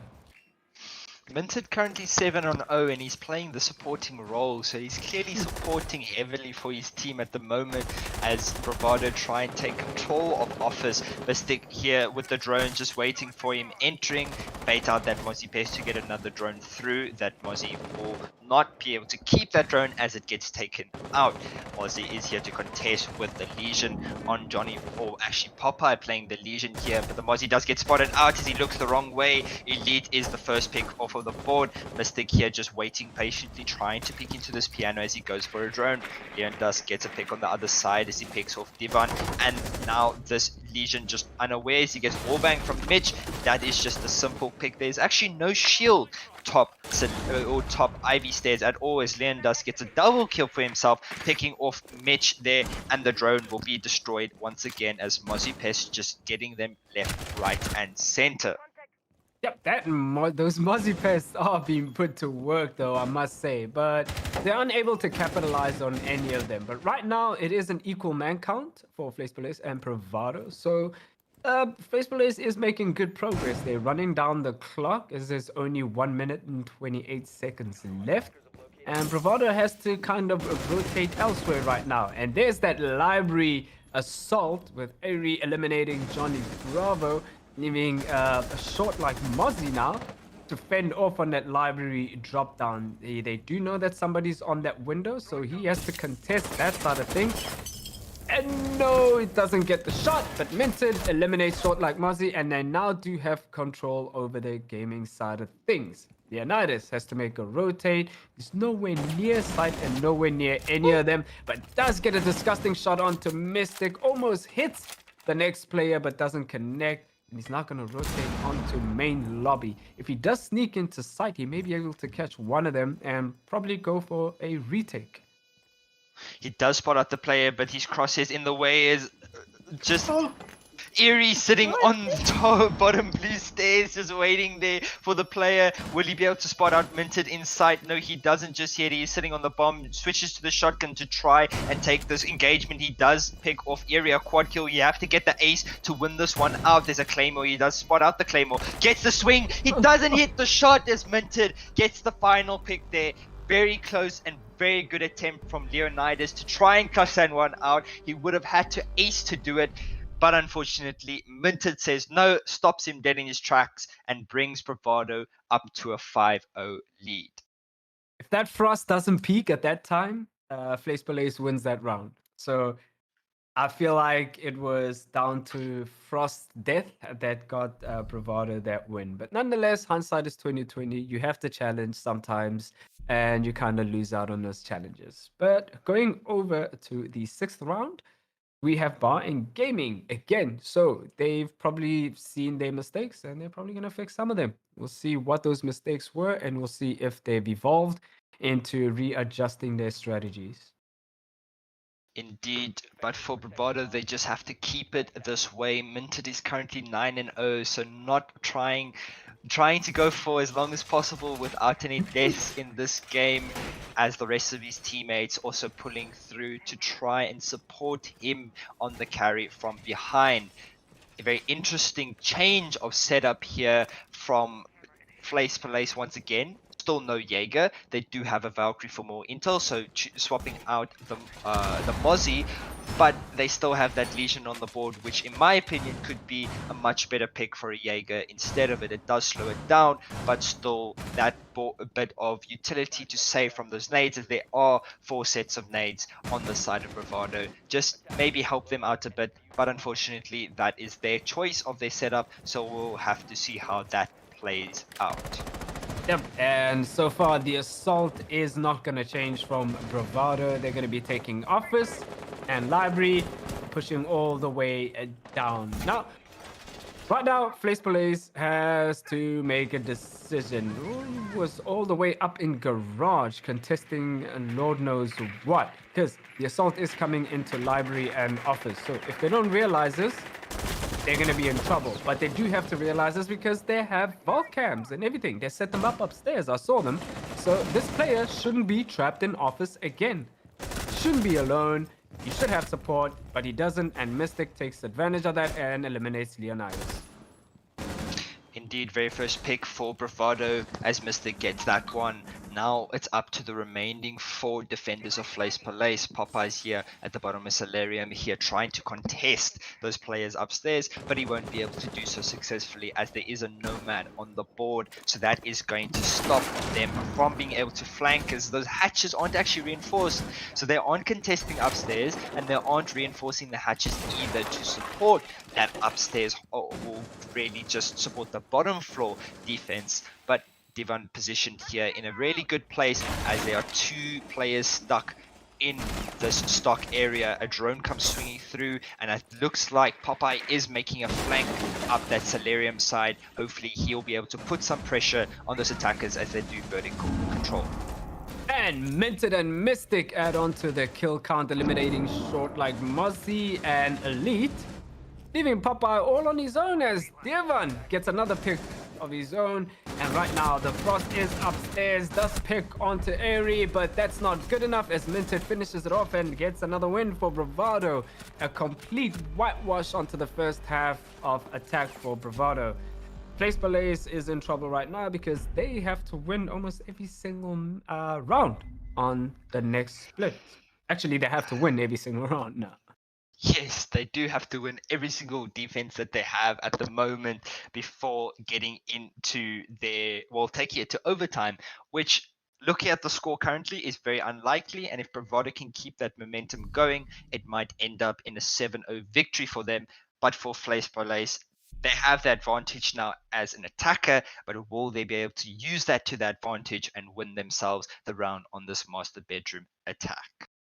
Yep, so now Flace Police is probably going to get a crash course onto how to defend master bedroom and office. And right now it just seems like they have similar operators, except for, I think, the Aruni and the Jaeger. Flace Police didn't bring either of those 2. And Flace Police is going to feel the effects of it because they have bought Ying, which Jaeger's probably going to counter some of that unless Johnny Bravo goes below and manages to get rid of any ADSs. And they also have Zero, which he'll be able to kind of help out in getting rid of any ADSs or bulk cams. Very interesting setup here from Bravado as Jaeger is actually going to contest all the way into library as he does have those reinforcements there to support that and just getting in some more util as those bulk cams also being put out to give some information.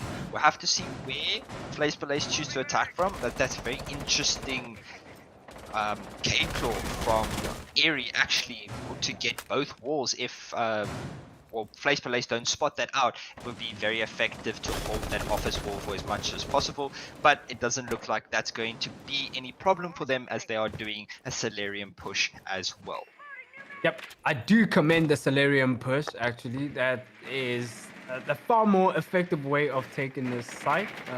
Not to say that it's way better than the other one, but it's just the other one is sort of played out now to a sort.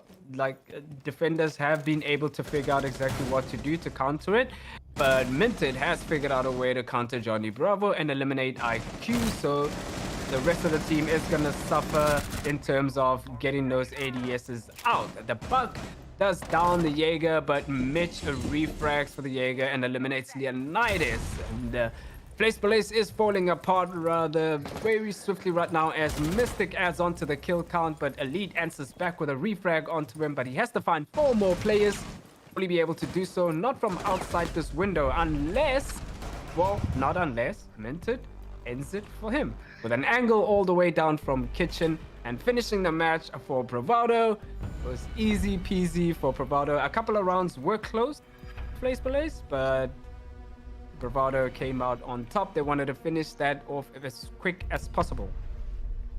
Indeed, well played to Bravado. Minted going 13-0 in that matchup. So really good KD for him, a 13 KD for himself in that matchup.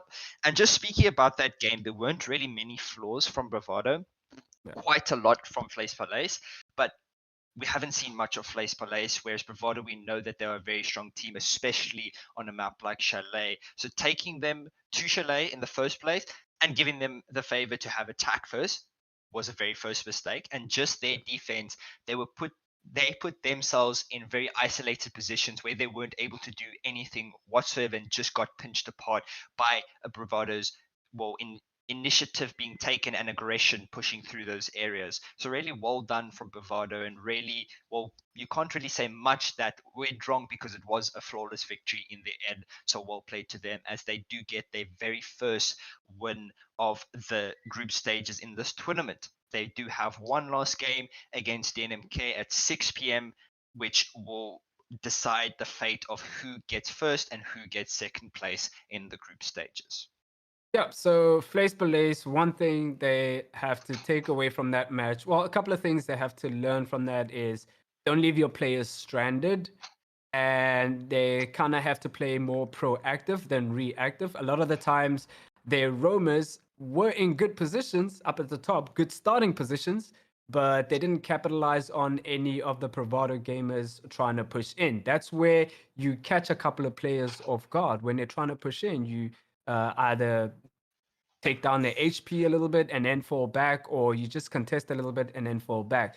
Whereas what Flace Palais was doing was kind of tucking themselves into weird corners. But in this sort of game, you will get droned out. They will find exactly where you are. And if you're in a very tight corner that you can't get out of, and you have 3-4 barrels looking at you, there's no way out of that situation. So one thing they have to take away is support your players, support your roamers, give them intel. They were running Valkyrie, they were running Mozzie, and I think Maestro at some point. No, Maestro was banned. Echo at some point, they did run Echo. So give your players intel and more support, and your rounds may turn out differently. So right now, we're probably going to go on to a break, short intermission, and we'll be back with more matches. The break will be until 5 o'clock, and that's when we'll continue with more matches. Indeed, that will be the case. That match, I'm not sure exactly who is playing at the 5 p.m. slot, but Vibin versus Sinister 5 is that match. Just got confirmation from the observer. Thanks to Rickster for observing the games. He's doing a beautiful job of it, giving us all the action and excitement to try and give you guys the best possible cast that we can. Speaking of that, that is Justin and William signing out until later. The next games will be cast by William and King Luther for the remainder, and then we will see you guys later. After that, I will join back, and then we will conclude the games for the rest of the night. See you guys in the next one. Ciao.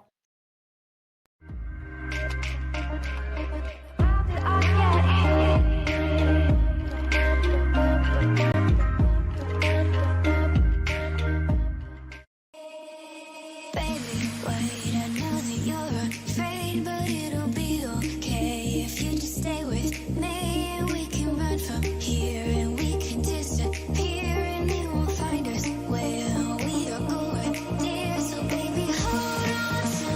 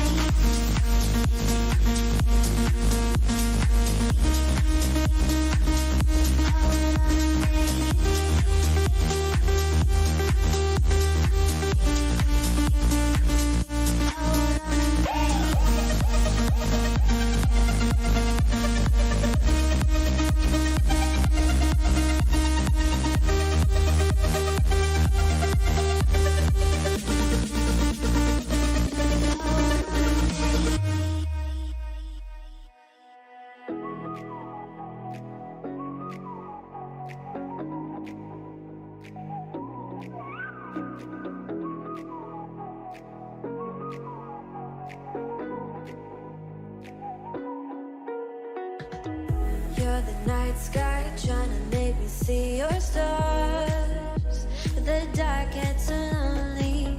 Now I see violet, I can feel silence. And the dark's all that I see. When your stars are burnt out and your heart makes no sound, I'll find violet in your eyes. You'll always be my night sky.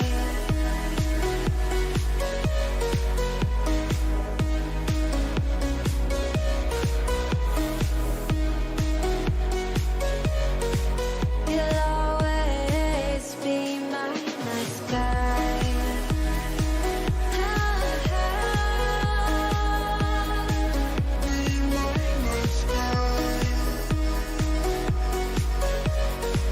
You'll always be my night sky. You're the night sky hiding behind dark gray clouds. I can't figure you out now. I see all blue. There is so much cold in you, and the silence is so loud when you go. I just stay dancing with my shadow all day. Watch the time.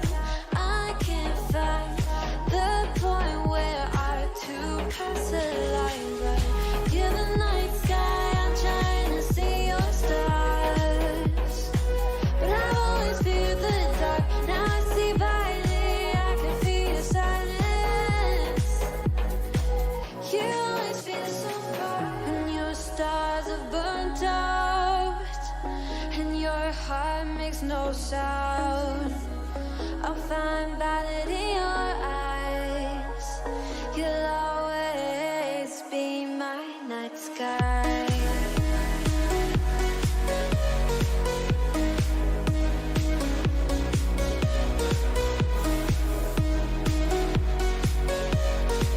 You'll always be my night sky.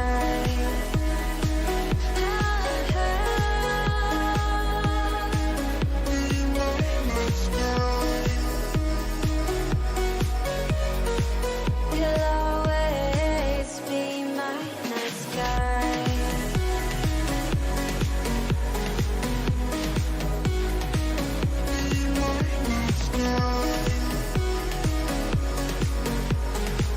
You'll always be my night sky.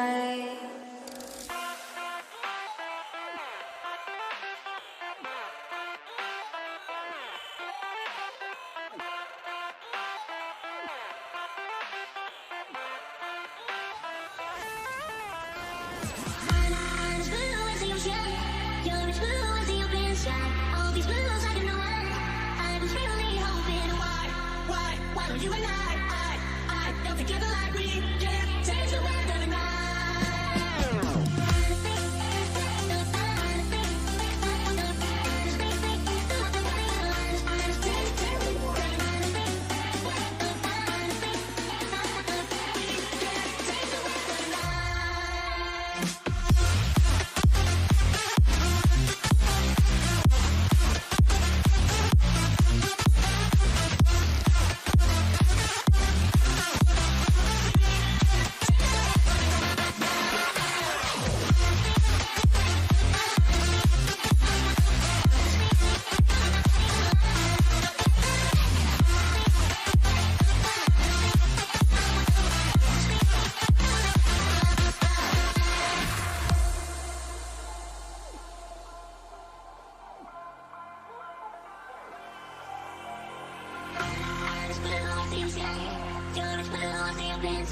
all these bills I can know I was really hoping why would you and I don't together like we can change the weather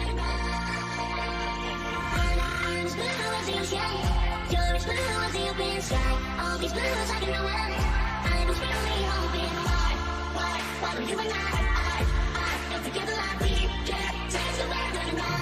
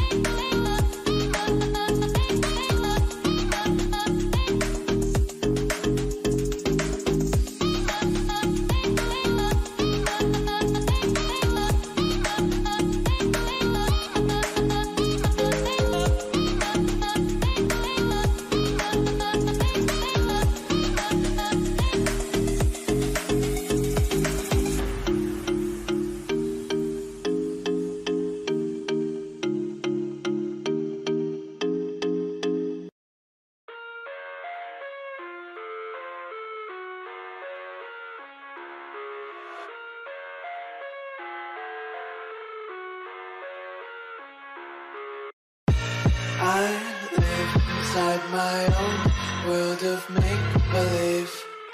Kids screaming in their cradles, profanities.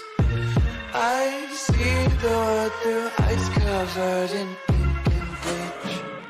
Cross out the ones who heard my cries and watched me weep. I love everything. Fire spreading all around my room. My world's so bright, it's hard to breathe, but that's alright. Hush.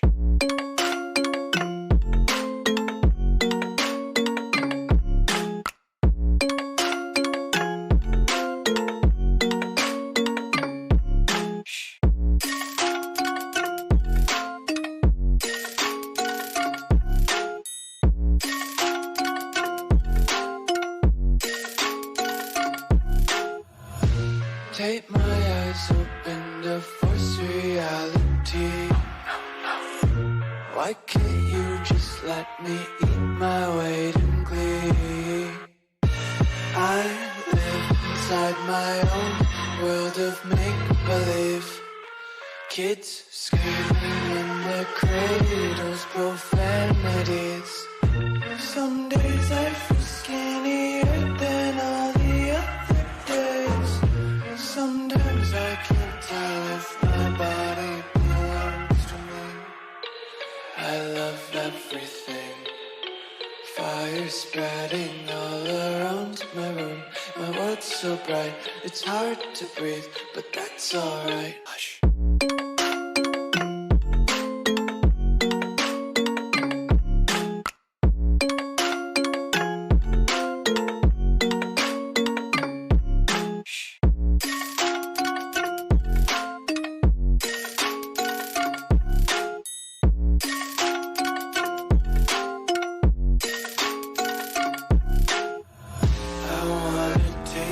Content, hold your breath and feel the tension. Devils hide behind redemption. Honesty is a one-way gate to hell. I wanna taste consumption.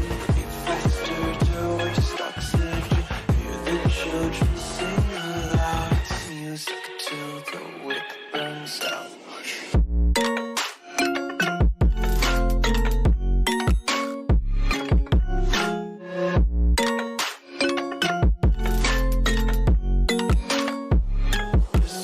Be carefree lately, yeah.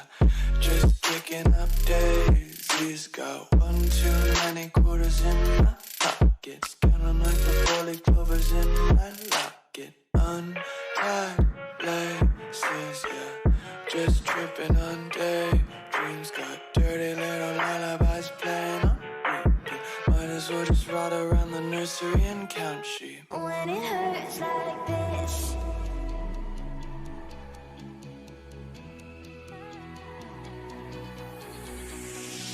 we climb the greatest heights, jump down and have a fight, and that's all we'll ever like. But that can never change my mind. When it's good, it's amazing. When it's bad, it's uneasy. I wouldn't have it another way. There's no other way. Yeah. When it hurts like this, never like, never like, never like, never like, never like, never like, when it hurts like this, never like, never like, never like,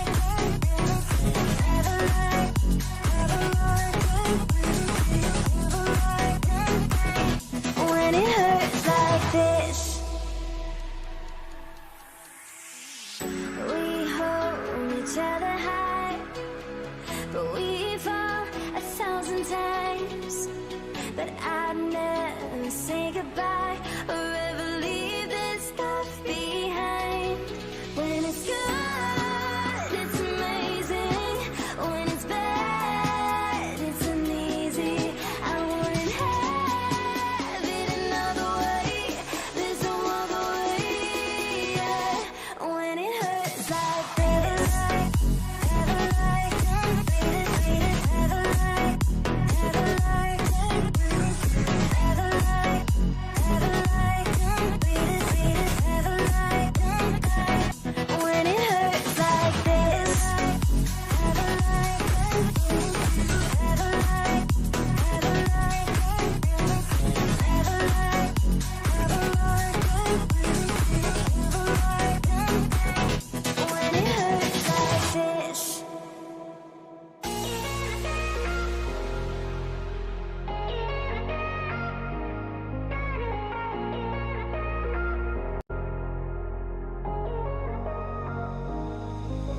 If I gave you a week, would you keep it in a bottle, lie in bed and pour a drink of me? And let your friends think you're developing a problem, but we're happier than it could be. And if there wasn't always something dragging us down, like everyone around us saying we're just messing around. Well, maybe I can love you, babe, or maybe I'm too afraid of getting less than I gave. I'm not that brave. I'm not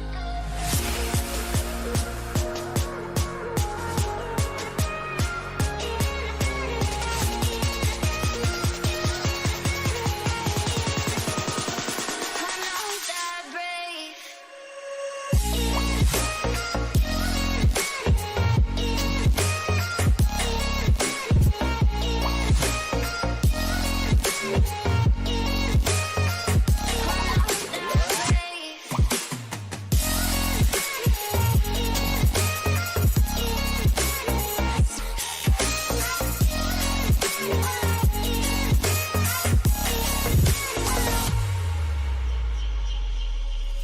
We were so close to everything we wanted, to everything we almost had. We were so close that I could almost feel the pain and it hurt so bad. But there's always something changing the way we go. Like everyone around us thinking that they should have a say, but they don't. Well, maybe I can love you, babe, or maybe I'm too afraid of getting less than I gave. I'm not that brave. I'm not that brave. I'm not that brave. I'm not that brave. I'm not that brave. I'm not that brave. I'm not that brave. I'm not that brave.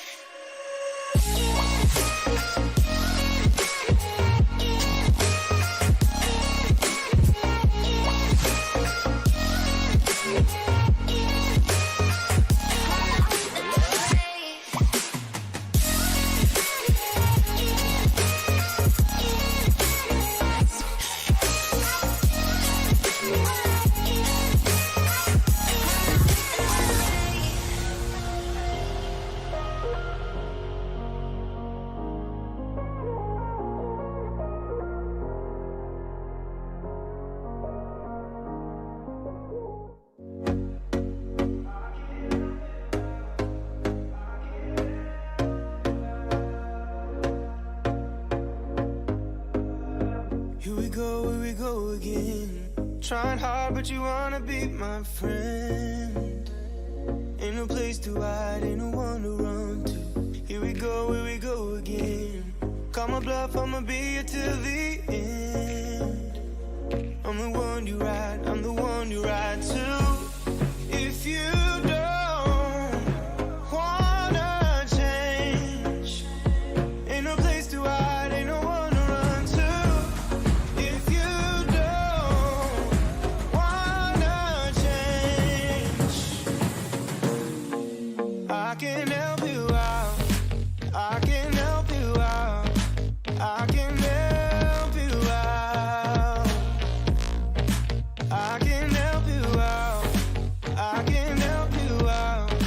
I can help you out.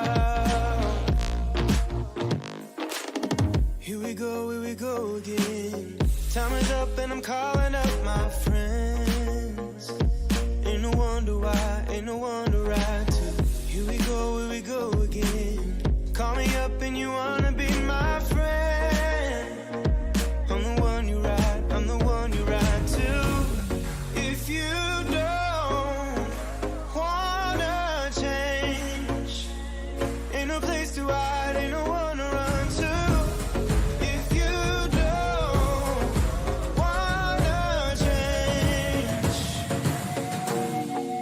I can help you out. I can help you out. I can help you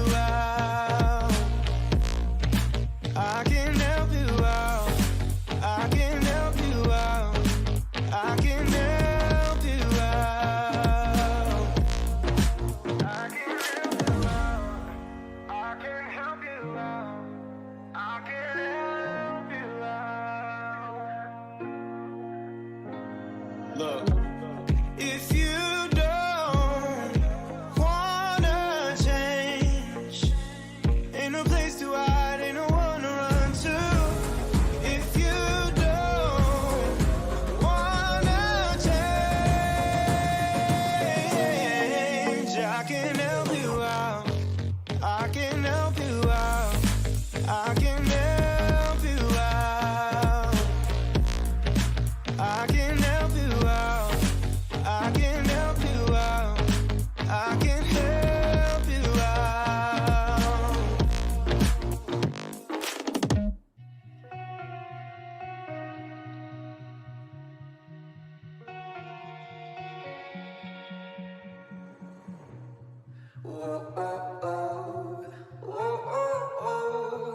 I can't live without you.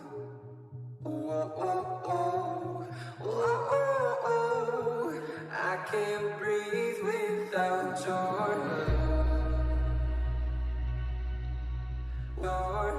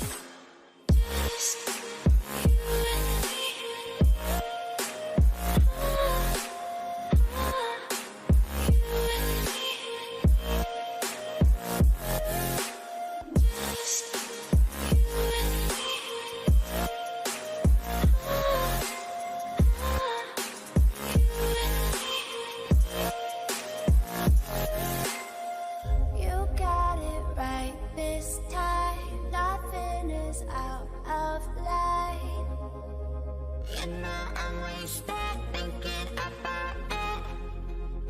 You got it right this time. Nothing is out of line. You know I'm wasted thinking about it. Tonight, I'd lie for you, baby. Honestly,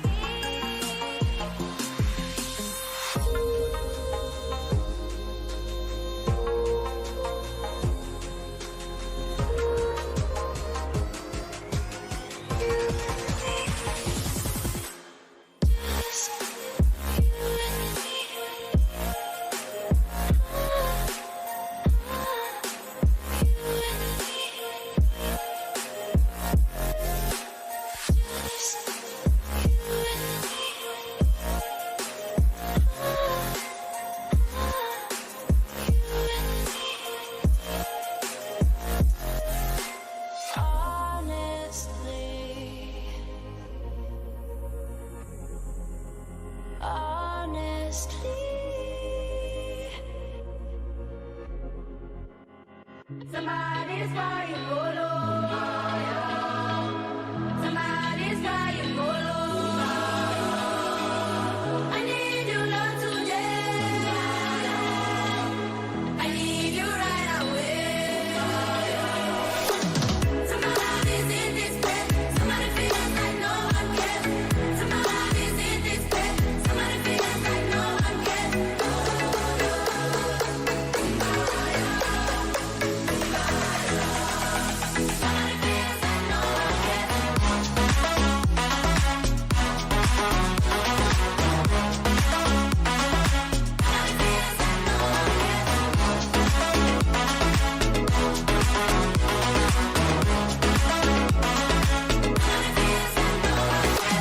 Somebody's buying polo.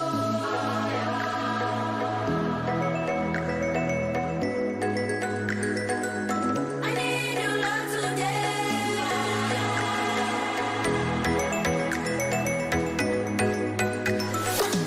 Somebody's in this bed. Somebody feels like no one cares. Somebody's in this bed. Somebody feels like no one cares.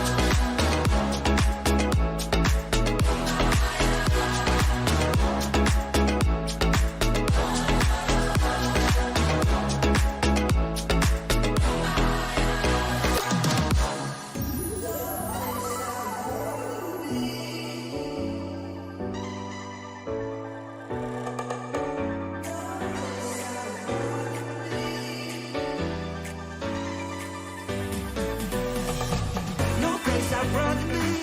You're the girl I wanna see. You're the girl I wanna be. Baby, is that you and me? Yeah. No place I'd rather be. You're the girl I wanna see. You're the girl I wanna be. Baby, is that you and me? Yeah. Baby, is that you and me? You and me.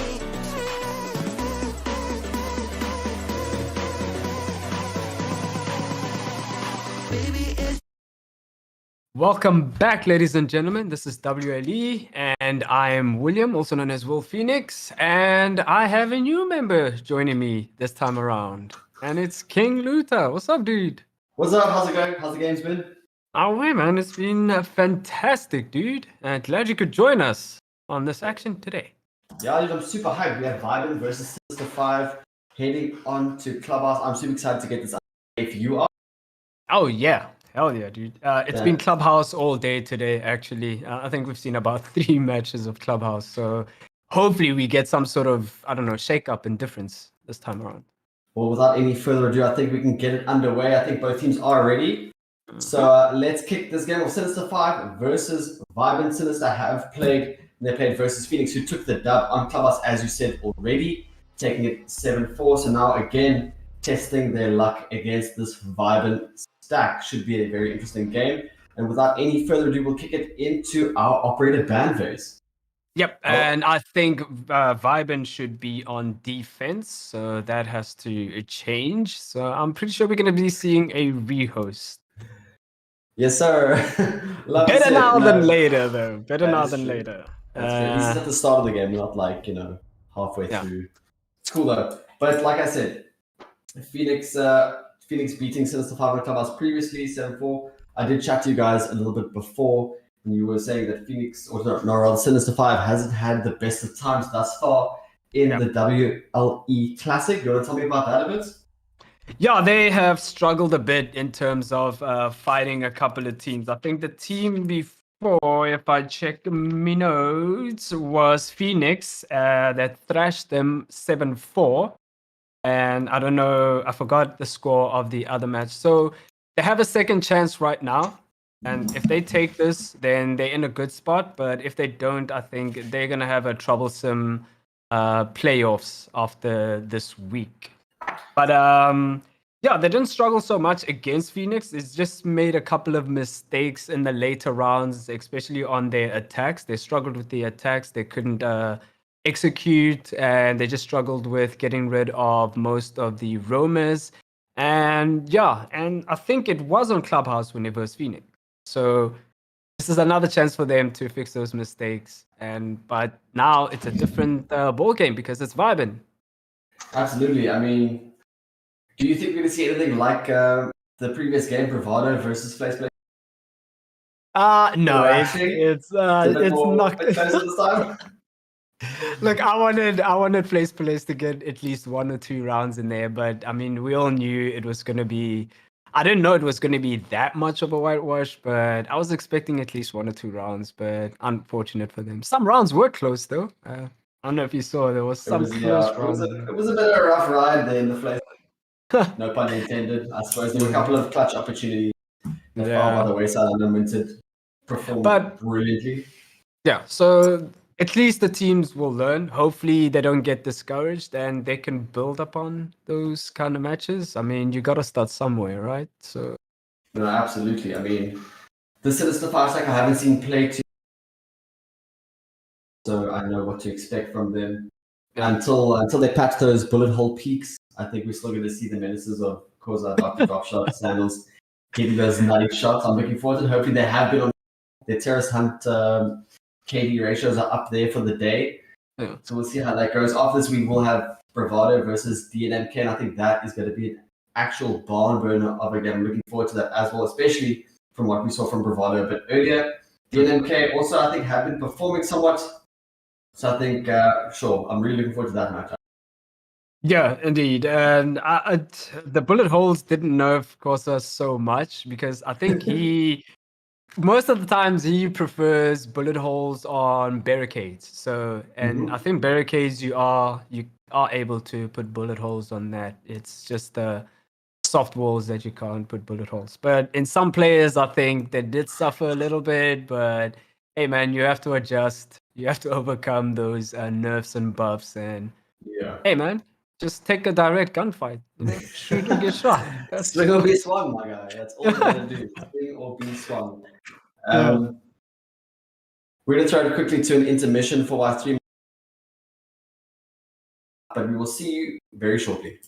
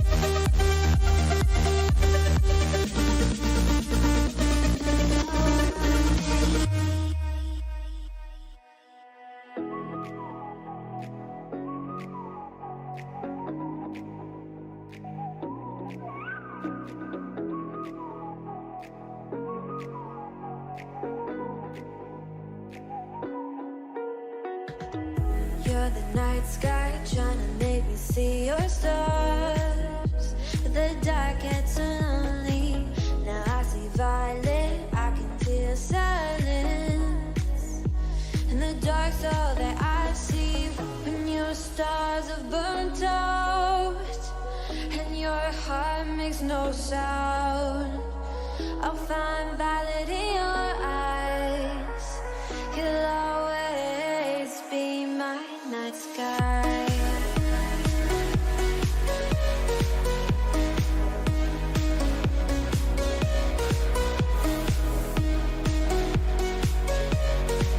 You'll always be my night sky.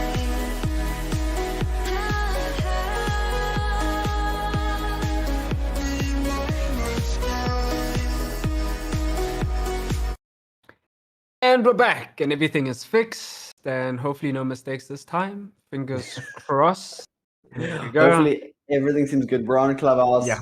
We've got the right teams on the right sides. Yeah. Sandals is ready, or he's ready to be perfectly accurate. And again, well, I'm gonna throw it back to you. We're going into the operator ban phase. What are you expecting here?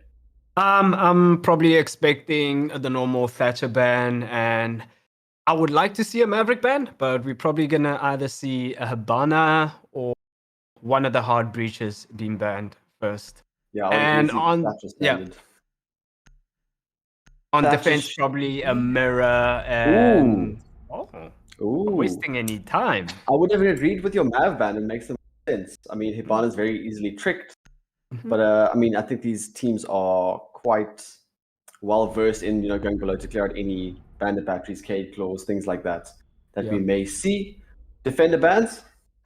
I'll probably be a Cade or a Mirror, but I'm expecting a Mirror and a Maestro. I might be wrong with the Maestro. He hasn't been played Mirror. that much. And a Mirror, I mean, I think it was Phoenix that showed us how powerful this Mirror could be and how annoying it is because the other team had to deal with a Mirror. And like I always say, just ban the Mirror, man. If you don't want any trouble, just ban the Mirror. Yeah. And of course, the Kaid also taken off the board, so we're not going to be seeing him. Makes course. for easy access to hatches. Cade makes the most sense, especially on the side of Clubhouse or a map like Clubhouse rather. Also with the Thatcher ban, if Thatcher goes, Cade generally goes just because you want all those wall denial Yeah. types of ordinances to be placed on the floor, the mute jammers, the batteries, whatnot. So that makes the most sense to me. We're going to see triple hard breach come out from Sinister 5, Ace, Thermite, and Maverick on the board, and quite an interesting defender lineup from Vibin.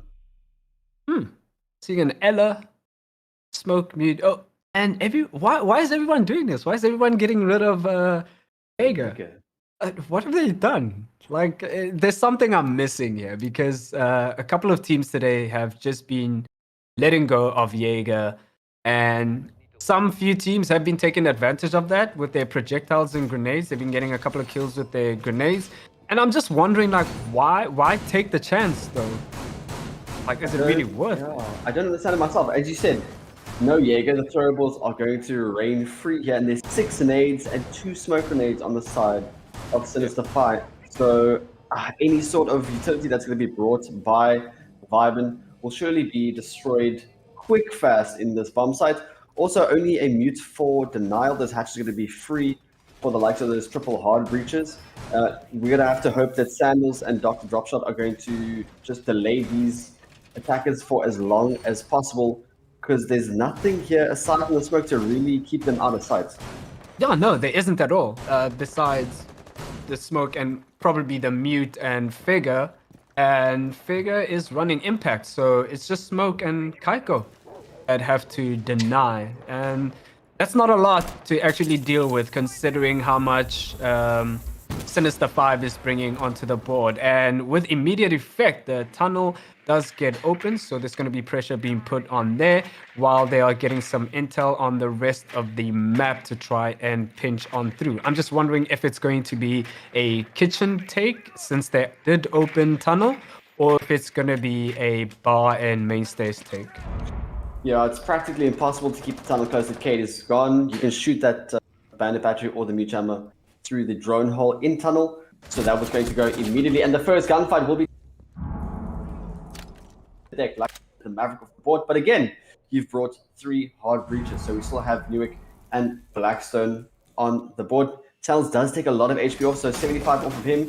He's not going to play for the impact trick, but there is one impact trick from the Valk playing inside of Arsenal now that will be successful, but here comes the second ace charge, and it will be impact trick again. That's all the impacts now off the board for the defense. So now, as you would imagine, at least one hatch and wall will be opened up. It's going to come down to gunfights, you would imagine.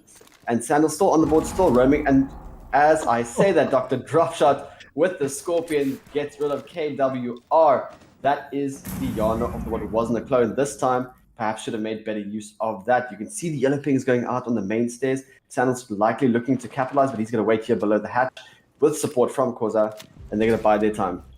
And Figure adds on to the kill count with a kill on to Nivik. We were doubting Vibin's defense a little bit, but look at what they've done. So far, it's looking like a flawless because Delphox and Blackstone have a lot to do. I'm not sure if Blackstone still has a breaching charge in hand, but that's not going to be much because you have to deal with a drop shot from the bar standing on top of a bar delivering shots. And Blackstone hightails it out of there, goes towards the tunnel, and he's probably going to be making that assault onto there, which is probably not the best, but possibly the worst move so far because he's just going to be stuck into that doorway. No. And if that happens, if Figure just keeps running towards him, he's going to be feeding him 3 kills, and that was a close one as well. But he has nowhere to go. He has to deal with those toxic babes. He does have smokes himself to cover up any lines of sight. But he's got long-range gunfights to deal with. There's that shield that was conveniently, nicely placed. And what is going on? Wow. Do not let him. Oh, do you let him win that? Dude, what's going to happen right now is that smoke is going to finish Blackstone off. That was, yeah, that was close. Dangerously close. No. So... yes, I agree. It was dangerous. Like they're trolling. If you think about it, those 2 runouts do take the attention away from the actual site. So there is a portion of time wasting, I guess you could say. So you could say it was, but at the end of the day, it was Vibin just cleaning up with their gunfights, playing incredibly well in that very first round. Exactly what we expect to see from them. Sinister bringing out a Glaz as we attack CCTV cache. That is quite interesting. As I mentioned, the token operator, it will be 6-picked to a Yana with Koza 6-picking as well. Debating with his team what's going to be picked. It's going to be a Maestro. You said Maestro was likely to be banned, which was not the case. So we will likely see him run around these German halls. We are going to CCTV, and let's have a look at the setup. Yeah, this is... I'm expecting that Maestro to be playing in Rafters just to hold off on a lot of players that are going to be trying to take Garage. He might play a different position, I don't know. But yeah, Sinister 5 needs to be careful when attacking Vibin. Obviously, we saw from the previous round. They were spread out, but I think they were spread out a little too thin. They couldn't refrag. There was no refrag potential at all. Every player died on their own, and you can give intel of where they are, but they were able to... I mean, Corso was able to rotate very quickly and reposition himself very quickly, and they were able to just kill off the attackers. So Sinister 5 needs to watch out for those and deal with Vibin either 1 player at a time or 2 players at a time. Ooh, Figure taking a lot of damage here. I think he probably went for a run out at the bottom from stock, it looked like maybe. I'm not entirely certain, but he nearly lost his life here. So he's essentially going to play for as long as possible and try and survive for as long as possible. Still set up being done here by Kaiko, putting that shield out in jungle, playing with that FMG, which is quite interesting. And I can see the emphasis being placed on that CCTV wall. Dr. Dropshot sprays through the jacuzzi wall, does not tag the player outside, but does manage to get the drone.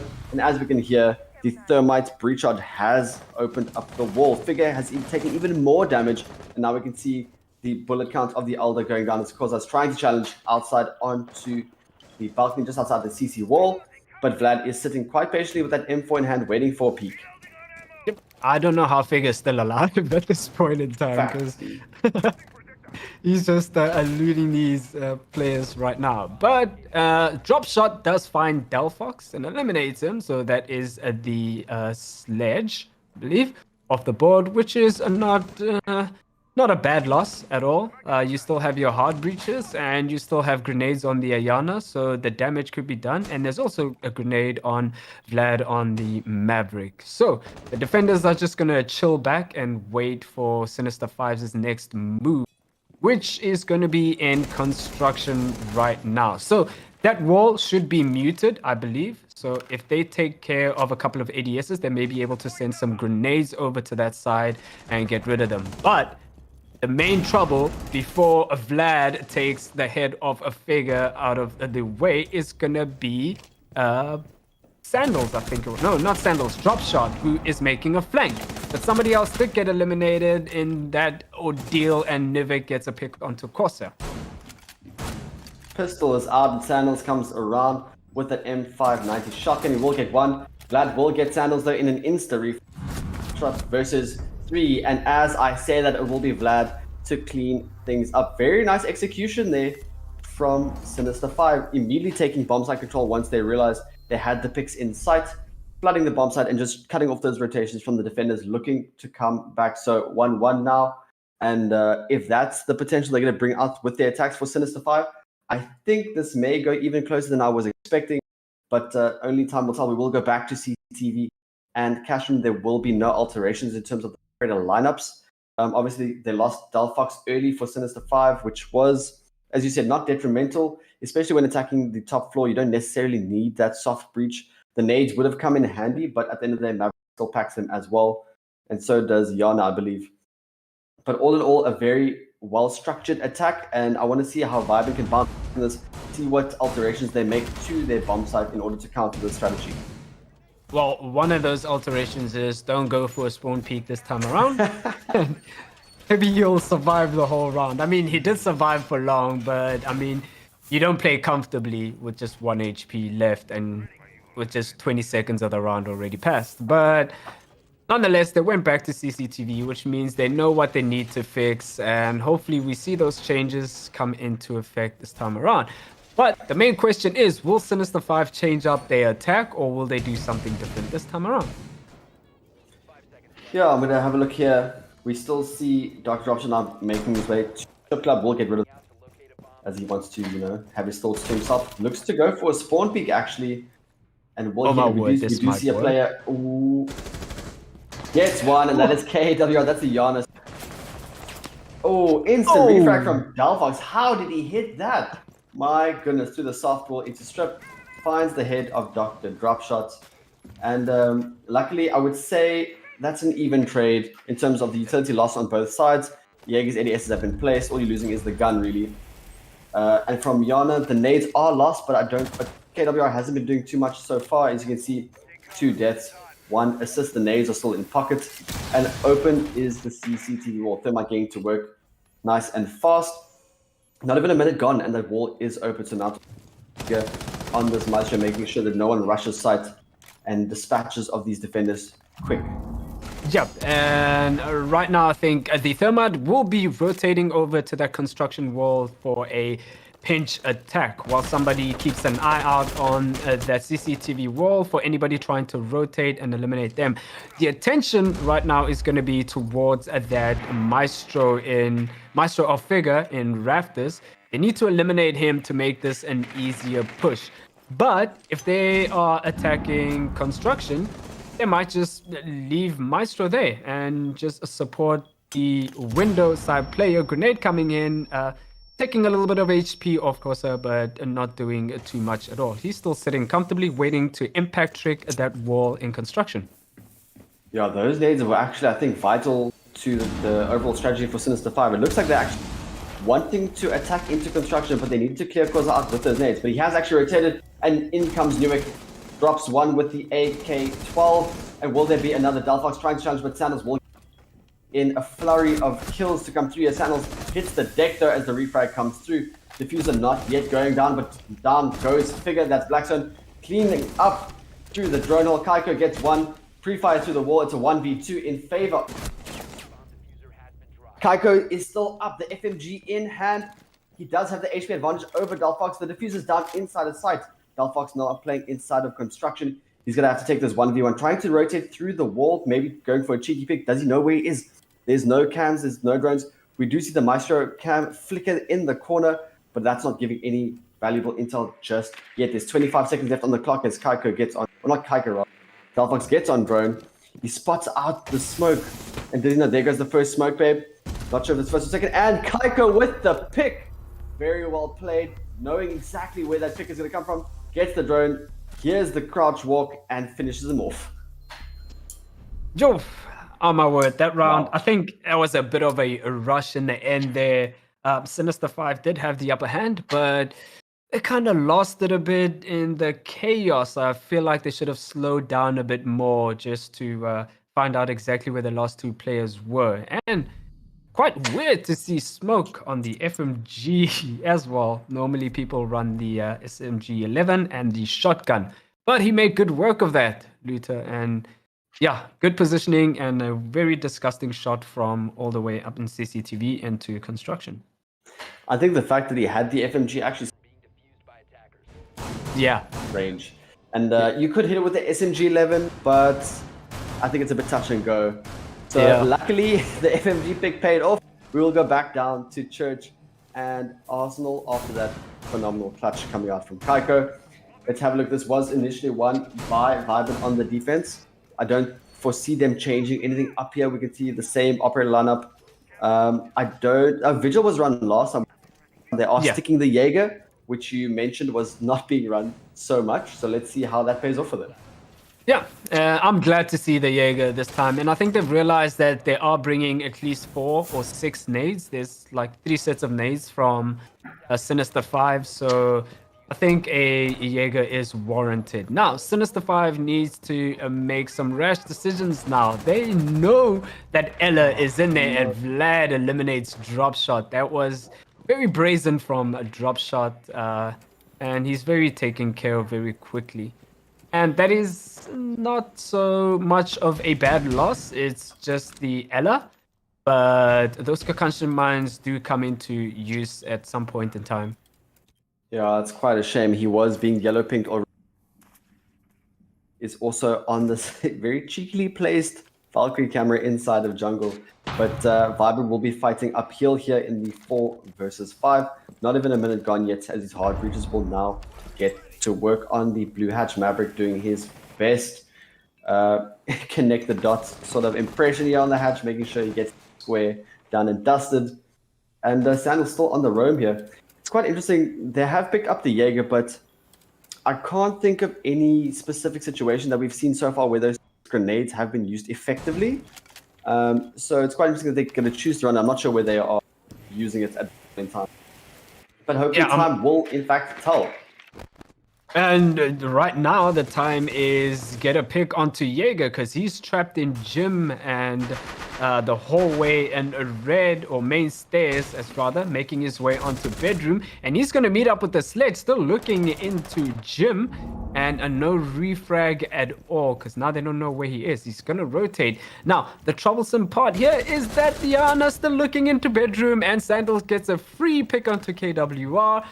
And that gives him a chance to either rotate all the way downstairs and back to site, or he's going to stand his ground because Nivik is going to be on the search for him. Now it's going to be 2 players, but they're pushing him one by one. Vlad needed to wait to get support, but they're just feeding Sandals, and he finally gets taken out by Nivik, which makes it a 3v2.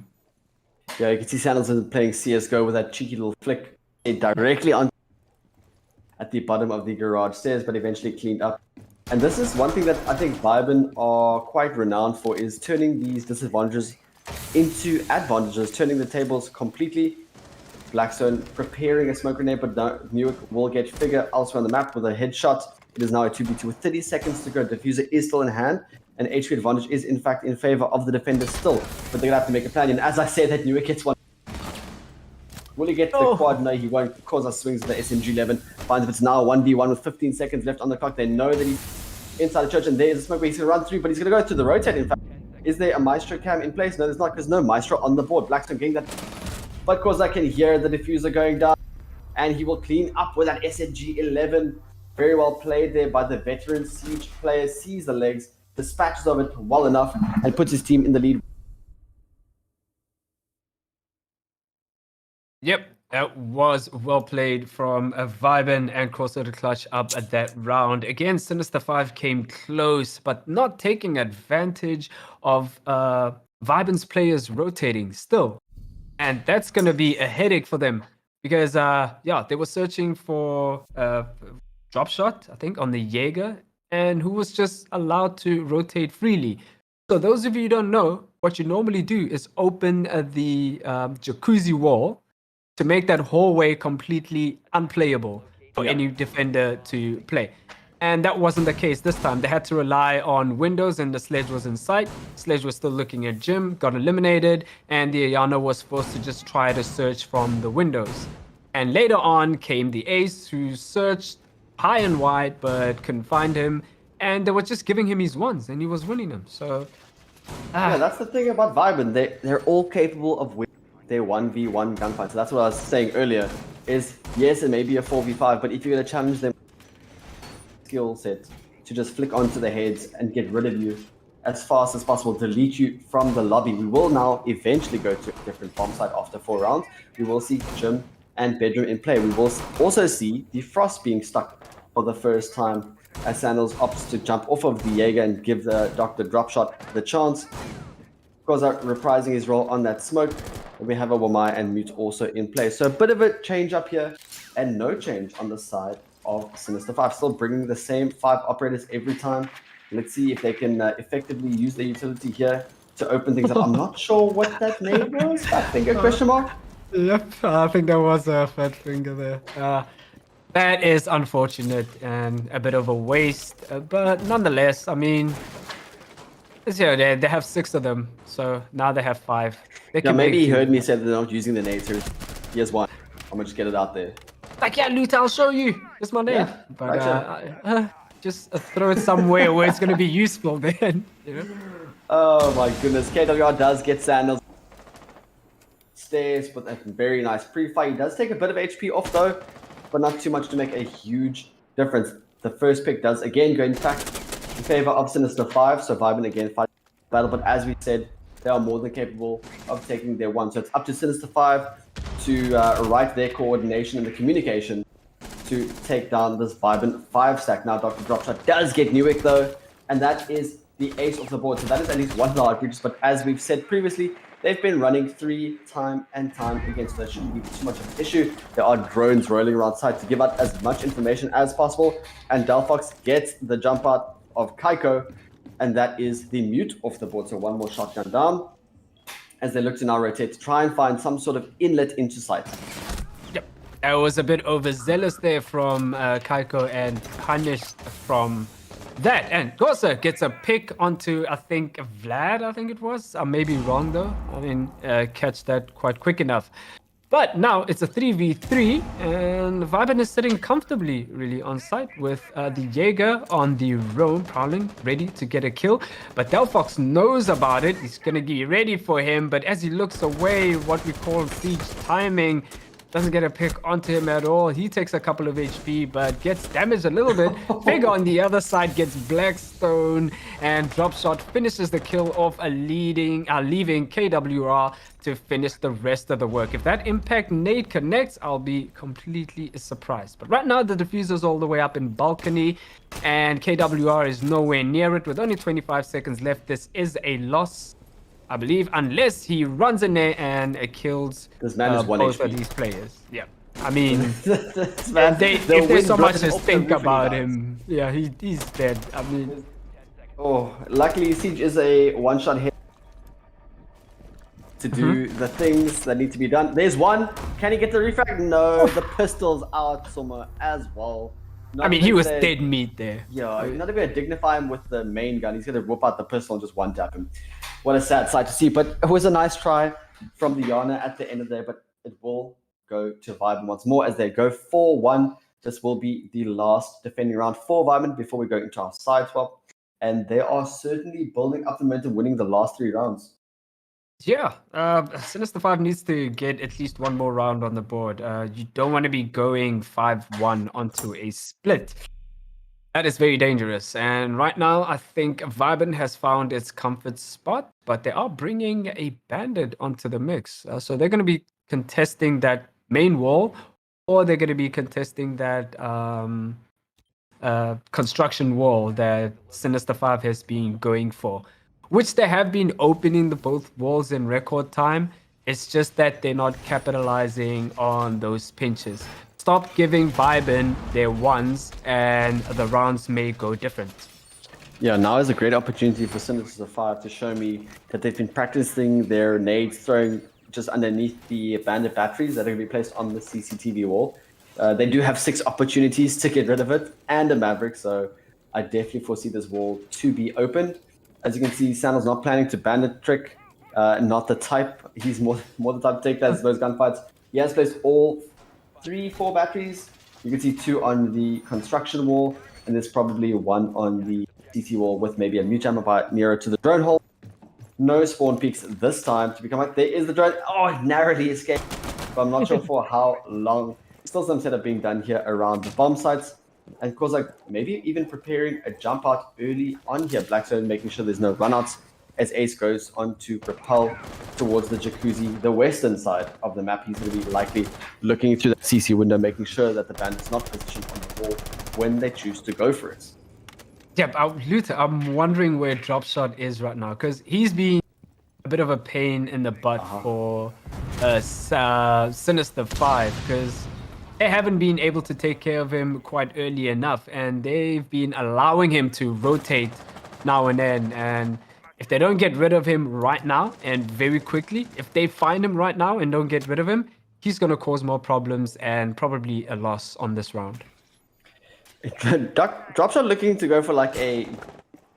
It looks like at the bottom of... but you know what? If it's stupid and it works, you know what? You can't really fault it. Yep. This is, I think, the longest that we've had a fight. As we can see, the wall is open. Will, you mentioned that they've been doing it in record time. Once more, the roughness control still in favor of the defenders. We can see 3 attackers stacked up outside of construction. Do they know that the Valkyrie's so close? Yes, they do. Newick gets the pick onto Cause. That's a great start for them. And Thermite immediately looks to go for this construction wall. So nice to see that they've actually amended their strategy somewhat. They're going to switch it up. Vlad does go down to Sandals, though. Not sure where that was. He's actually playing inside the bomb side with that MP7 in hand. And I can see Wamai also hitting the deck, making sure his head is not too visible for any easy picks. Blackstone has fallen back all the way into the bedroom as he looks to drone out the site a little bit more. Here come the nades up and wanting to see, will they catch anybody? No, but the ADS will catch them. Yep, ADS does catch them. I was wondering where that Jaeger was going to be, but he's back on site. Because this is the pivotal moment for Sinister 5 to make a move. But Sandal wall bangs Blackstone with a shot onto the head. But Nuvik answers back, but Figure answers back, and KWR adds on to the kill count. Somebody's down, and I believe that is Figure. So it is technically a 1v1 as Delphox. Delphox is also down. And where was that from? Sandals. This I need to see. Thanks for the kill cam, Ubisoft. That is a brilliant kill cam. Did they trade? Is that what I think happened? they may have traded, and in Because that happens with the kill cam if you trade, I think. yeah, in that instance, then the defenders win. So Yes, because the bomb's not down. The case Yeah. has not been planted. That makes a lot of sense. My goodness. You can't come closer to trying to win the round and actually trading. Oh no, what a shame. But we won't. That's not even a real word. We won't reminisce too long on the round as we go into our side. Sinister now on the defense with Vibin on the attack. Now there is a little bit of a different lineup. As you can see, Castle being played and also a Buck in play, which we do not see very often, mainly because he does not bring those nades as he did before, but he does operate as a soft breacher. Now we will be going to CCTV, and I assume that is where he is going to be most effective, getting in below the floor, tearing it up, making those anchors move into uncomfortable spots and potentially into his teammates' own crosshairs. yeah, that's what we've been seeing a lot. That's been happening right now, and that's when we saw quite a bit of an interesting hold from Bar contesting stock, and somebody in dining contesting secret and elsewhere, just to deter anyone like Buck coming in and breaching from below. So right now, I think we're going to see the castle. I wonder if he's going to be roaming downstairs, or if he's going to be just going back up. And them closing off that whole entire area might be dangerous because that allows Buck to do exactly what you said Buck is going to do, freely in stock and undisturbed. But at the end of the day, they are going to have to take down those castle doors if they want to make a move onto the CCTV wall. I actually really like that castle play, because what they're doing is they're telling Vibin, you need to get rid of that, or you're gonna have to punch it like 12 times or whatever it is, you know, to get in there. So I think that's a bit of a big brain play. There is the what? Why? I don't understand why the impact was thrown so late if the thermite grenade was there, or the thermite breach shot. But anyway, regardless of the fact, Newick does push up onto the breach. He's going to be playing towards the garage door. I don't think the attacker knows that he's that close. Buck is actually playing inside of office in towards construction, so not where we thought he was going to be. But he's going to be creating a mess of the walls here towards the western side of the map. Also opening up below just to see if there's any rotates below him, catch anyone before they can catch him. There is a nade in towards the side, does not get caught by the ADSs. There goes a flashbang as well, trying to clear any ADS. They may be littered throughout the site, but not to be the case just yet. We do hear a gas grenade go out. Newick will claim the first life. Newick will claim the second as well, as Dropshot and Sandal both hit the deck. Favor in now towards the defender's side, and 1 minute 24 left on the clock. So still everything to do here for Vibin, and more than enough time to do it. And Kosa gets a pick onto Nivik all the way from office, Logi, and now they've softened the blow right now, so they'll be able to make that push onto the site. But they do have to deal with that castle, and they have more defenders to deal with. Kosa gets a double now onto Blackstone, so he's making headway now, putting the man count onto equal terms. So that player on red stairs is going to have to be dealt with if they do want to take cash. But right now, Vibin has Sinister 5 surrounded, but KWR has an answer for that. And seems like Kosa also has an answer to that as he eliminates Delphox, leaving Vlad and KWR to fend for themselves. Not gonna lie, observers kind of, with this kill cam, give me whiplash. Oh, but a bit of a jump scare there as the head was taken off the player outside. We are now in a 2v2. Diffuser is going down from Koza, and he's been the one that's been cleaning up the kills. Not sure that's the best decision, but can't rotate. Koza does go down to an impact grenade, and Vlad Maverick tries to peek through the rotate and will survive that as well. MP5 in hand and dispatched of the white beret American attacker. Another another win in favor of the defenders, since stopping the momentum that Vibin have built up. But can they build up the momentum by themselves? Yeah, that it was a close call though. I feel like Vibin was bringing it back. Maybe it did the same thing as Sinister 5 did. They kind of tried to ride off the momentum of taking the round back, and it just didn't work out so well. Sinister 5 kind of kept their cool, slowed down a little bit, and kept their positions, and they were able to clutch it out at the end. So right now, going to Church and Arsenal. We're seeing an Echo being brought onto the board and a Malusi. We haven't seen those two operators in quite a bit. So yeah, I've seen Echo make his way back into pro. Not entirely certain why, but there are obviously some strategies deployed, bringing him back into the meta. Malusi also not played as much anymore now that she being able to shoot those banshees as you do move up close to them. One thing to note is, again, only a mute forward, so only in terms of the wall denial.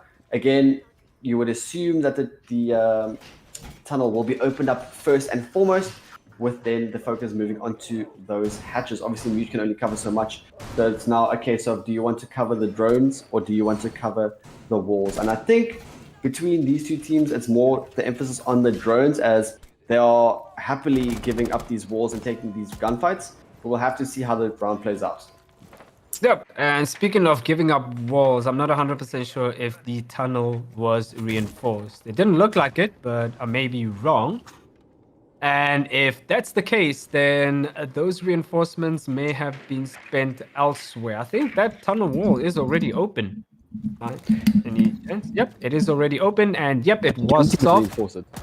So yeah, that is a good time waster that is just wasted. And Vibin has taken advantage of that. As you see, drop shot maybe to start to work on those hatches.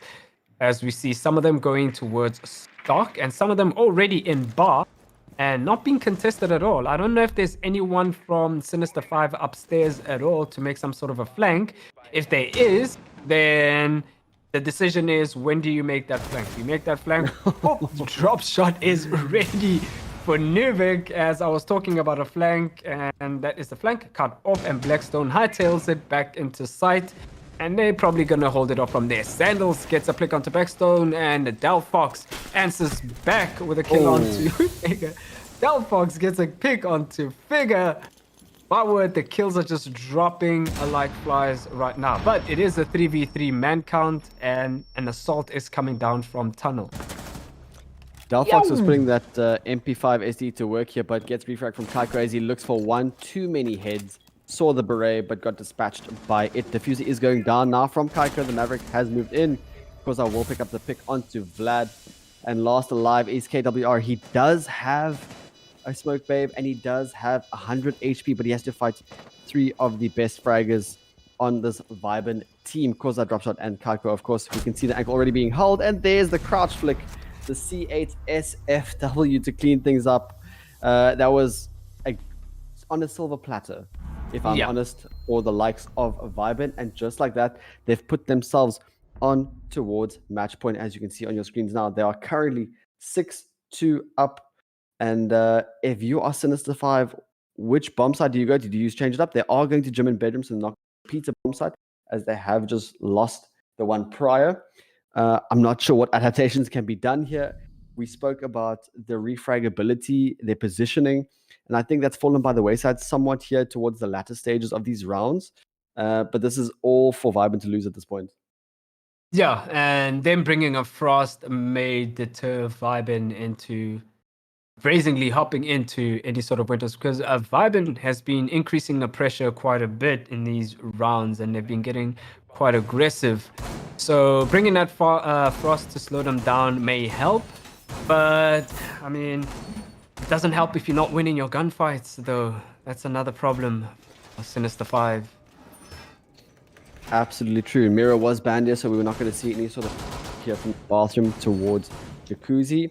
And I'm keen to see where these frost mats go. I'm assuming it's the standard jump-in windows of gym and bedroom windows. That's pretty commonplace. We can see the mute, I think, making some sight lines through in towards Cash. And quite a common setup here is to actually reinforce Cash and play one player on the red stairs, one player inside the Cash, and hold off that side of the map for as long as possible, not to be intersected by construction, and the rest of the players to play more near towards the bedroom. Now you can see Delphox still rotating with that ITA in hand, possibly going to make some more rotates or open up a hatch or two himself.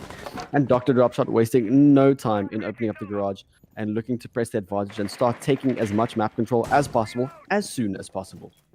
Yep, and this is going to be a maze for Sinister 5. For Vibin to deal with, because Sinister 5 has a lot of rotates around CCTV and Cash and Office. And seems like Vibin is gonna want to take a garage.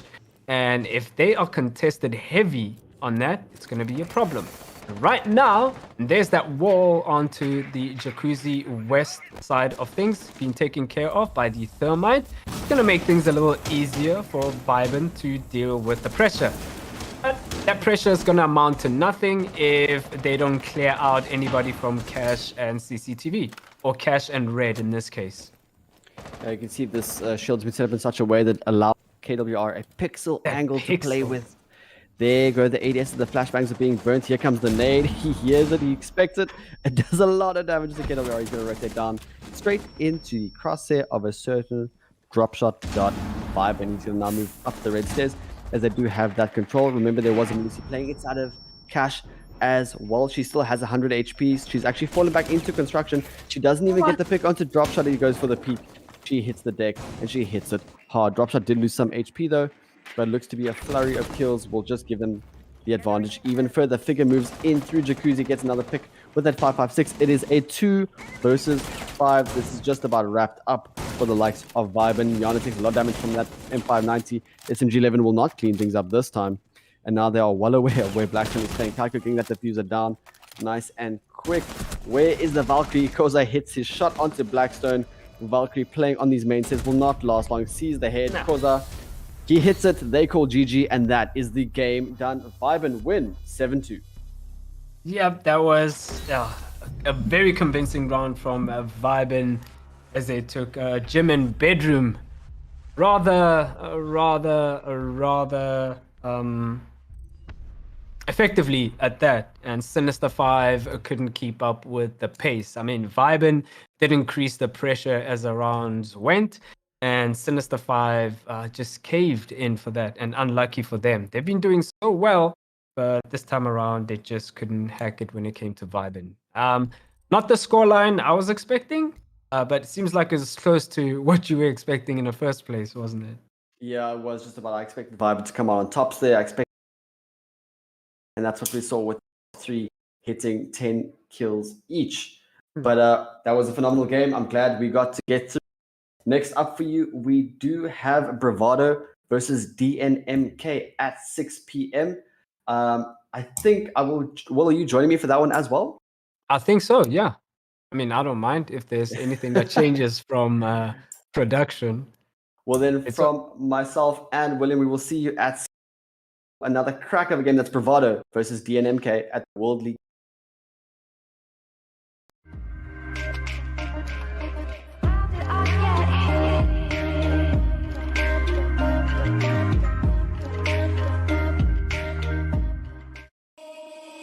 Baby, wait, I know that you're afraid, but it'll be okay if you just stay with me. And we can run from here, and we can disappear, and they won't find us where we are going, dear. So baby, hold on to me, 'cause I know I can make you believe something that only we can see. Oh, so baby, hold on to me, hold on to me.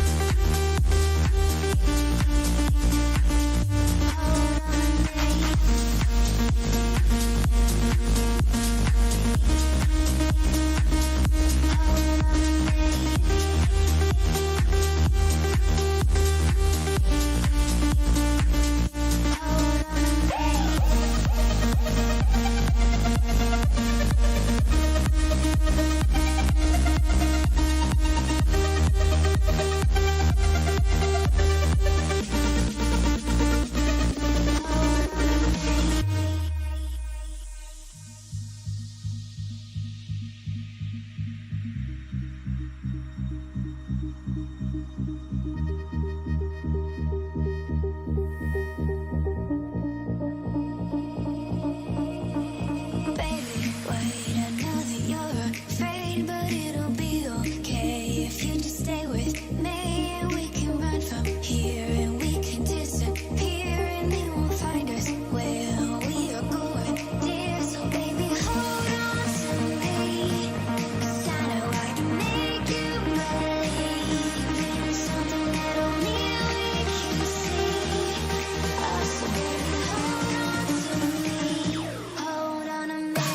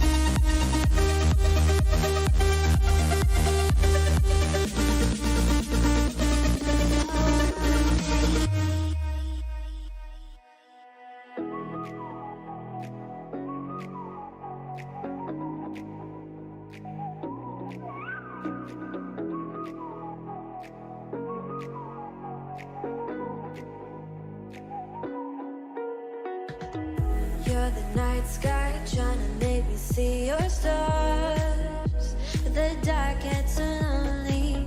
Now I see violet, I can feel silence. In the dark's all that I see. When your stars are burnt out and your heart makes no sound, I'll find violet in your eyes. You'll always be my night sky.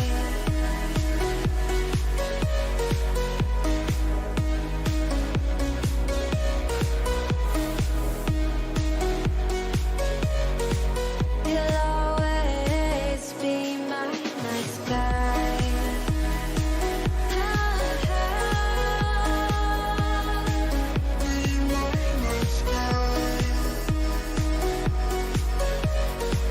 You'll always be my night sky. You're the night sky hiding behind dark gray clouds.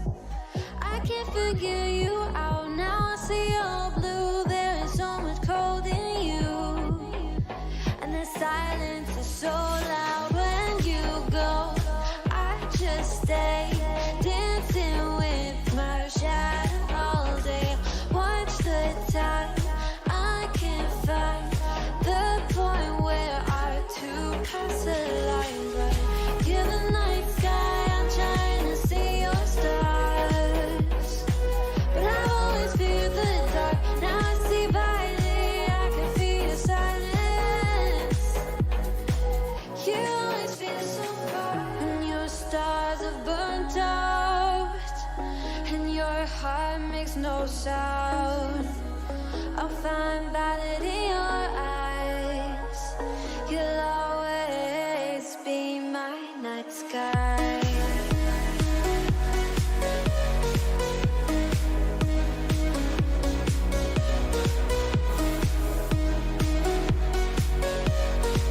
You'll always be my night sky.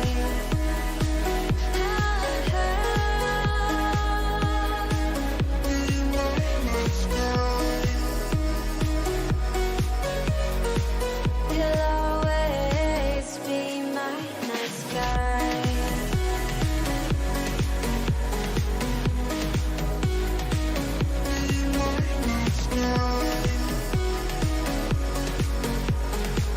You'll always be my night sky.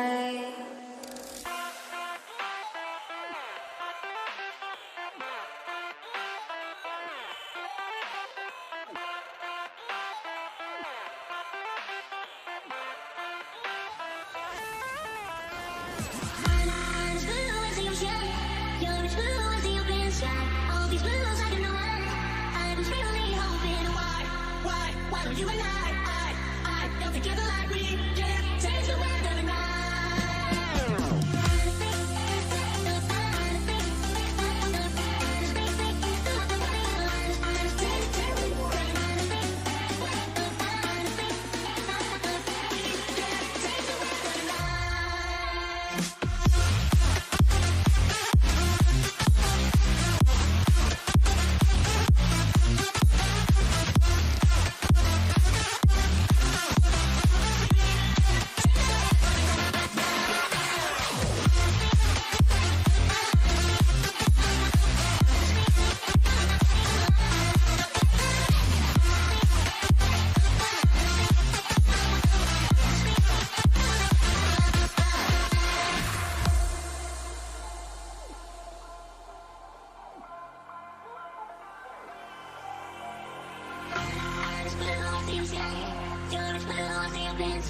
all these bills I can know I was really hoping why would you and I don't together like we can change the weather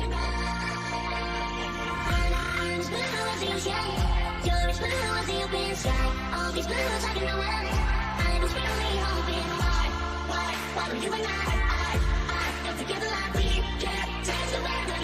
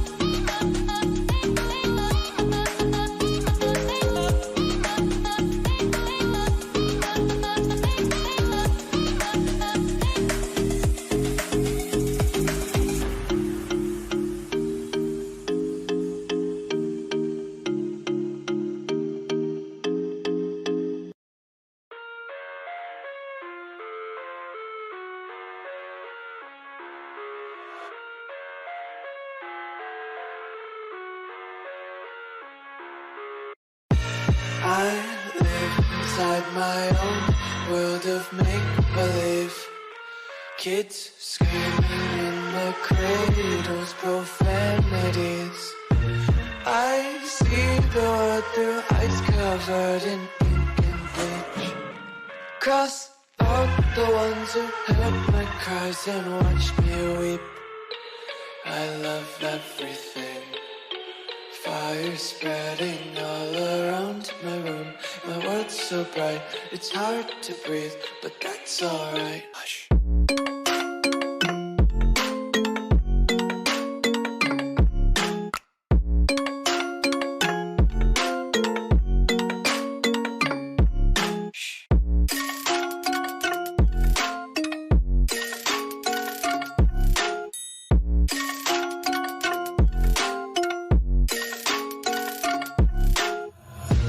Take my eyes open to force reality. Why can't you just let me eat my weight in glee? I live inside my own world of make-believe. Kids screaming in their cradles, profanities. Some days I feel skinnier than all the Welcome back, ladies and gentlemen. It's me, Will Phoenix, and with me I have King Luther. And we are off on to the, I think, 7th match. Correct me if I'm wrong. You have a couple of seconds. Luther, what's up, dude? Dude, it's going well. What a cracker of a game that we had now between yeah. Vibin and Sinister 5. Went the way that I expected, maybe not the way that you expected. But Not I mean, the way I expected at all. this is exactly how I would want to follow that game up. We have Bravado versus DNMK, and we're going to none other than the Tuscan Villa. We have all the players in the lobby. We're ready to kick things off. And without any further ado, if you are ready, I think we can get this underway. Yep, let's roll. And Bravado have had a quite of a rough start in this tournament this time around. So hopefully they're going to be putting that to rest on this matchup. And DMNK had a close call, but I think they managed to bring it back and win out that match. So this is going to be an interesting game because a close one at that. I'm hoping it's going to be a close one. But I don't know. I'm seeing Bravado kind of waking up a little bit and taking it to DMNK, but I'm not sure what the scoreline is going to be. One interesting first ban. Flores being banned out. That is, and an ace as well. This could be a very interesting game. Hard Breacher makes a lot of sense. Villa tends to be quite technical and strategic or strategy based. So having the ace gone is going to force those attackers to get onto the wall. Obviously, aside from the Hibana, but Hibana I don't think won't be played too much. Flores usually used, I would say, to clear out some default anchor spots, to clear out some shields that will be placed, for instance, on the top of main stairs. And there's your mirror gun. You said mirror is too strong. Get her out of here. What do you foresee for our last ban? Last ban, after seeing Flores and Ace, I'm not sure, but I'm thinking Maestro or Valkyrie. Valk. That is a good ban at all. Yeah, these guys mean business, actually, if you think about it. Flores gone. Flores has been quite strong in a couple of cases. Some teams haven't been able to take advantage of that. And Ace, I think Ace has been in every single round so far. Yes, I agree. And yeah, so there's going to be a lot of work for attackers on this matchup, especially in Villa. There's a lot you have to breach. There's a lot of defenders you have to move around. And thank God we have the Nomad on Edward because there's going to be a lot of flanking that's going to be happening in this match. Absolutely. Villa tends to be the roamer's paradise. A clash on the board from Mint is going to be quite interesting. Assisted with those Banshees makes her quite deadly. We do see Edward replacing Jason in the DNMK lineup. So keen to see how he performs here with this stack. Obviously, he is well experienced in the comp scene. But I mean, we are going to trophy and statuary first and foremost for our Tuscan Villa defense. Quite keen to see where this clash will play. I think she's likely going to be set up either inside of the bedroom door or she'll hold up into Aviator. We do have a Frost on the board as well, so likely for the jump inside a master bedroom. commute in place for those drones, and obviously we've got Jaeger on the board, which is nice to see. I know it's a favorite of yours. Seeing Jaeger's pick rate actually trying to be justified just a little bit. If we have a look at the utility on the side of DNMK, they only have 2 grenades and 6 flashbangs to clear out potentially that clash.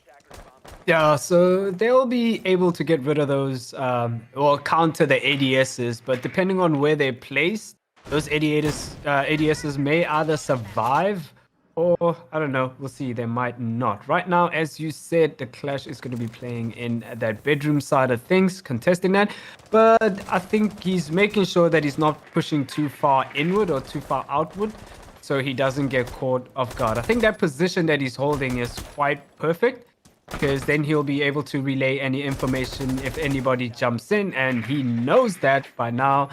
And now the question mark is going to be how they deal with anybody trying to jump into bedroom and take in bathroom as well. Yeah, so obviously we can see it's going to be a bedroom take here. They've taken control of the closet. There is a Banshee as well as a Frostmat in the default plant spot just inside of Statue. And the clash giving out all the information of these attackers trying to push in through the windows into the closet. Mitch hits the first C4 onto the Nomad that was on the Astro window repel. So very good start there, but not for Edward and not for DNMK. Things going in favor of Bravado. First here, 1 minute 40 left on the clock. And everyone's still sitting pretty in their little nooks and crannies in the corners of the villa. There goes the one. Divan gets the first pick onto Dan Deman.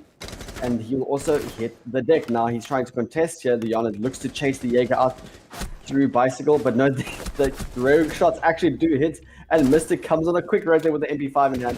And that's James off the board as well. 5 versus 2 in favor of Bravado. Good supporting roam partners downstairs in China. And they were left unchecked, actually. They only got droned in the last minute, and that wasn't enough. But Leventus does help out the Thermite get that wall open, so that execute might be happening on the side of a trophy. I mean, statuary. But not as Devan has something to say about it, eliminating Mario and leaving Leventus all on his own to deal with everybody else. Finding all 5 players, including the clash, is going to be a tall task. The Aspo and Mystic finishes it off with a C4 all the way from kitchen, or dining, rather. You know what? Being in a 1v5 with a clash still on the board, Not a that's good when you look. just you alt F4. You're like, no, I'm sorry, I'm not here for this. You can see the Jaeger crouch peeking behind it. There was a C4 from the back. He's getting electrocuted. It's just a whole nightmare there inside of the bedroom. But hopefully he can wake up from this nightmare as they look to take it to Aviator Games and try and get this first attacking round on the board. DNMK gonna run it back here with this Yana. Thatcher in play as well, and Ash actually being picked up by Dan Deman, and also no clash this time, but rather an Aruni and a Wamai. So I asked for Jaeger and they doubled it up with a Wamai. That is good, but yeah, there wasn't that many projectiles to deal with from the side of DMNK, but they just didn't get a chance to anyway. So, but they do have the Thatcher, so that's the saving grace for DMNK. They might be able to get rid of a couple of utility from that around, but they are foregoing the Ace. I mean, the Ace was banned. I'm sorry. They are bringing a Mario on the Thermite, so that means they have to be like literally face to face with the wall if they want to breach it, and that's going to be dangerous because, as we saw, a couple of C4s were thrown from below, and Bravado only has 1 C4 right now. I'm just wondering where that C4 will come from. So the way I see it now is Divan actually has to play near to the bomb site because there is no wall denial coming out from Bravado. So as you said, Thermite will have to get up and close to the wall, but the only thing to deny him are those impact grenades. So he's going to have to play quite close to the bomb site and to those hard breach areas. Now, this will be a north to south clear, it looks like, as they look to take into closet and push through from Trophy Statue in towards Aviator and Games. Now, drones flooding through the bedroom, the bathroom, and the statue side. You can see these operators are all stacked up outside here. I think there's 4. I think all 4 are stacked up outside here. Only 1 person pushed down all the way down towards Aviator, but not entirely certain. Nomad has taken bathroom control. And this is a pretty standard setup here coming out from these attackers. You said, where's the C4 going to come from? It's going to come from Mystic. And again, that is Edward, the first off the board, and again with a C4. So very unfortunate there from him. A lot of map control still in charge of Bravado. And now we'll have to wait for DNMK to push through.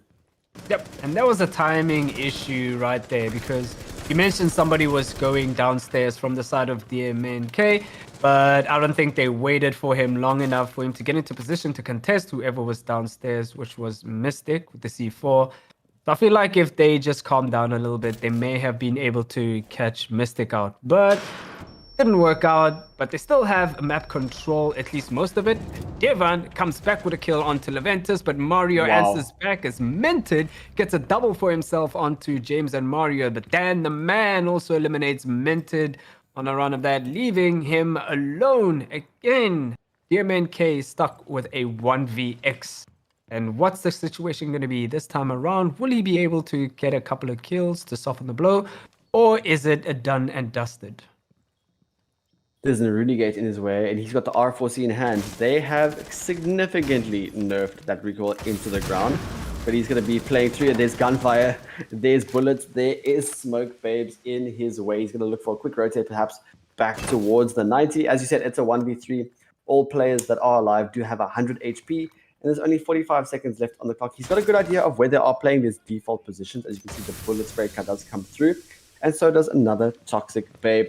Not looking good for Dan here. He looks to rotate once more all the way back towards Aviator's door. And now you can see these defenders have actually left the site so they can play into it. They know he has to push in. They know he likely has the diffuser. The pre-fire comes through, not connecting to anything aside from some shrapnel, some wood. And 15 seconds left on the clock. He may as well save the KD. He's going to go in with a breaching round, and he may have actually shot it into the arena. She does pre-fire him, and there is the refrag, or the frag rather, coming out from Mitch with that SMG-11 in hand. The angles were being watched. There were 3 reticles trained on this man. There was not a chance he was coming out of that one alive. Yeah, Bravado kept their cool and didn't do anything brazen or overzealous. They didn't want to give him a single pick at all because that's how 1vx's turn into 1v1s if you have the advantage. Take advantage of the advantage and don't throw it away. So they're going to be switching over to dining room and kitchen as the third choice of a site, which is the preferred choice. And lately we've been seeing a lot of kitchen and dining room being won by lots of teams in this tournament. And yeah, I don't think we've seen an attack round being won in kitchen and dining. So hopefully DMNK has plans to change that today. And we're seeing a Cav being bought. Wow. And it has been stuck. Okay, this is interesting. Yeah. I mean, Villa is a roamer's paradise, so okay, cool. I don't cool, know. cool, I mean, when players bring a Cav, there's no in between, right? It's either a good thing or it's a bad thing. There's no gray area in that regard. So I'm just wondering what prompted Bravado to bring Cav and what's the plan here. If Area had hit like a nutty shot, maybe you can justify the Cav pick. I don't think the players on DNMK have been playing too far apart that they can't refrag if one does go down and he actually goes for an interrogation. But the odds of that are slim to none. So we'd have to monitor this Cav's progress. She does not see a lot of play. I think she's probably got a below 1% pick rate, if I'm honest. He did pick the Cav and then move on to the Mozzie, only to 6th pick the Cav. So I'm not exactly sure where this fits into the strategy that Bravado have, but here he is with his silent step moving up the main stage. He's rotating far away from the site, moving into Vault now. And oh my goodness, the roam clear has to be on point here from DNMK. I think they are more than capable of doing it, but I want to see this Cavs progress. Yeah, also I'm dying to see this Cavs progress because I mean, like, it's just very slightly confusing, and right now the confused man is Dan the man as he gets his head blown off by Devon. And oh yeah, it was Devon eliminating him, and right now they are holding the top floor rather carefully. And yeah, where is that Cav? And so the confusing thing about the Cav, please don't let him get this. No, the confusing thing about the Cav is that you're not bringing any utility. So That's facts. All he has is impact grenades and his silenced guns. pistol. Flashbangs That's it. it worked both ways, and Mystic gets his head, or Mario rather, gets his head taken off by the Roni of Mystic playing inside of Astro behind this desk. He has an ADS to assist him as well. And again, Kavira just biding her time. Edward will hit the deck, courtesy of Minted. Surely you give the Kavira a chance to get an interrogation. There's the pistol. Yes, interrogation! And Sledge gets interrogated, and they know exactly where the last plays. That's Leventus running. I think he was on the roof. Yeah, he's just sitting there. So tactical timeout, 1 minute. Yep. That is a good enough minute to have a tactical timeout. That Cavi it got misdroned by DMNK. There was a drone literally 3 inches away from Cav, but it just turned around and droned the other way, and they pushed into that wolf area. So that misdrone alone was the misstep in DMNK's attack, and Ari just took the advantage and got the interrogation. So yeah, you need to be careful of that. I mean, Cavi still didn't bring enough for the team, but I don't know. Leventus, you should have done that earlier, my friend. And now look at him go, as he gets a freebie from Dievan. He's just taking a couple of picks just to pre-fire get everything. freebies at this point. Yeah. There's the cap. She's going to the drone hole. Surely. No, the shotgun. Oh no. He does get the down. Will he boost his KD? He will boost it with the pistol in hand. Keeps the pistol in hand. Says, challenge me. So we'll have a Midwest duel. It is a 1 versus 2. Again, pistol hand.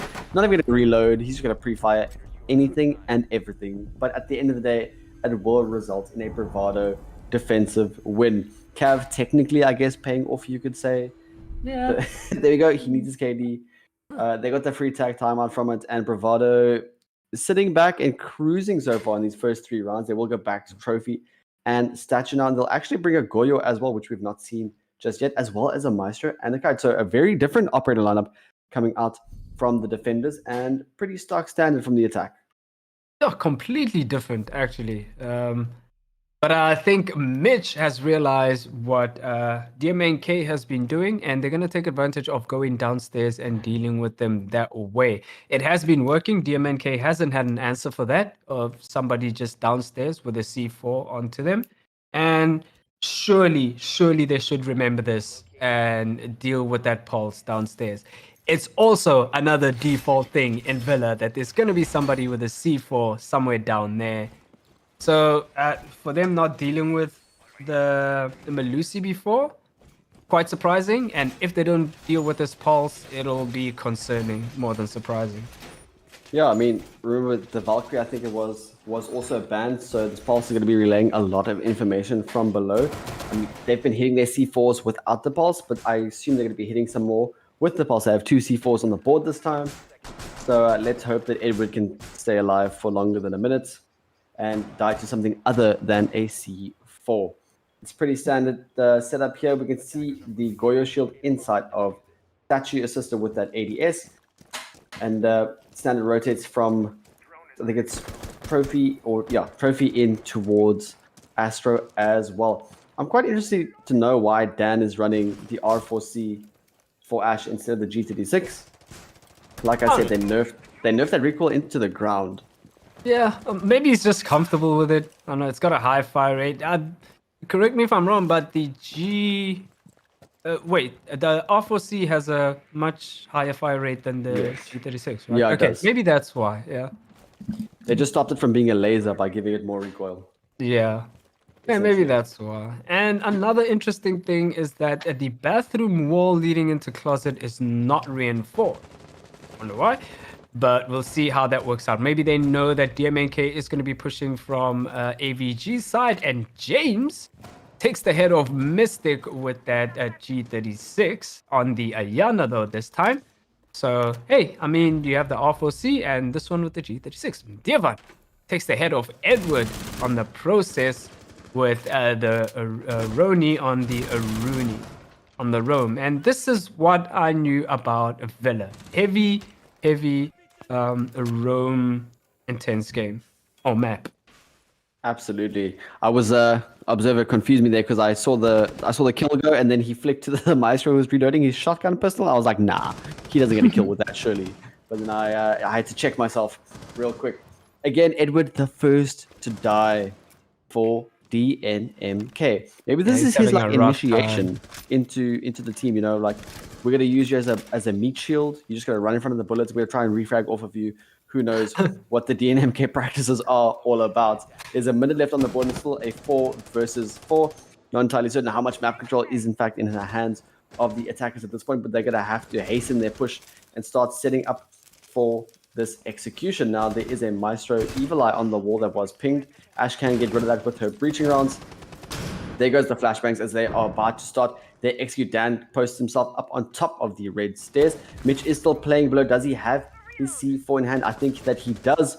Divan will get one with that Roni onto Mario. So that is the thermite off the board. The diffuser is also down with 30 seconds left to go. Mitch still biding his time. He's going to come in clutches should they try and get this diffuser into the bomb site.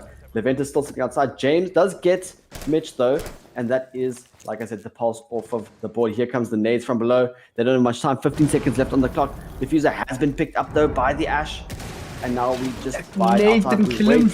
The nades didn't kill him, but it did kill. Oh, wow. What? I'm shook. No. The quickest Pray 3-piece you've and ever seen. Pray and get a free 3K. What a round there by Bravado and DMNK. Little bit of time wasting there. Whoever was Ayana should have dealt with that pulse a bit earlier. And that was the downfall there. There was just a bit of a halt onto the execute, and they just didn't have enough of a pincer or a pinch, and they just couldn't hack it. And they're going to be going for a tactical timeout after the one tactical timeout, the makeshift tactical timeout they had before. So, yeah, they need to change something, and they're going to need to talk about it, and we'll see what happens next. I think the attack was called a bit too late as the round had started, so we'll likely have to play this one out and just see how things go. I was quite upset to see that the pulse go down. I was really hoping he was going to have more of an effect in the later stages of the round.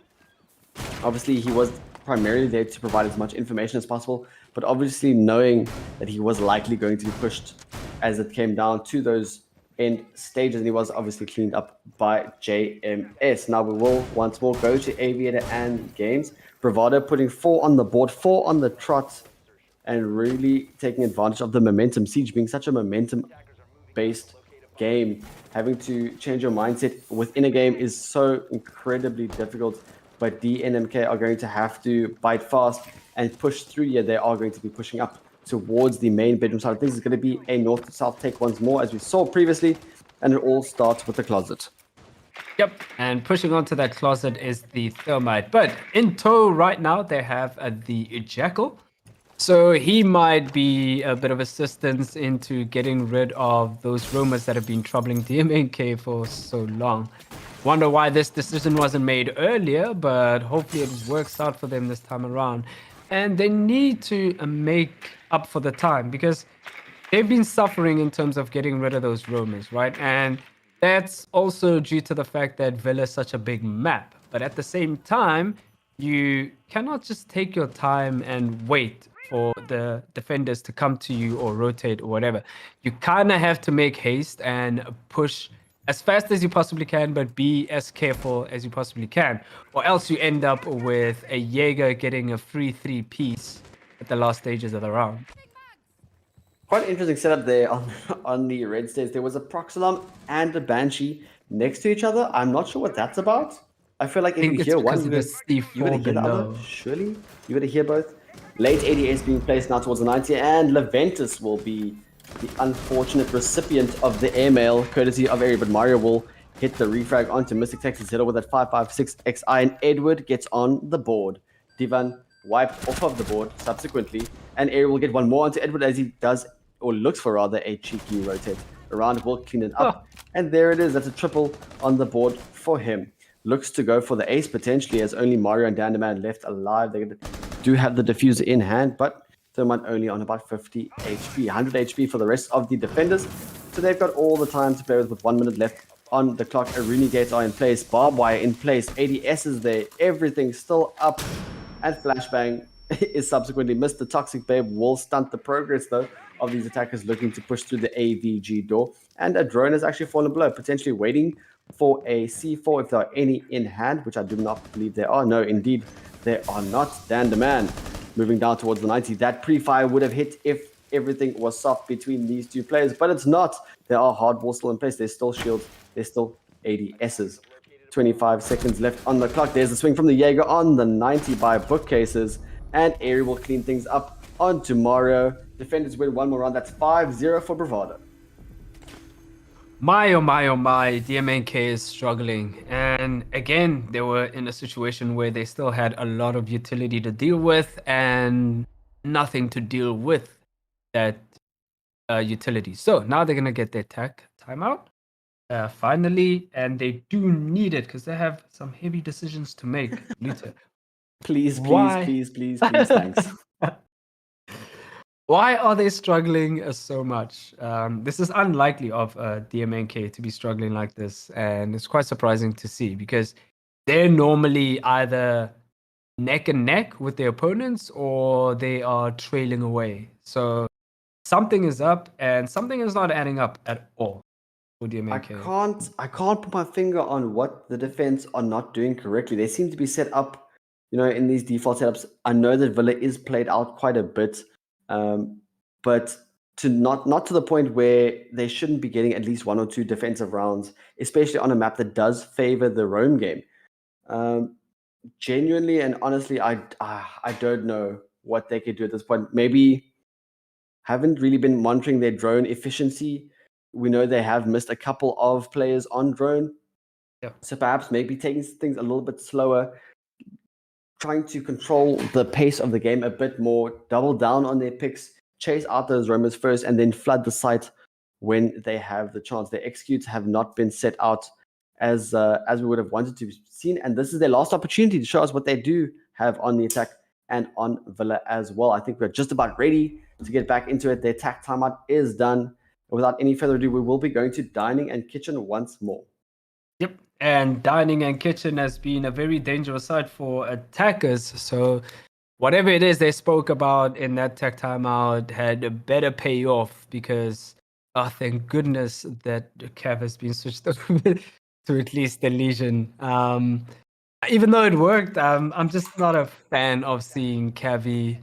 It's just a soak of utility for no reward at all. But right now we're going to Kitchen and Dining, and we'll see what happens. Is the attack going to be the same? They have switched things up with Leventus on the Twitch. And other than that, everybody is still on the same exact operators, including Bravado, still on the exact same operators.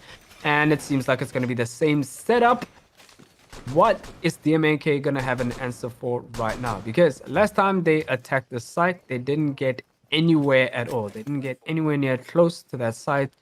But I think they did push from above. And so far, it seems like Bravado is doing the same thing. They're holding above. But in exception to Bedroom, I think they are giving up Bedroom just a little bit. And they're going to be contesting it from Astra's side of things. But DMNK looks like they're going to be attacking it from the other side of the map, from the south side over. Yeah, having a quick look at the defender lineup, it looks like Bravado are setting up to completely stall out DMNK and stop them in their tracks before they even get to the bomb side. We've got a Legion, we've got a Malusi, and we've got an Aruni. So all these operators either do damage, slow you down, or just stop you from entering completely. So it's going to be incredibly difficult. There is enough throwables, however, to get rid of those Aruni gates to burn those ADSs, and obviously you'll have to be very vigilant at where they're stepping, looking for those Gumines, which are just a tad invisible, but not completely impossible to see.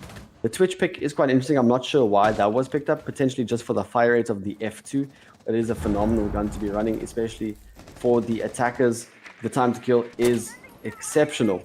Now, he is posted up on the 90 window. Pre-fires all the way down towards the trophy door, but will not find anybody there. Not sure if there's any drones in place. Edward taking some damage from this Goo but they should be well aware of his positioning now inside of the barge. JMS also picks up a Goo on red stairs, and Mystic will get the first pick for Bravado, and that is Mario off the board. That is the only hard breacher as well. And as I said, the Leventus with the F2 cleans up onto area. That's the Legion off the board as well. Nice shot is called in chat, and this is not looking good for DNMK. They have no hard breacher on a site that requires hard breach, if I'm honest. They're going to have to take these ones, and they have not been winning at this point in time.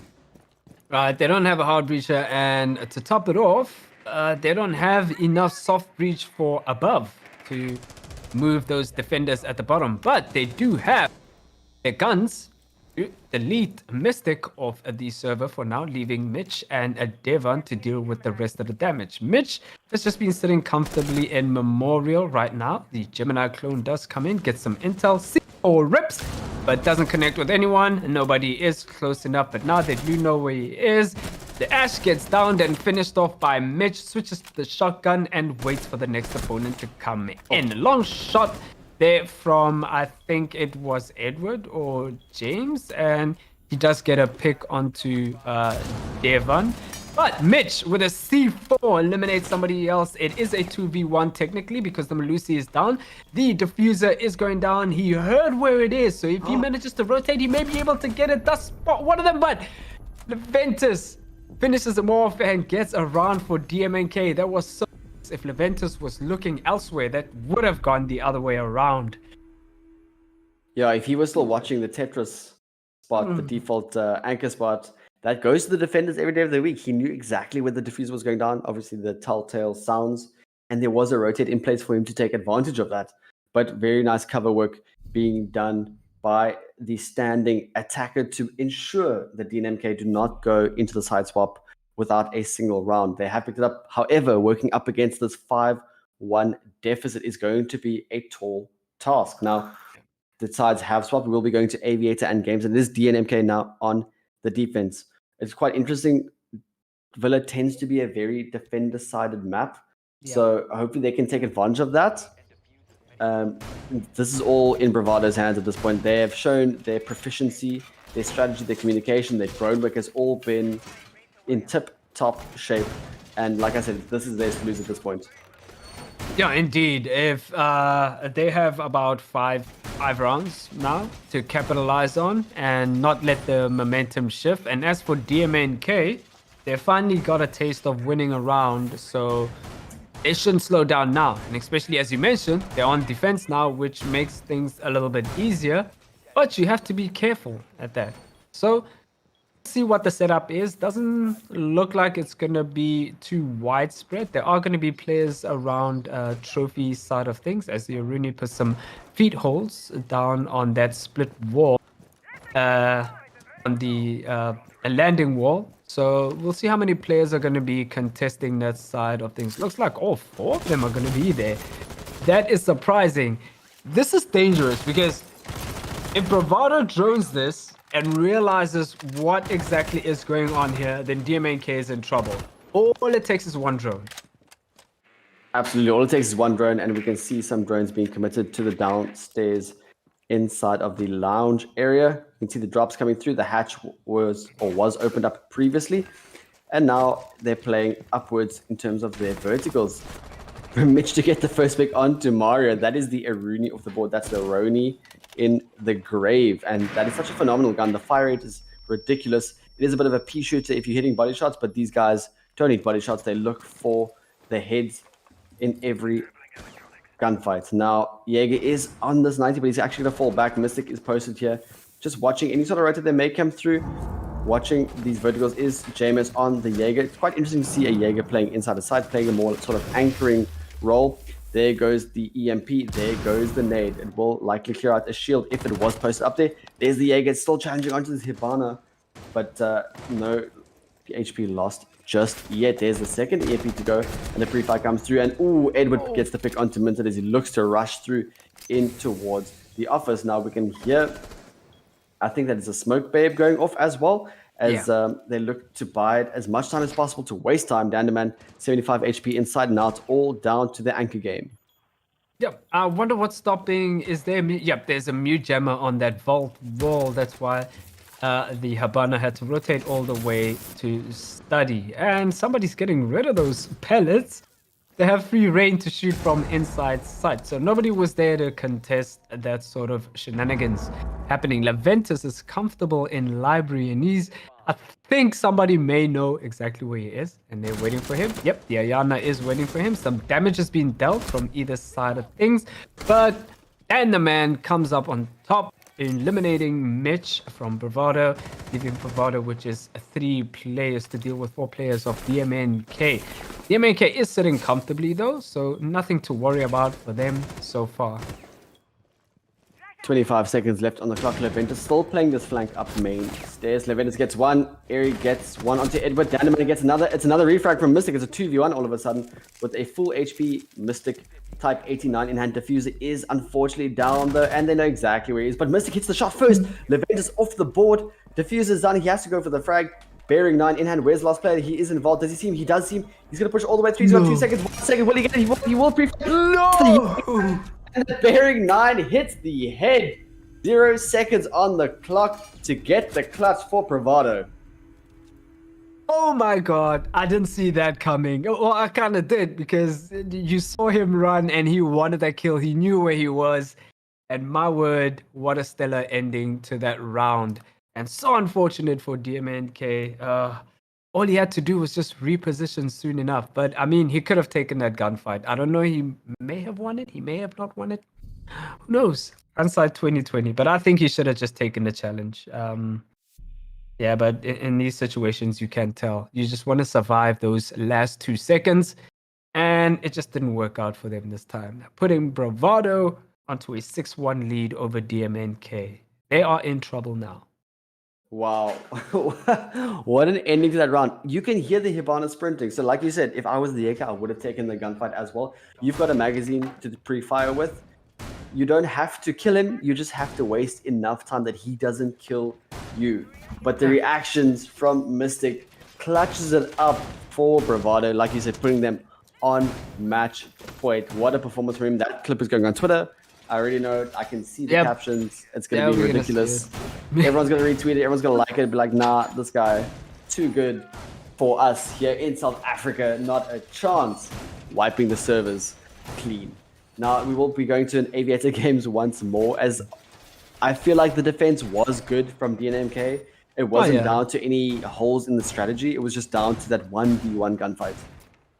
Yeah, and I mean, you can prepare for those, but you never know how they turn out, right? I mean, that player that died on top of main stairs may feel the guilt a bit more, because in a sense, that is the last line of defense before the actual last line of defense. So if that player doesn't die, then that round is totally DMNK's. But time to move on. Let's not dwell on the past. They have, I think they went back to AVG, if I'm not mistaken. They went back to AVG, and yeah, so they know what their mistakes were, and they'll probably fix everything now. As you can see, they're playing way calmer than the round before, and sometimes it's a good thing, and sometimes it's just, it comes across as like being a bit too scared now, because you're in danger. So they need to be careful as to the decisions they make, because the Bravado might take advantage of that and just go ham on them. Right now, somebody is downed,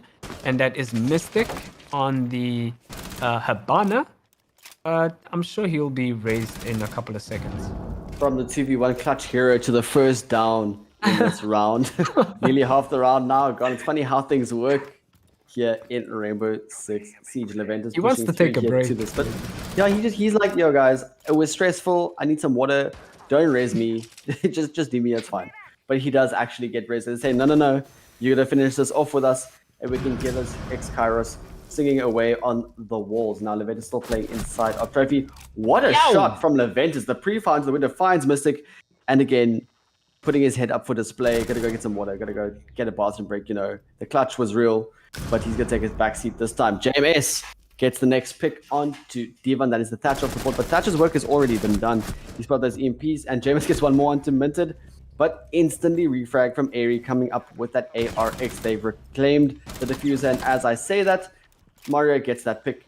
Last alive is the Yana. She gets the pick of the Aruni sitting inside a bedroom, but she's got 3 more players to find. Luckily, the Mozzie is already low HP, but going to be looking for a Mystic-like clutch. Sees one of Dan the Man. Airy gets that pick with the ARX. The Hollow not lending itself to those long-range gunfires, but no matter. He did win it in the end. Does not have a throwable, I don't believe, to get through that gate. And if he goes through that gate, he's going to be burning 40 HP. So will the Yana clone do the trick? It will indeed. Now it's swing or be swung. He's got 20 seconds. He doesn't know where they are. And it's the proned Mozzie by the Voltor to win things out with the Rody in hand, keeping DNMK alive for another round.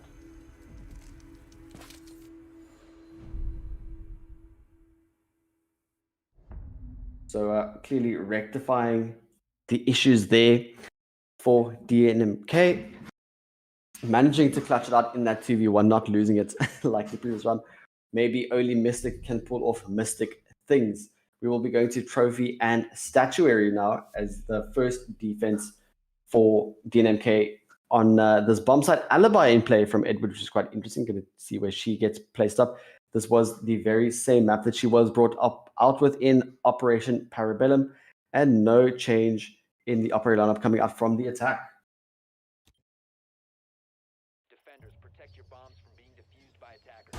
Let's have a quick look here at how the setup is going to take place. Again, no wall denial this time from DNMK. So no Mute, no Bandit, no Kaid. Nothing is here for them to defend these walls. They're going to have to give it up clean. And of course, we have the Hibana and the Thermite on the board. So if anything, Mystic is going to be able to get to work straight from these windows. Potentially some remedies. So this could be a player inside of bedroom or inside of closet shooting the pellets off. But we'll have to see how they set up. We can see a drone on the red stairs. There's a Sledge's drone. He's watching for any rotates if there are going to be any roamers downstairs. And we've actually got another 3 drones downstairs that I was able to pick up, looking for any roamers, seeing if there's going to be any play from down below. There is only 1 C4 on the board there, but they've got 2 shields. So I wonder where those shields are going to be posted up. We did previously see that there was a shield next to the bomb inside of Statue. And as we talk about drones and drone economy and how important it is, we will see at least 1 drone hit the deck. Airy moving in now through towards Tetris. Leventus gets the pick onto Divan. So that's the touch on the board. That is going to be huge because they need him. Actually, they don't need him because there's no hard breach now on the board. So Thatcher is not going to be too detrimental to lose. Mystic is well aware of this roamer. Takes about 25 HP off Leventus, off Mystic, and Leventus about 75 HP missing himself. Now more drones being deployed. 6-2 in favor of Bravado. So really wanting to clutch it up here and putting themselves in the best position possible. Now you can see the quick fix coming through. They are pinging the wall. These alibi clones getting in the way somewhat. And it would like to be clear there isn't a Rooney gate on the single door, as well as the Hibana looks to move in towards closet. Mozzie pests preventing the flow of information and preventing the flow of drones somewhat in towards Astro. Airy moving down below. Gonna prep that grenade. It will sing through and it will likely get rid of the shield that was hard pinged for him from the window. JMS still playing inside of Astronomy with his vertical holes, also having to challenge in towards bathroom. They are likely whether there is somebody playing in there, as there has been so much utility contributed towards holding that specific room. Now, that being said, 1 room that has been forfeited is the bedroom. As you see, the Thermite has opened up into the statuary site. And now it's all a game of getting that diffuser down, trying to set up for that execute, but there is still 5 players up for DNMK and only 2 in favor of Bravado. Slowly slipping away is the momentum that they did work so hard to build up. Now, where will the next gunfight come from? The diffuser is currently down, and all these defenders are more than happy to sit pretty in their respective corners and just play the anchor game. Mitch is lying prone now inside of, it looks like the boss is moving through. He's well aware of Jameis playing inside of Aquarium. He's looking to take the gunfight, waiting for a rotate up these stairs, but will not come through. Airy gets 1 though. onto Danderman with 30 seconds left. Jameis takes a lot of damage as the swing comes through from Mitch. He looks to go for the reflect. The impact does hit him, does not do any damage. As swings through, gets the Wamai with a very nice headshot. Flicks perfectly onto his head even. 18 seconds left. Pre-fires are coming through and is the name of the game now as they need to do everything in their power to get these picks. Yana looking to push through into the A bomb site. Still waiting for his partner to come through, but Edward does get Mitch with that MX4. Storm Ares in sight. And Mario will clean him up with a flank from behind. Tactical timeout called by Divan. We'll go ahead and pause the game as I myself take a tactical timeout to go find William as he has disappeared.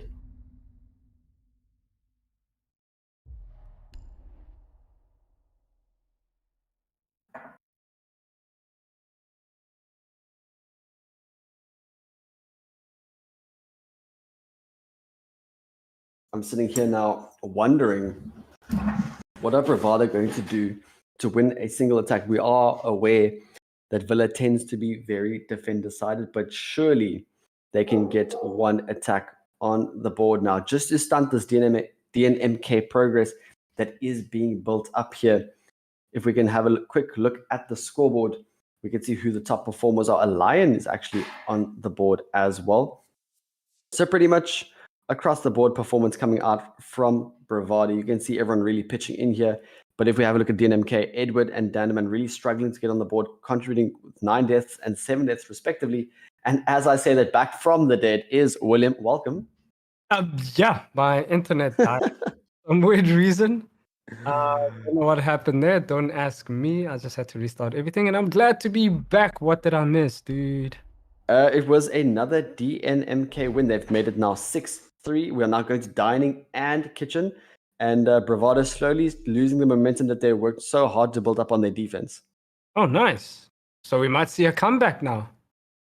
Yeah, there was a Lion picked, but now we do see a 6 pick onto the Thatcher. Makes a lot of sense to bring the Thatcher if he is in play because he so rarely is not. Now, I did note that the defenders were not bringing any sort of hard reach now, but we do see a Kaid on the board now. So I like the adaptation. Of course, Thatcher in play, you're going to have to juggle those just a bit. Let's have a look at how things play out here on Dining and Kitchen. Yep, Dining and Kitchen being one of those sites that have been won by every single defender so far, every single defending team so far. So, yeah, that hasn't changed for quite a bit, except I think I may be wrong. Nope, it's still hasn't been won on attack.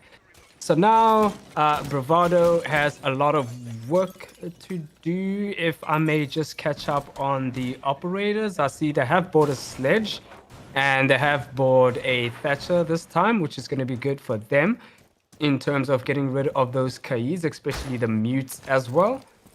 But they're going to be contesting with the Mozzie and the Wamai. So they have to make use of those Thatchers as best as they could, because you only get 2 of those, and if you don't get rid of as much as possible, then you're going to suffer. Right now, Mozzie's going to contest Mitch, and he's going to delete them off the server. That is a pick onto the sledge, because you do need that sledge for the soft breach. Speaking of soft breach, Mystic is downed on the Ash, and the C4 from Edward is going to finish them off. That is going to be intensely hard for Bravado to deal with any top-down takes. Bravado doing their best to come back here and reclaim what they have lost, the opportunity for that dub. Now, Edward has taken some damage, but other than that, still 100 HP. And as I say that, a full 100 HP is removed with a neat little headshot from Minted, turning this into a 3 versus 3. Now, the Thatcher is still on the board, as is Thermite, the hard breacher. So they have more than what is necessary to get these walls open. But it's all about the transition from the top floor to the bottom floor. You see Mozzie catches another drone. There's another piece of information lost from the attackers and gained for the defenders. Now, as I said, they're going to have to transition down and work out where these last remaining roamers are and start setting up this execute. And that's going to be incredibly hard because, as we know, they lost the two of the most important soft breaches. So they have to take the gunfights head on from the doors and angles. Luckily, though, they do have a thermite, so they might be able to soften the blow in terms of that execute and push. And as we see now, that Mozzie drone is going to know where that push is going to be coming from. A waste of an EMP there as it bounces off the back of the thermite. Was that his last one? If it is, then that's very concerning. But seems like they're not going to be able to breach that wall to the left from the laundry side of things. So yeah, this push is going to be a very dirty and makeshift push, and they're going to be gunned down as they go into that door, unless they can fight back and make it happen here right now. Kanye, this mess is all yours. Sincerely hoping that he just crawls his way in. No, Leventus will take the head off of area with that P10. Roni Thermite, however, and Thatcher are in the bomb site. They know exactly. He sees him, gets the over the Cade, wins the gunfight. Instant refrag from Vincent. He's trying to get that diffuser down. They know exactly where he is on Tetris. It's a pretty default plant. Are they going to swing? No, it's a swing or be swung. He sees the Mozzie. Does he hit him? No, he doesn't. It's a crossfire as you see the X over the grave of the last remaining defender, and DNMK pick up another defensive round on a defender-sided map. We are going to round 11 as we look to go all the way. Yep. Yeah, I thought it was going to be messier than what it turned out to be. But anyway, that is good for DMNK. They are catching up. They still have 2 more rounds to go. And Bravado's sitting on that match point for quite a while right now. I'm sure it must be aggravating for them because they just need 1 more round to put this to an end. If DMNK does manage to come back from this, the Bravado is going to be kicking themselves in the butt. But DMNK does keep hold of the original operators: Sia Thermite, Ash, Ayana, Sledge, and Thatcher. This is the baseline of all operators, right? You got your hard breacher, you got your Thatcher, you got your 2 soft breaches, and you got your nades. Well, 2 sets of nades this time. So this should be, I think they're just going for the staple siege play, and they want to bring back some rounds right now.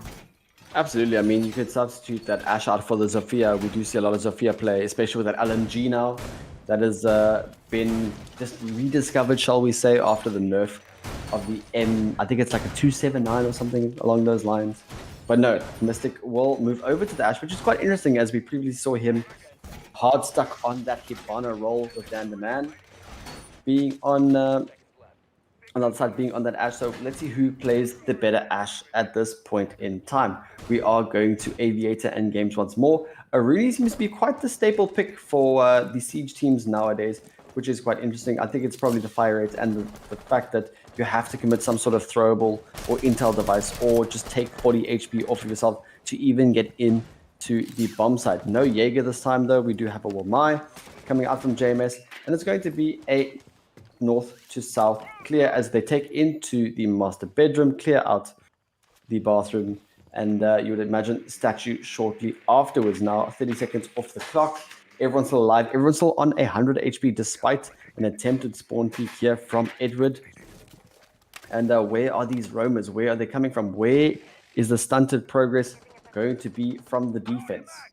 Oh my word, who spots who in a situation that the Mozzie just sneakingly walking around at the bottom floor. Mystic does catch James though on a rotate, but Mario answers back as Ari gets a kill of his own, eliminating Mario, turning it down to a 4v3 in favor of what happened there. Oh my. Oh no, it was his teammate. I thought it was an enemy. That was my mistake. I thought it was an enemy running past. I was like, no, surely not.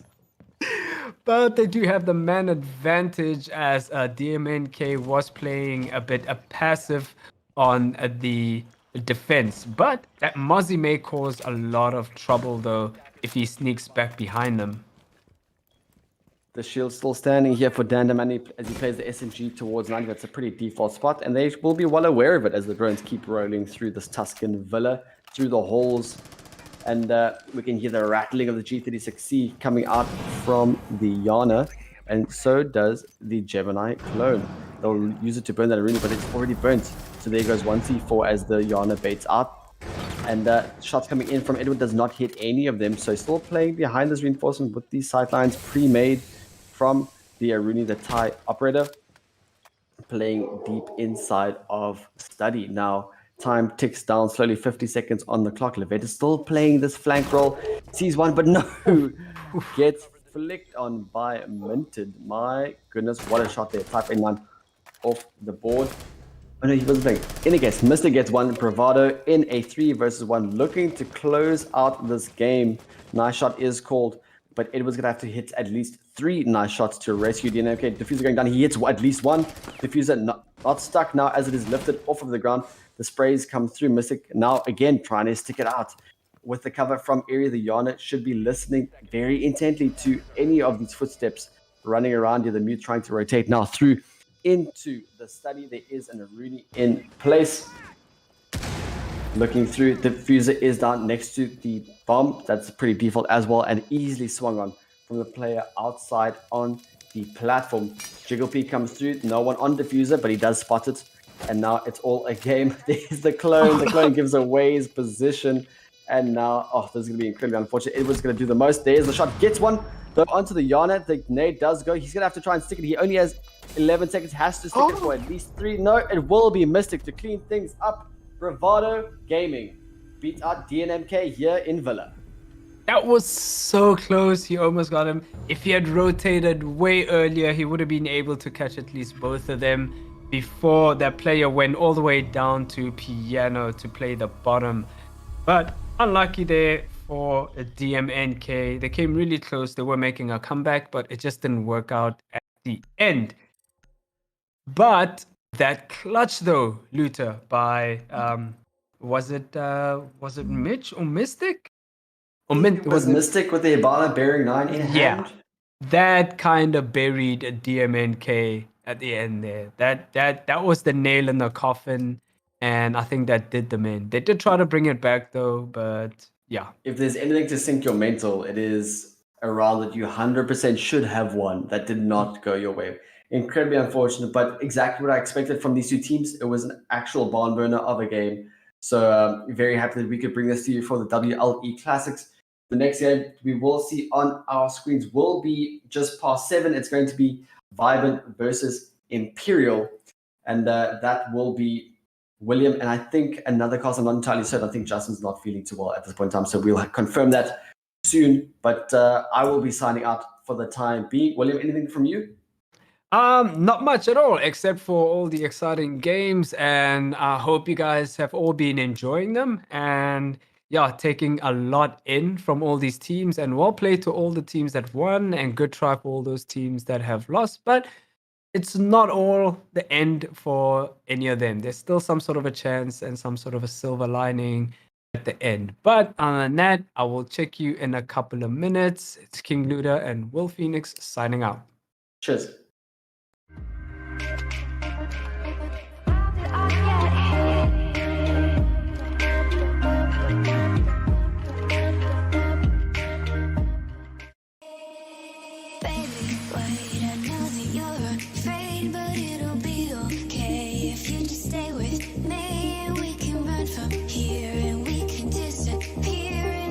Find us where we are going, dear. So baby, hold on to me.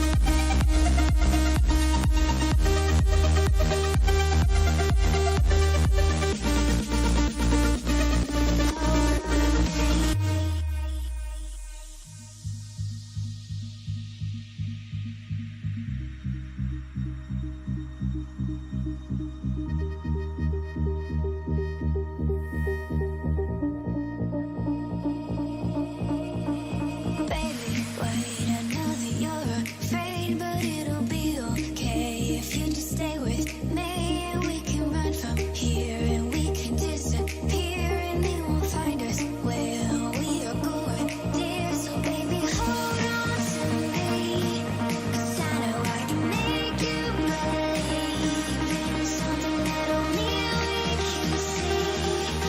Oh, so baby, hold on to me, hold on to me.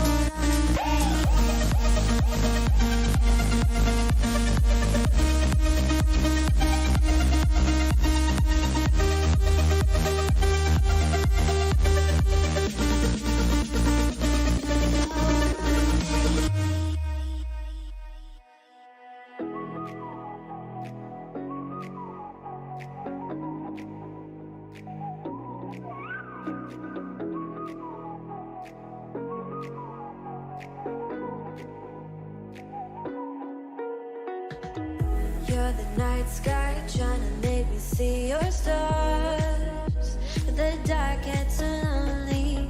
Now I see violet, I can feel silence, and the dark's all that I see. When your stars have burnt out and your heart makes no sound, I'll find violet in your eyes. You'll always be my night sky.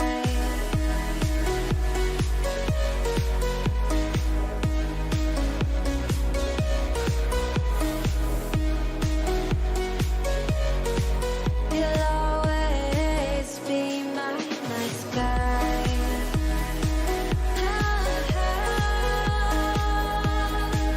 Be my night sky. You'll always be my night sky. You're the night sky hiding behind dark gray clouds. I can't figure you out now. I see all blue. There is so much cold in you, and the silence is so loud when you go. I just stay dancing with my shadow all day. Watch the time. I can't find the point where our two paths align. But you're the night sky. I'm trying to see your stars, but I've always feared the dark. Now I see violet. I can feel your silence. You always feel so far when your stars have burnt out and your heart makes no sound. I'll find violet in your eyes. You'll always be my night sky.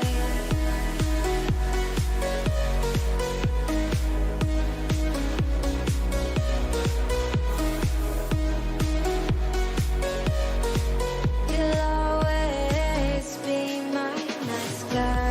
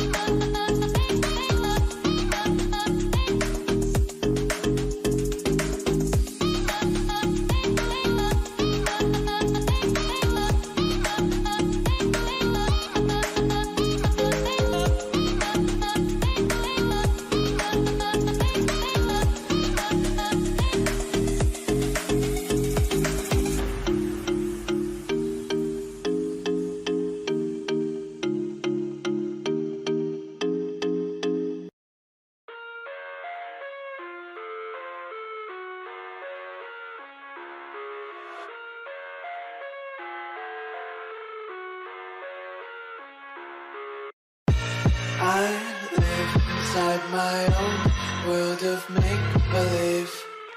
Kids screaming in the cradles, profanities. I see the world through eyes covered in ink and bleach. Cross out the ones who heard my cries and watched me weep. I love everything. Fire Fire spreading all around my room. My world's so bright, it's hard to breathe, but that's alright. Hush.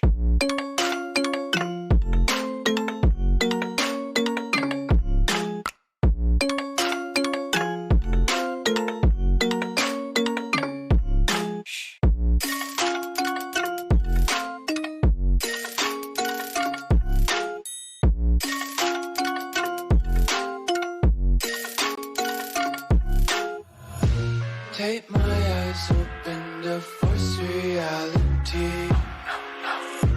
Why can't you just let me eat my weight in glee? I live inside my own world of make-believe.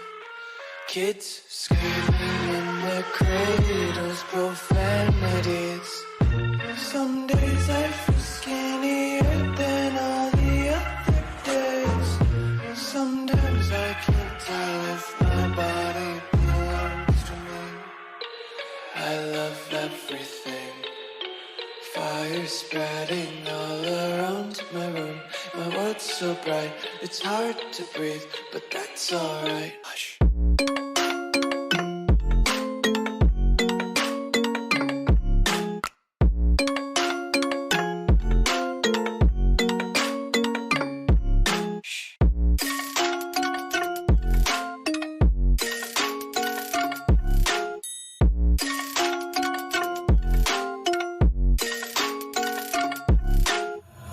I wanna taste your content, hold your breath and feel the tension. Devils hide behind redemption. Honesty is a one-way gate to hell. I wanna taste consumption, eat faster to waste oxygen. Hear the children sing aloud. It's music till the wick burns out.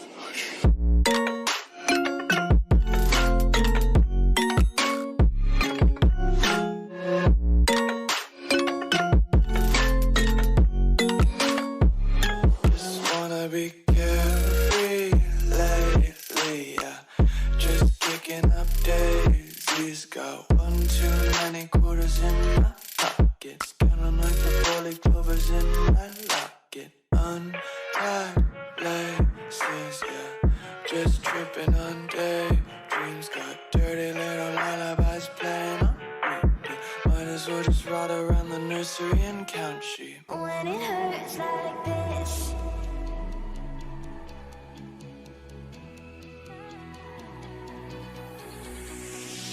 we climb the greatest heights, jump down and have a fight.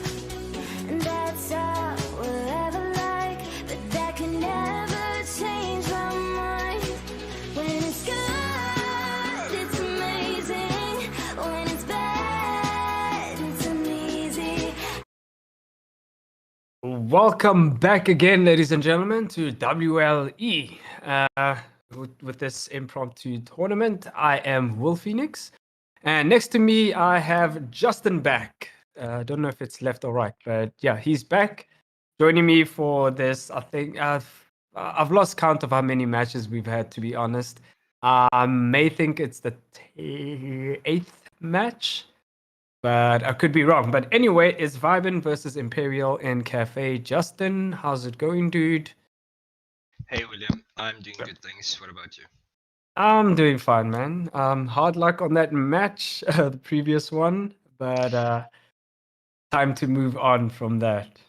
It's an unfortunate event, but Bravado fought well. So, but that's not what we're here for. We are here to cast, not talk about previous games. And today's game is Vivint Esports versus Imperial VII.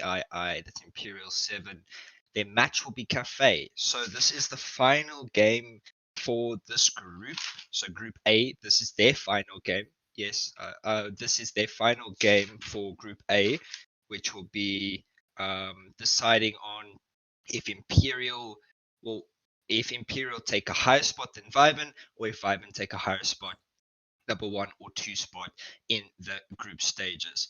The next game after this will of course be Exhale versus Flace Palace, and that will decide who will get the runnings in that bracket. At the moment, everyone should be tied, but it all depends on the last 2 games. But seeing as all the players are already in the lobby, we will probably get right on the way. But before we do that, William, who are you rooting for this game? Vibin. I think I lost the previous one, so I'm gonna vote for Vibin. I'm gonna go for the safe pick this time. Yeah, the score's currently 2-1, so this one might just even it out once again. I mean, Imperial has is very unpredictable, and like they've shown us to be very dangerous. But I'm gonna give this one to Vibin. They've know- woken up. Yeah, I know Imperial very well. I have most of my friends in that team, so I'm going to support them no matter what. And like you said, they were very unpredictable. After the previous game, their very first game, they played against Sinister 5 Cafe, and they won their 8-6. So it's a bit of an unknown. But of course, coming into the match, Vibe and Esports is the stronger team. But we'll have to see how that plays out. As actually a target ban comes out onto Dr. Dropshot, I believe, banning out his Buck, as he's been playing Buck most of the games this weekend, and the Thatcher obviously adding onto it. But for the defense bans, will most likely be more default. Maybe we see a Mira, a Cade, or Maestro ban as well.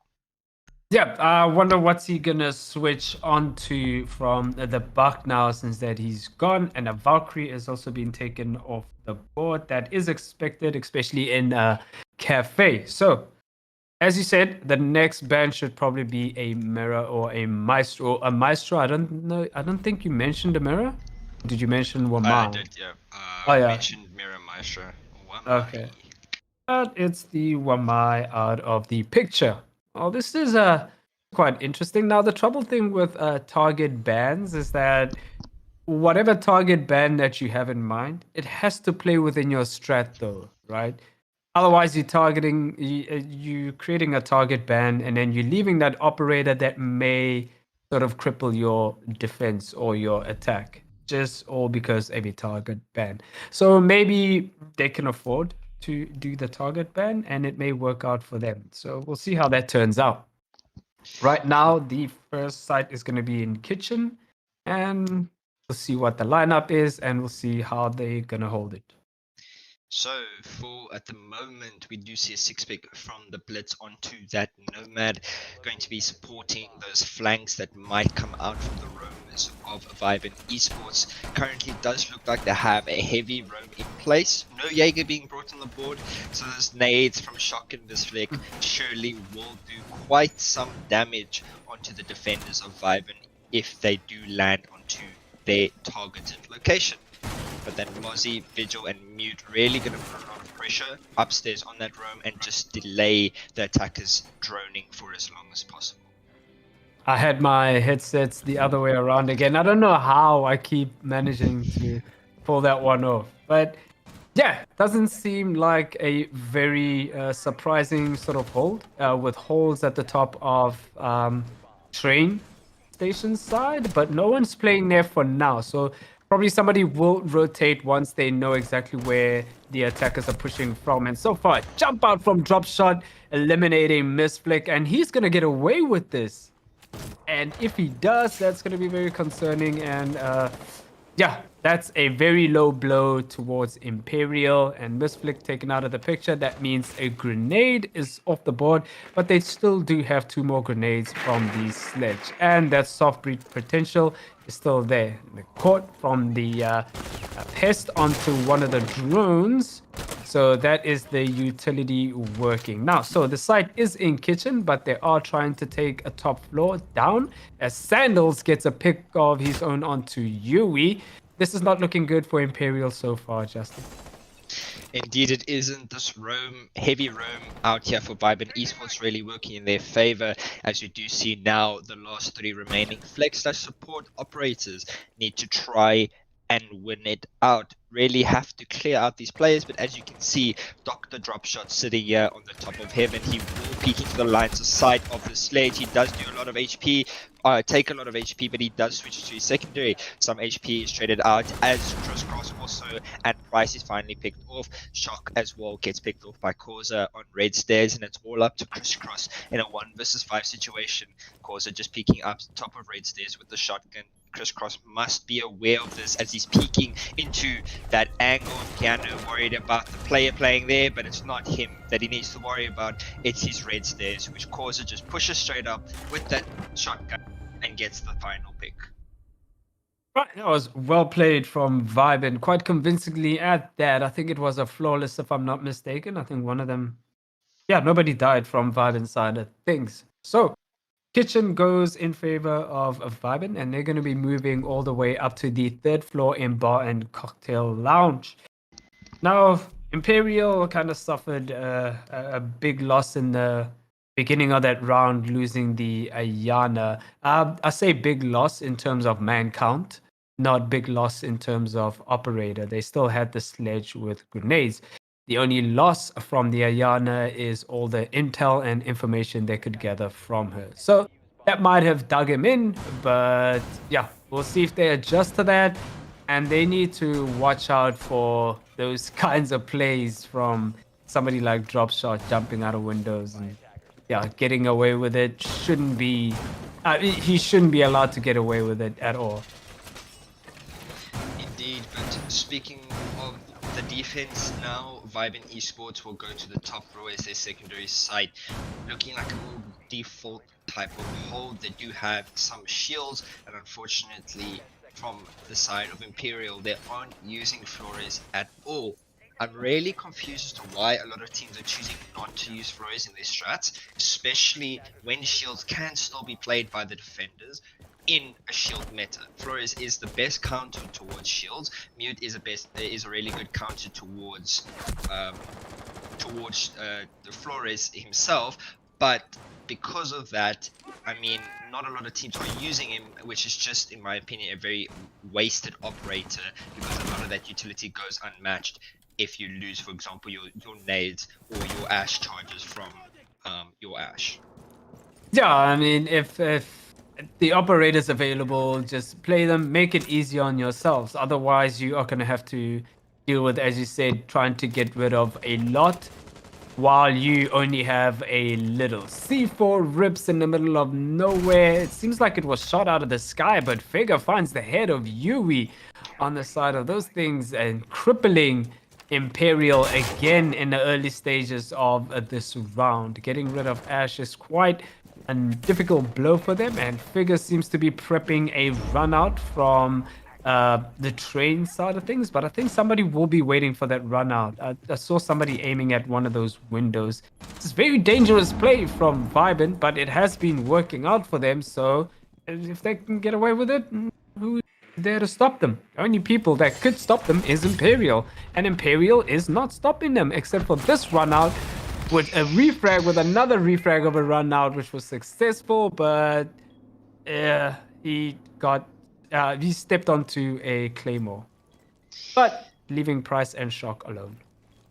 1 minute 15 left on the clock, and it's all up to Price and Shock. They are full HP, but against 3 full HP players on Viben Esports, they are currently trying to come up with execute from, I believe it's Skylight and this Heaven window, but Shock is being contested there from that Heaven doorway from Causa, and he will get picked off, and it's all up to Price in a 1 versus 3 situation, as he won't be able to clutch it out. Dr. Dropshot peeking wide onto the player as he drops and fetching Price off of the leaderboard or scoreboard.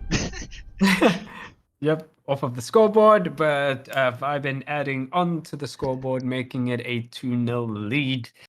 And then they're going to be going off onto Reading Room and Fireplace. This is one of the most interesting sites because before, about 2 or 3 seasons ago, actually, yeah, 3 or 4 seasons ago, actually, this was one of those sites that you never went to at all. I mean, more people preferred the train and dining room side of things. But this has slowly become one of the better sites to take. So we'll see how Vibin holds it. Possibly going to be holding it from cocktail side of things, and they'll be holding that top floor, probably bar and white hallway. One of the other teams that do hold this is holding it all the way from piano and then slowly falling back into white and cocktail. So we'll see if the same logic is going to be applied here, or they're going to be doing something different. I mean, if they do the same default things, it should make it easier for Imperial to deal with, because they do need a round on the board. Otherwise, they're going to start trailing away very far, because it'll be a full circle of sites. Indeed. That alibi moving more into the meta at the moment because of her shield and just that 1.5 that is on her gun currently really does support a lot of the defenders' sight holds, because as well with those alibi prismas, if you shoot them, it gives intel on where those attackers are. And if you look at the way Sandals has currently placed his in bathroom, he is trying to make as if he is an alibi clone, but that's not going to work because he's currently wearing a skin. So yeah, and Swiss cheesing that wall is going to make it a little difficult for them to not shoot those alibi walls. I mean, those alibi clones. So yeah, it's kind of going to make it difficult for the attackers unless they don't push at that side and push the bar side of things, which will then give the alibi, which is Sandals, a chance to rotate around them. And right now it looks like Dropshot is going to be holding piano, and he does get a pick. Will he fall back? Nope, he wants more. He wants blood, and he's going to stick around there and play it out, probably for death this time, as seen as he got a pick and he just wants more. So far, he's the only guy that's been contested. indeed that is the case, but now being contested once again from Shock on to new balcony. Dropshot will just be able to run straight away into that freezer / stock area, and now we do see those alibi clones coming into use for the defenders as Crisscross does get picked on minibar window, which could maybe cause a run out from Causa to come from that mining window, as he is also sitting down below there with that pulse scanner. Right, and he's getting ready. He knows he's up there, but there might be a claymore down on that window. If there isn't, then that'll be a massive misplay of note. But right now, the castle is roaming down on white stairs, expecting somebody to be repelled on the window. Shot getting a pick onto Drop Shot, eliminating him while he was roaming around brazenly on that top floor. I'm not sure where exactly he got killed from, but Crisscross answers back with a kill onto Sandals, and that is that those clones out of the way. Well, the actual player out of the way, but the clones still stand. So maybe they'll be eliminated. I think all 3 clones are in there, aren't they? That's a bit interesting. I believe they are actually, but now we see the attackers throwing out the utility to try and clear the shield, as they're just going to rush straight through as Misfit gets a pick onto that cocktail player. A 2 versus 2 as Price is actually in sight, but Causa just playing here patiently, waiting to stop the diffuser, but he gets taken out. Misfit getting the pick, going to the reattempt for the plant as Crisscross gets the final player. Kaiko gets taken off of the board as he was left in a 1v3 situation and unable to clutch it out.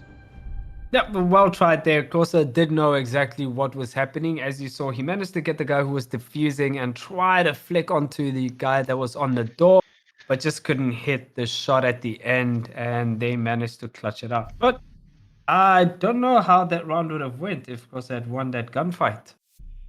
That is the good question. To be fair, I believe if he killed that player at Hell Door and then peeked over to get the planter diffusing, maybe the guy on the diffuser could have jumped up. Price could have maybe got the kill. Causa could have won that, and then it would have been a 2v2 situation where Crisscross wouldn't have actually been able to be in Laundry itself. Maybe he would have been able to get the refrag, but Kaiko would have still been able to push up. But we will never know how that round turned out, because it didn't turn out that way. And my question though is, where did Causa spend his C4? I believe he tried to C4 above somewhere, but he might have missed the C4. Okay, yeah, because I thought he would have had that C4 in hand for that diffuser. So hindsight 2020, I guess. And right now we are going to kitchen, and it doesn't look like a heavy bakery hold, but they are spread out enough so that they could pivot and rotate around if need be. So far, they have about 2 players up on the top floor. So if any of the attackers do start pushing on the top floor, they'll be contested through that. It's not going to be a free map for them. Right now, somebody looks like they're going to be pushing into VIP, and it's a heavy rush onto Bakery right now. And yeah, Vibin has to pivot very quickly if they get the intel and information about this attack. Indeed, but it does look like a full bakery push now as Misflick trying to send this nade through. He's going to be opening up a line of sight here for the attackers, for his teammates to try and use to put pressure on those defenders holding that prep double window. Figure here just peeking into the angles, waiting for this utility to get off of the wall so that Price can open up that breach. But there's obviously Cade claws on the board, so that's going to be very difficult if you don't take top floor control. Yep, and right now that player in VIP is keeping his cool as Price eliminates Sandals, but Kaiko Figure answer back, eliminating Yuri and Price. But Shock returns fire with a kill on to Figure, I think it was, and Kaiko returning fire, taking the head of one of the Imperial players, leaving Crisscross all on his own. Right now we saw a flurry of kills and refrags, but going into the Vibin's advantage. Right now the diffuser's down in prep, so he might be able to pick it up, but he still has to find 3 players from Vibin. So it's either he's got 1 minute and 10 seconds left to either go for the kills or try something, but at this point in time there's no way he's gonna get this diffuser down. He has to fight all 3 of them, which is not gonna be a good thing for Crisscross as Kaiko finishes it up and wins another round for Vibin. Well played to Vibin Esports there to hold down that side, even if Imperial was trying to rush straight into it from that bakery area. But that is not the correct and proper way to try and take a bakery attack. If you would want to do it, you either need to take the top floor control to get rid of that utility on the board, or send nades through or flashes through those holes. But it just seemed like the team was not in connection with each other to really do that utility wasting to get control of that wall. Because pushing through one doorway, if a player is playing all the way back in bunker, you will not be able to push there. There is angles that you can make in that kitchen wall so that you can watch all the way into prep double window and all the way into that prep doorway push in, which unfortunately Imperial didn't account for, and they got punished because of it. Yeah, and we are drawing into another full circle pretty soon as they head up to Bar and Cocktail. It seems like it's the same setup, similar setup. I think the only difference they're bringing in now is the Goyo, or am I wrong? Please do correct me if I'm wrong. The Goyo was there from the start, yeah. Okay, the Goyo was there. Then who did the run out? The Jaeger did the run out drop shot. They had a vigil before. Yeah, a couple of changes, but we'll see if they'll be effective enough. I mean, they didn't need to change anything. It's probably because they feel like it, or they just want to do something different to trip up Imperial. You don't want to be doing the exact same thing because, I mean, you will get caught out. Not everybody's gonna fall for the same thing twice, or not everybody should fall for the same thing twice. Indeed, that is the case, and now the players, the attackers, just trying to take it slow here on the repels as they are trying to get some intel on that piano area to take control of it. We do see all these players located on the top of that red hatch, as now the Jaeger is trying to contest here by Minibar, but he will not be successful as he just chooses to run away. Still sitting in this area, But from the other side, Figure, or actually a run out from Figure, gets crisscross on the repel of Minibar Window to get the very first opening pick for Viben Esports and put themselves back in the lead. These runouts, and here comes another run out, and he gets away with it again, despite having to jump onto the Claymore. But he still gets away with that kill, so the damage is done. But Shock does answer back with a kill onto Kosa to soften the blow. It is now a 3v2 man count. Imperial does need to catch up on the kill count in this type of a deal, and as he says, your Claymore means nothing to me, but it kind of did mean something because it did kill you at the end, even though you did get the last kill. They have to clear that person out from Pixel because they can't let him play freely over there. I think that was the last Salma that was spent on the shield, and Dropshot takes advantage of that and swings onto Price and eliminates him. Figure finishes it off with a kill onto Shock with a Goyo, and that's another round for Viben. They are trailing away in this tournament right now. Indeed, they are, and it turns out that that Claymore actually got a double kill. Yui died to that Claymore as well while he was trying to go down on the repel and watch the jump out. So that is a very unfortunate play coming out there, but nonetheless it worked in the favor of Viben Esports because they were put in that man advantage area and were able to clutch that 3v2 out in the end. But speaking of that, their site rotation will go back down to that reading room and fireplace site. They do have a similar setup to the previous time, so we'll have to see if Imperial can adapt to that sort of playstyle and change it up and bring themselves maybe to a 4-2 split so they feel a bit safer on their defense. Yeah, we've been seeing this sort of scoreline many a times today. The 4-1, the 5-1 scoreline onto the split. That is not what you want to see at all. And Imperial needs to get a round on the board if they want to comfortably jump onto the split and do a catch up. Otherwise, they are going to be in trouble. Going to have to win almost every single round. And Viben will just have about 2 rounds to win the match. And right now, as Justin said, it's going to be a similar hold upstairs. We'll see if they're going to be extending over to piano.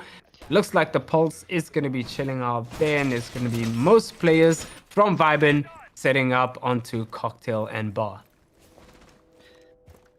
The attackers now choosing to come in. I believe they will need to take their top of control once again, but an early jump out here from Dr. Dropshot. Just not allowing Yui to repel up at all. That is the entry off of the board. The Ash loses all use utility, but he will be refragged out from the crisscross on, and will evening out the play. But still, once again, it is very harsh to see that so many jump outs and run outs are being done by the Viben Esports players. It is unfortunate, but they use any tactic that they can to win rounds, so that is just how Sieges play. We can't really complain about it, but now we see those alibis being in play in bathroom once again, and Miss Flick is here to try and contest it. Yeah, that must be infuriating because every single run out so far has been successful in terms of dealing that blow. We might see another C4 here. Nope, I think those players are all outside on the... No, the 2 of them are close to tickets in close to piano side of things, and they are pushing into piano. So Tosa might be able to get a pick onto one of them. He knows exactly where they are, so he's just gonna double check to make sure that he knows exactly where their player is. C4 rips from below, and out goes Shock after Price gets a kill onto Kaiko as well, making it a 3v3 man count, so that's even so far. It's a bit of a stalemate, but the diffuser is down close to reading room, so it needs to be picked up. Otherwise, this execute or this push is all for nothing unless they get those kills. And right now, speaking of kills, the Nomad gets downed by Sandals, and yeah, leaving Miss Flick and Price to deal with the damage in 55 seconds left. 3 versus 2 with 50 seconds left on the clock. Actually, 2 versus 2 as Figure does get down, but he is not out just yet, as Misflick is trying to contest Sandals here on this cocktail double door to try and get the finish off his kill, but that will not be the case as the 2 players just drop down to try and contest this really kill. Corza will be here to contest that as he swings wide. Price doesn't know his location and he's going for that C4, but Misflick will unfortunately lose out that gunfight as Corza just peeks forward and gets the final kill and kills Price and will wins out the round and brings Viben Esports to a 5-1 scoreline in their defense half.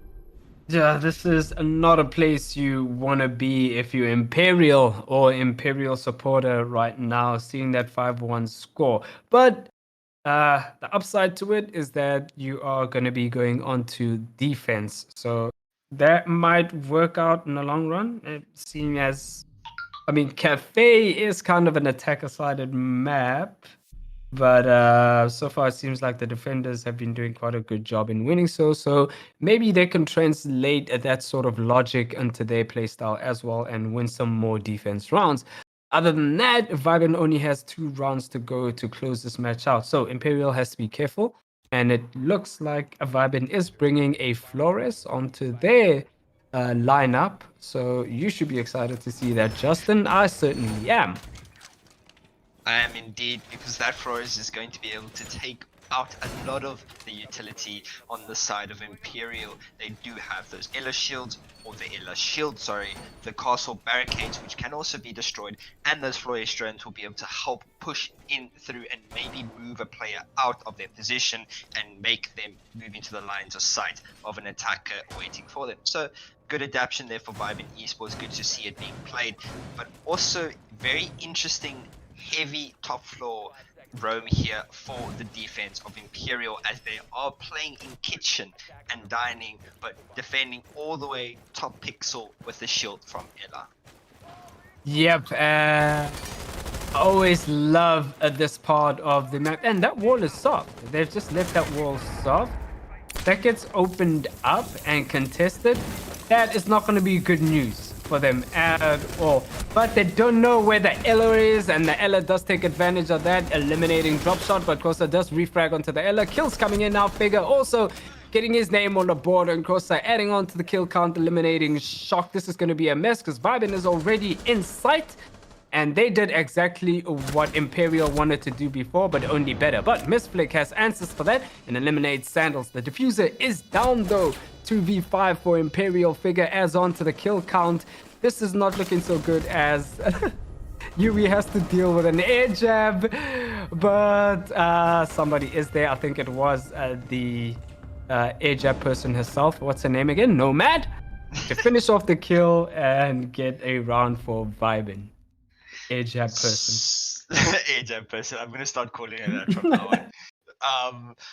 But going back to the game, it is match point. So the score is currently 6-1 in favor of Viben Esports. That rush coming out from them really did support their scoreline, as they took advantage of that heavy roam all the way top floor. So they did some of their research as to how Imperial like to defend Cafe themselves, because they did actually play against I believe it was Sinister 5 on Friday last night, and they did play this map. So maybe they did something similar last night that might have supported that information, or they just had the intel from the drones, which they took control of that site in the first, I believe it was 25 seconds. Yeah. I mean, normally, you do know that on the kitchen hall, there's going to be a couple of roamers upstairs. So I mean, whatever information they got, whether it's from a VOD or it's from the drone, that side is kind of held like that. So maybe they just, I don't know, threw caution to the wind and just said, you know what, guys, if they are holding a couple of players up top, let's just rush site. And it worked out. Either way, I hope Imperial does not get discouraged, and yeah, if they win this round, they are going to kind of have to go back to either kitchen, or they can switch it up and take it to mining and a reading room. So we'll see what happens from here on. But this is the deciding round, though, for Imperial. Indeed. indeed it is, but very interesting fact that people should know. This site that is currently being defended as the way that they are doing it was played on Friday. So if our logic stays the same, that the research was done, Viben should have this round in the bag, unless Imperial can play it in a different style than they did against Sinister 5. This is a guaranteed win for Viben Esports, depending on how this play right here in the cigar shop gets held with that Ella shotgun. Because these players are going to start contesting, the nade is coming through. As you can see, Yu is full flash and another nade comes swinging through from that castle barricade, and there he gets picked off as well. Figure adding onto the board, picking off Price, and Shock getting picked off by Figure once again, getting a second kill for himself, and Sandals already inside, just rushing straight through, kills Crisscross, and then gets the final kill onto Miss Flick from Figure and wins the game out for Viben Esports. Yep, and even with a TK, they still managed to close it out. And as you said, Justin, there was a lot of research done, and you can see it in the way that attack. They knew where everybody was going to be, and then they knew how to deal with all those players. So, in terms of Imperial, you also need to check out your competition mates and just do a little bit of research and find a way to counter what you're going to be counted on, because these are the types of players that you're going to be dealing with on a daily when it comes to tournaments. And yeah, you don't want that kind of, well, this kind of scoreline to happen again. So well played to Viben, but nice try from Imperial, and we'll see them again soon. Really well played to Viben Esports there, getting the victory 7-1 against Imperial VII. That was a very quick, not actually quick, what am I saying, but it was a very efficient and fast win for Viben Esports, not really allowing Imperial to get anything out of that game. They gave away one round, which was their reading defense, and Imperial got that attack. Otherwise, after that, they weren't really able to get anything of that. It just shows a bit that maybe, like you said, they need to do their research and adapt more, because in that game they didn't adapt anything that they have played already. Remember, we are playing in a tournament that all the games are being streamed, so every single thing you do on stream will be shown to all the rest of the teams in the groups, and they can go in, obviously, do their VOD reviews, do their research, and see. So if you take a team like Viben Esports, who are very advanced in the way that they counter strat, they play against teams, they will do their research. They will see that, okay, listen, they play this and this and this on Cafe, and then you go and take Cafe against them. They're going to know exactly what they have to do to counter every single strategy that you put forward. So for that just needs a basic adaptation. But otherwise, therefore, well played to Viben on doing that bit of research for them and, supporting their victory. And Viben Esports is the very first team to get to the top of the bracket, so they'll have their guaranteed spot in first place and play against the fourth team in Group B on actually tomorrow in their quarterfinals game. Yep. And we will see you guys after a very short break, and we will check you guys at 8 o'clock. That will be the last match of tonight. So as for Justin and William, we will check you guys later. Ciao.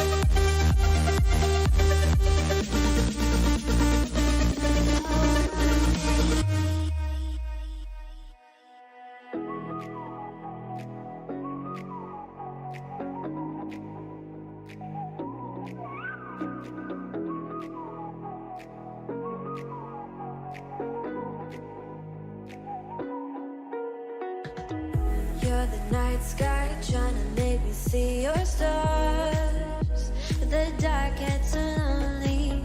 Now I see violet.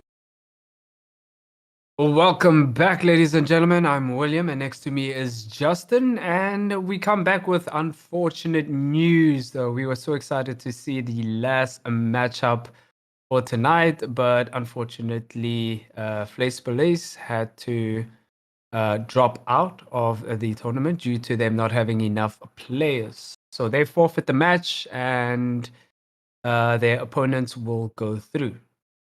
Indeed, that is the case. So unfortunate for Flace Palace, they are now at the bottom of the scoreboard. They are currently 2-0 in the brackets.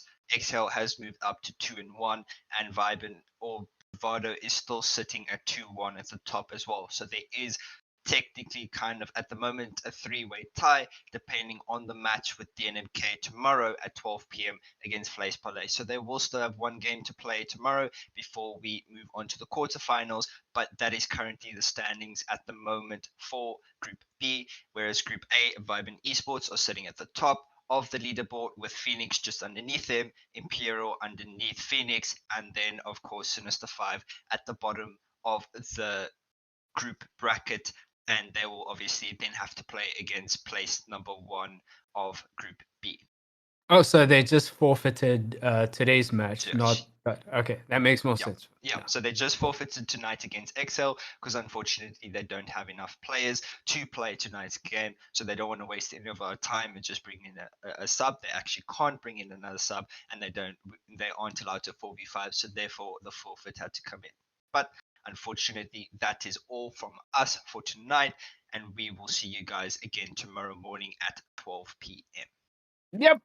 Love you all, and cheers. Night, everyone. Bye. Could you not like? I'll get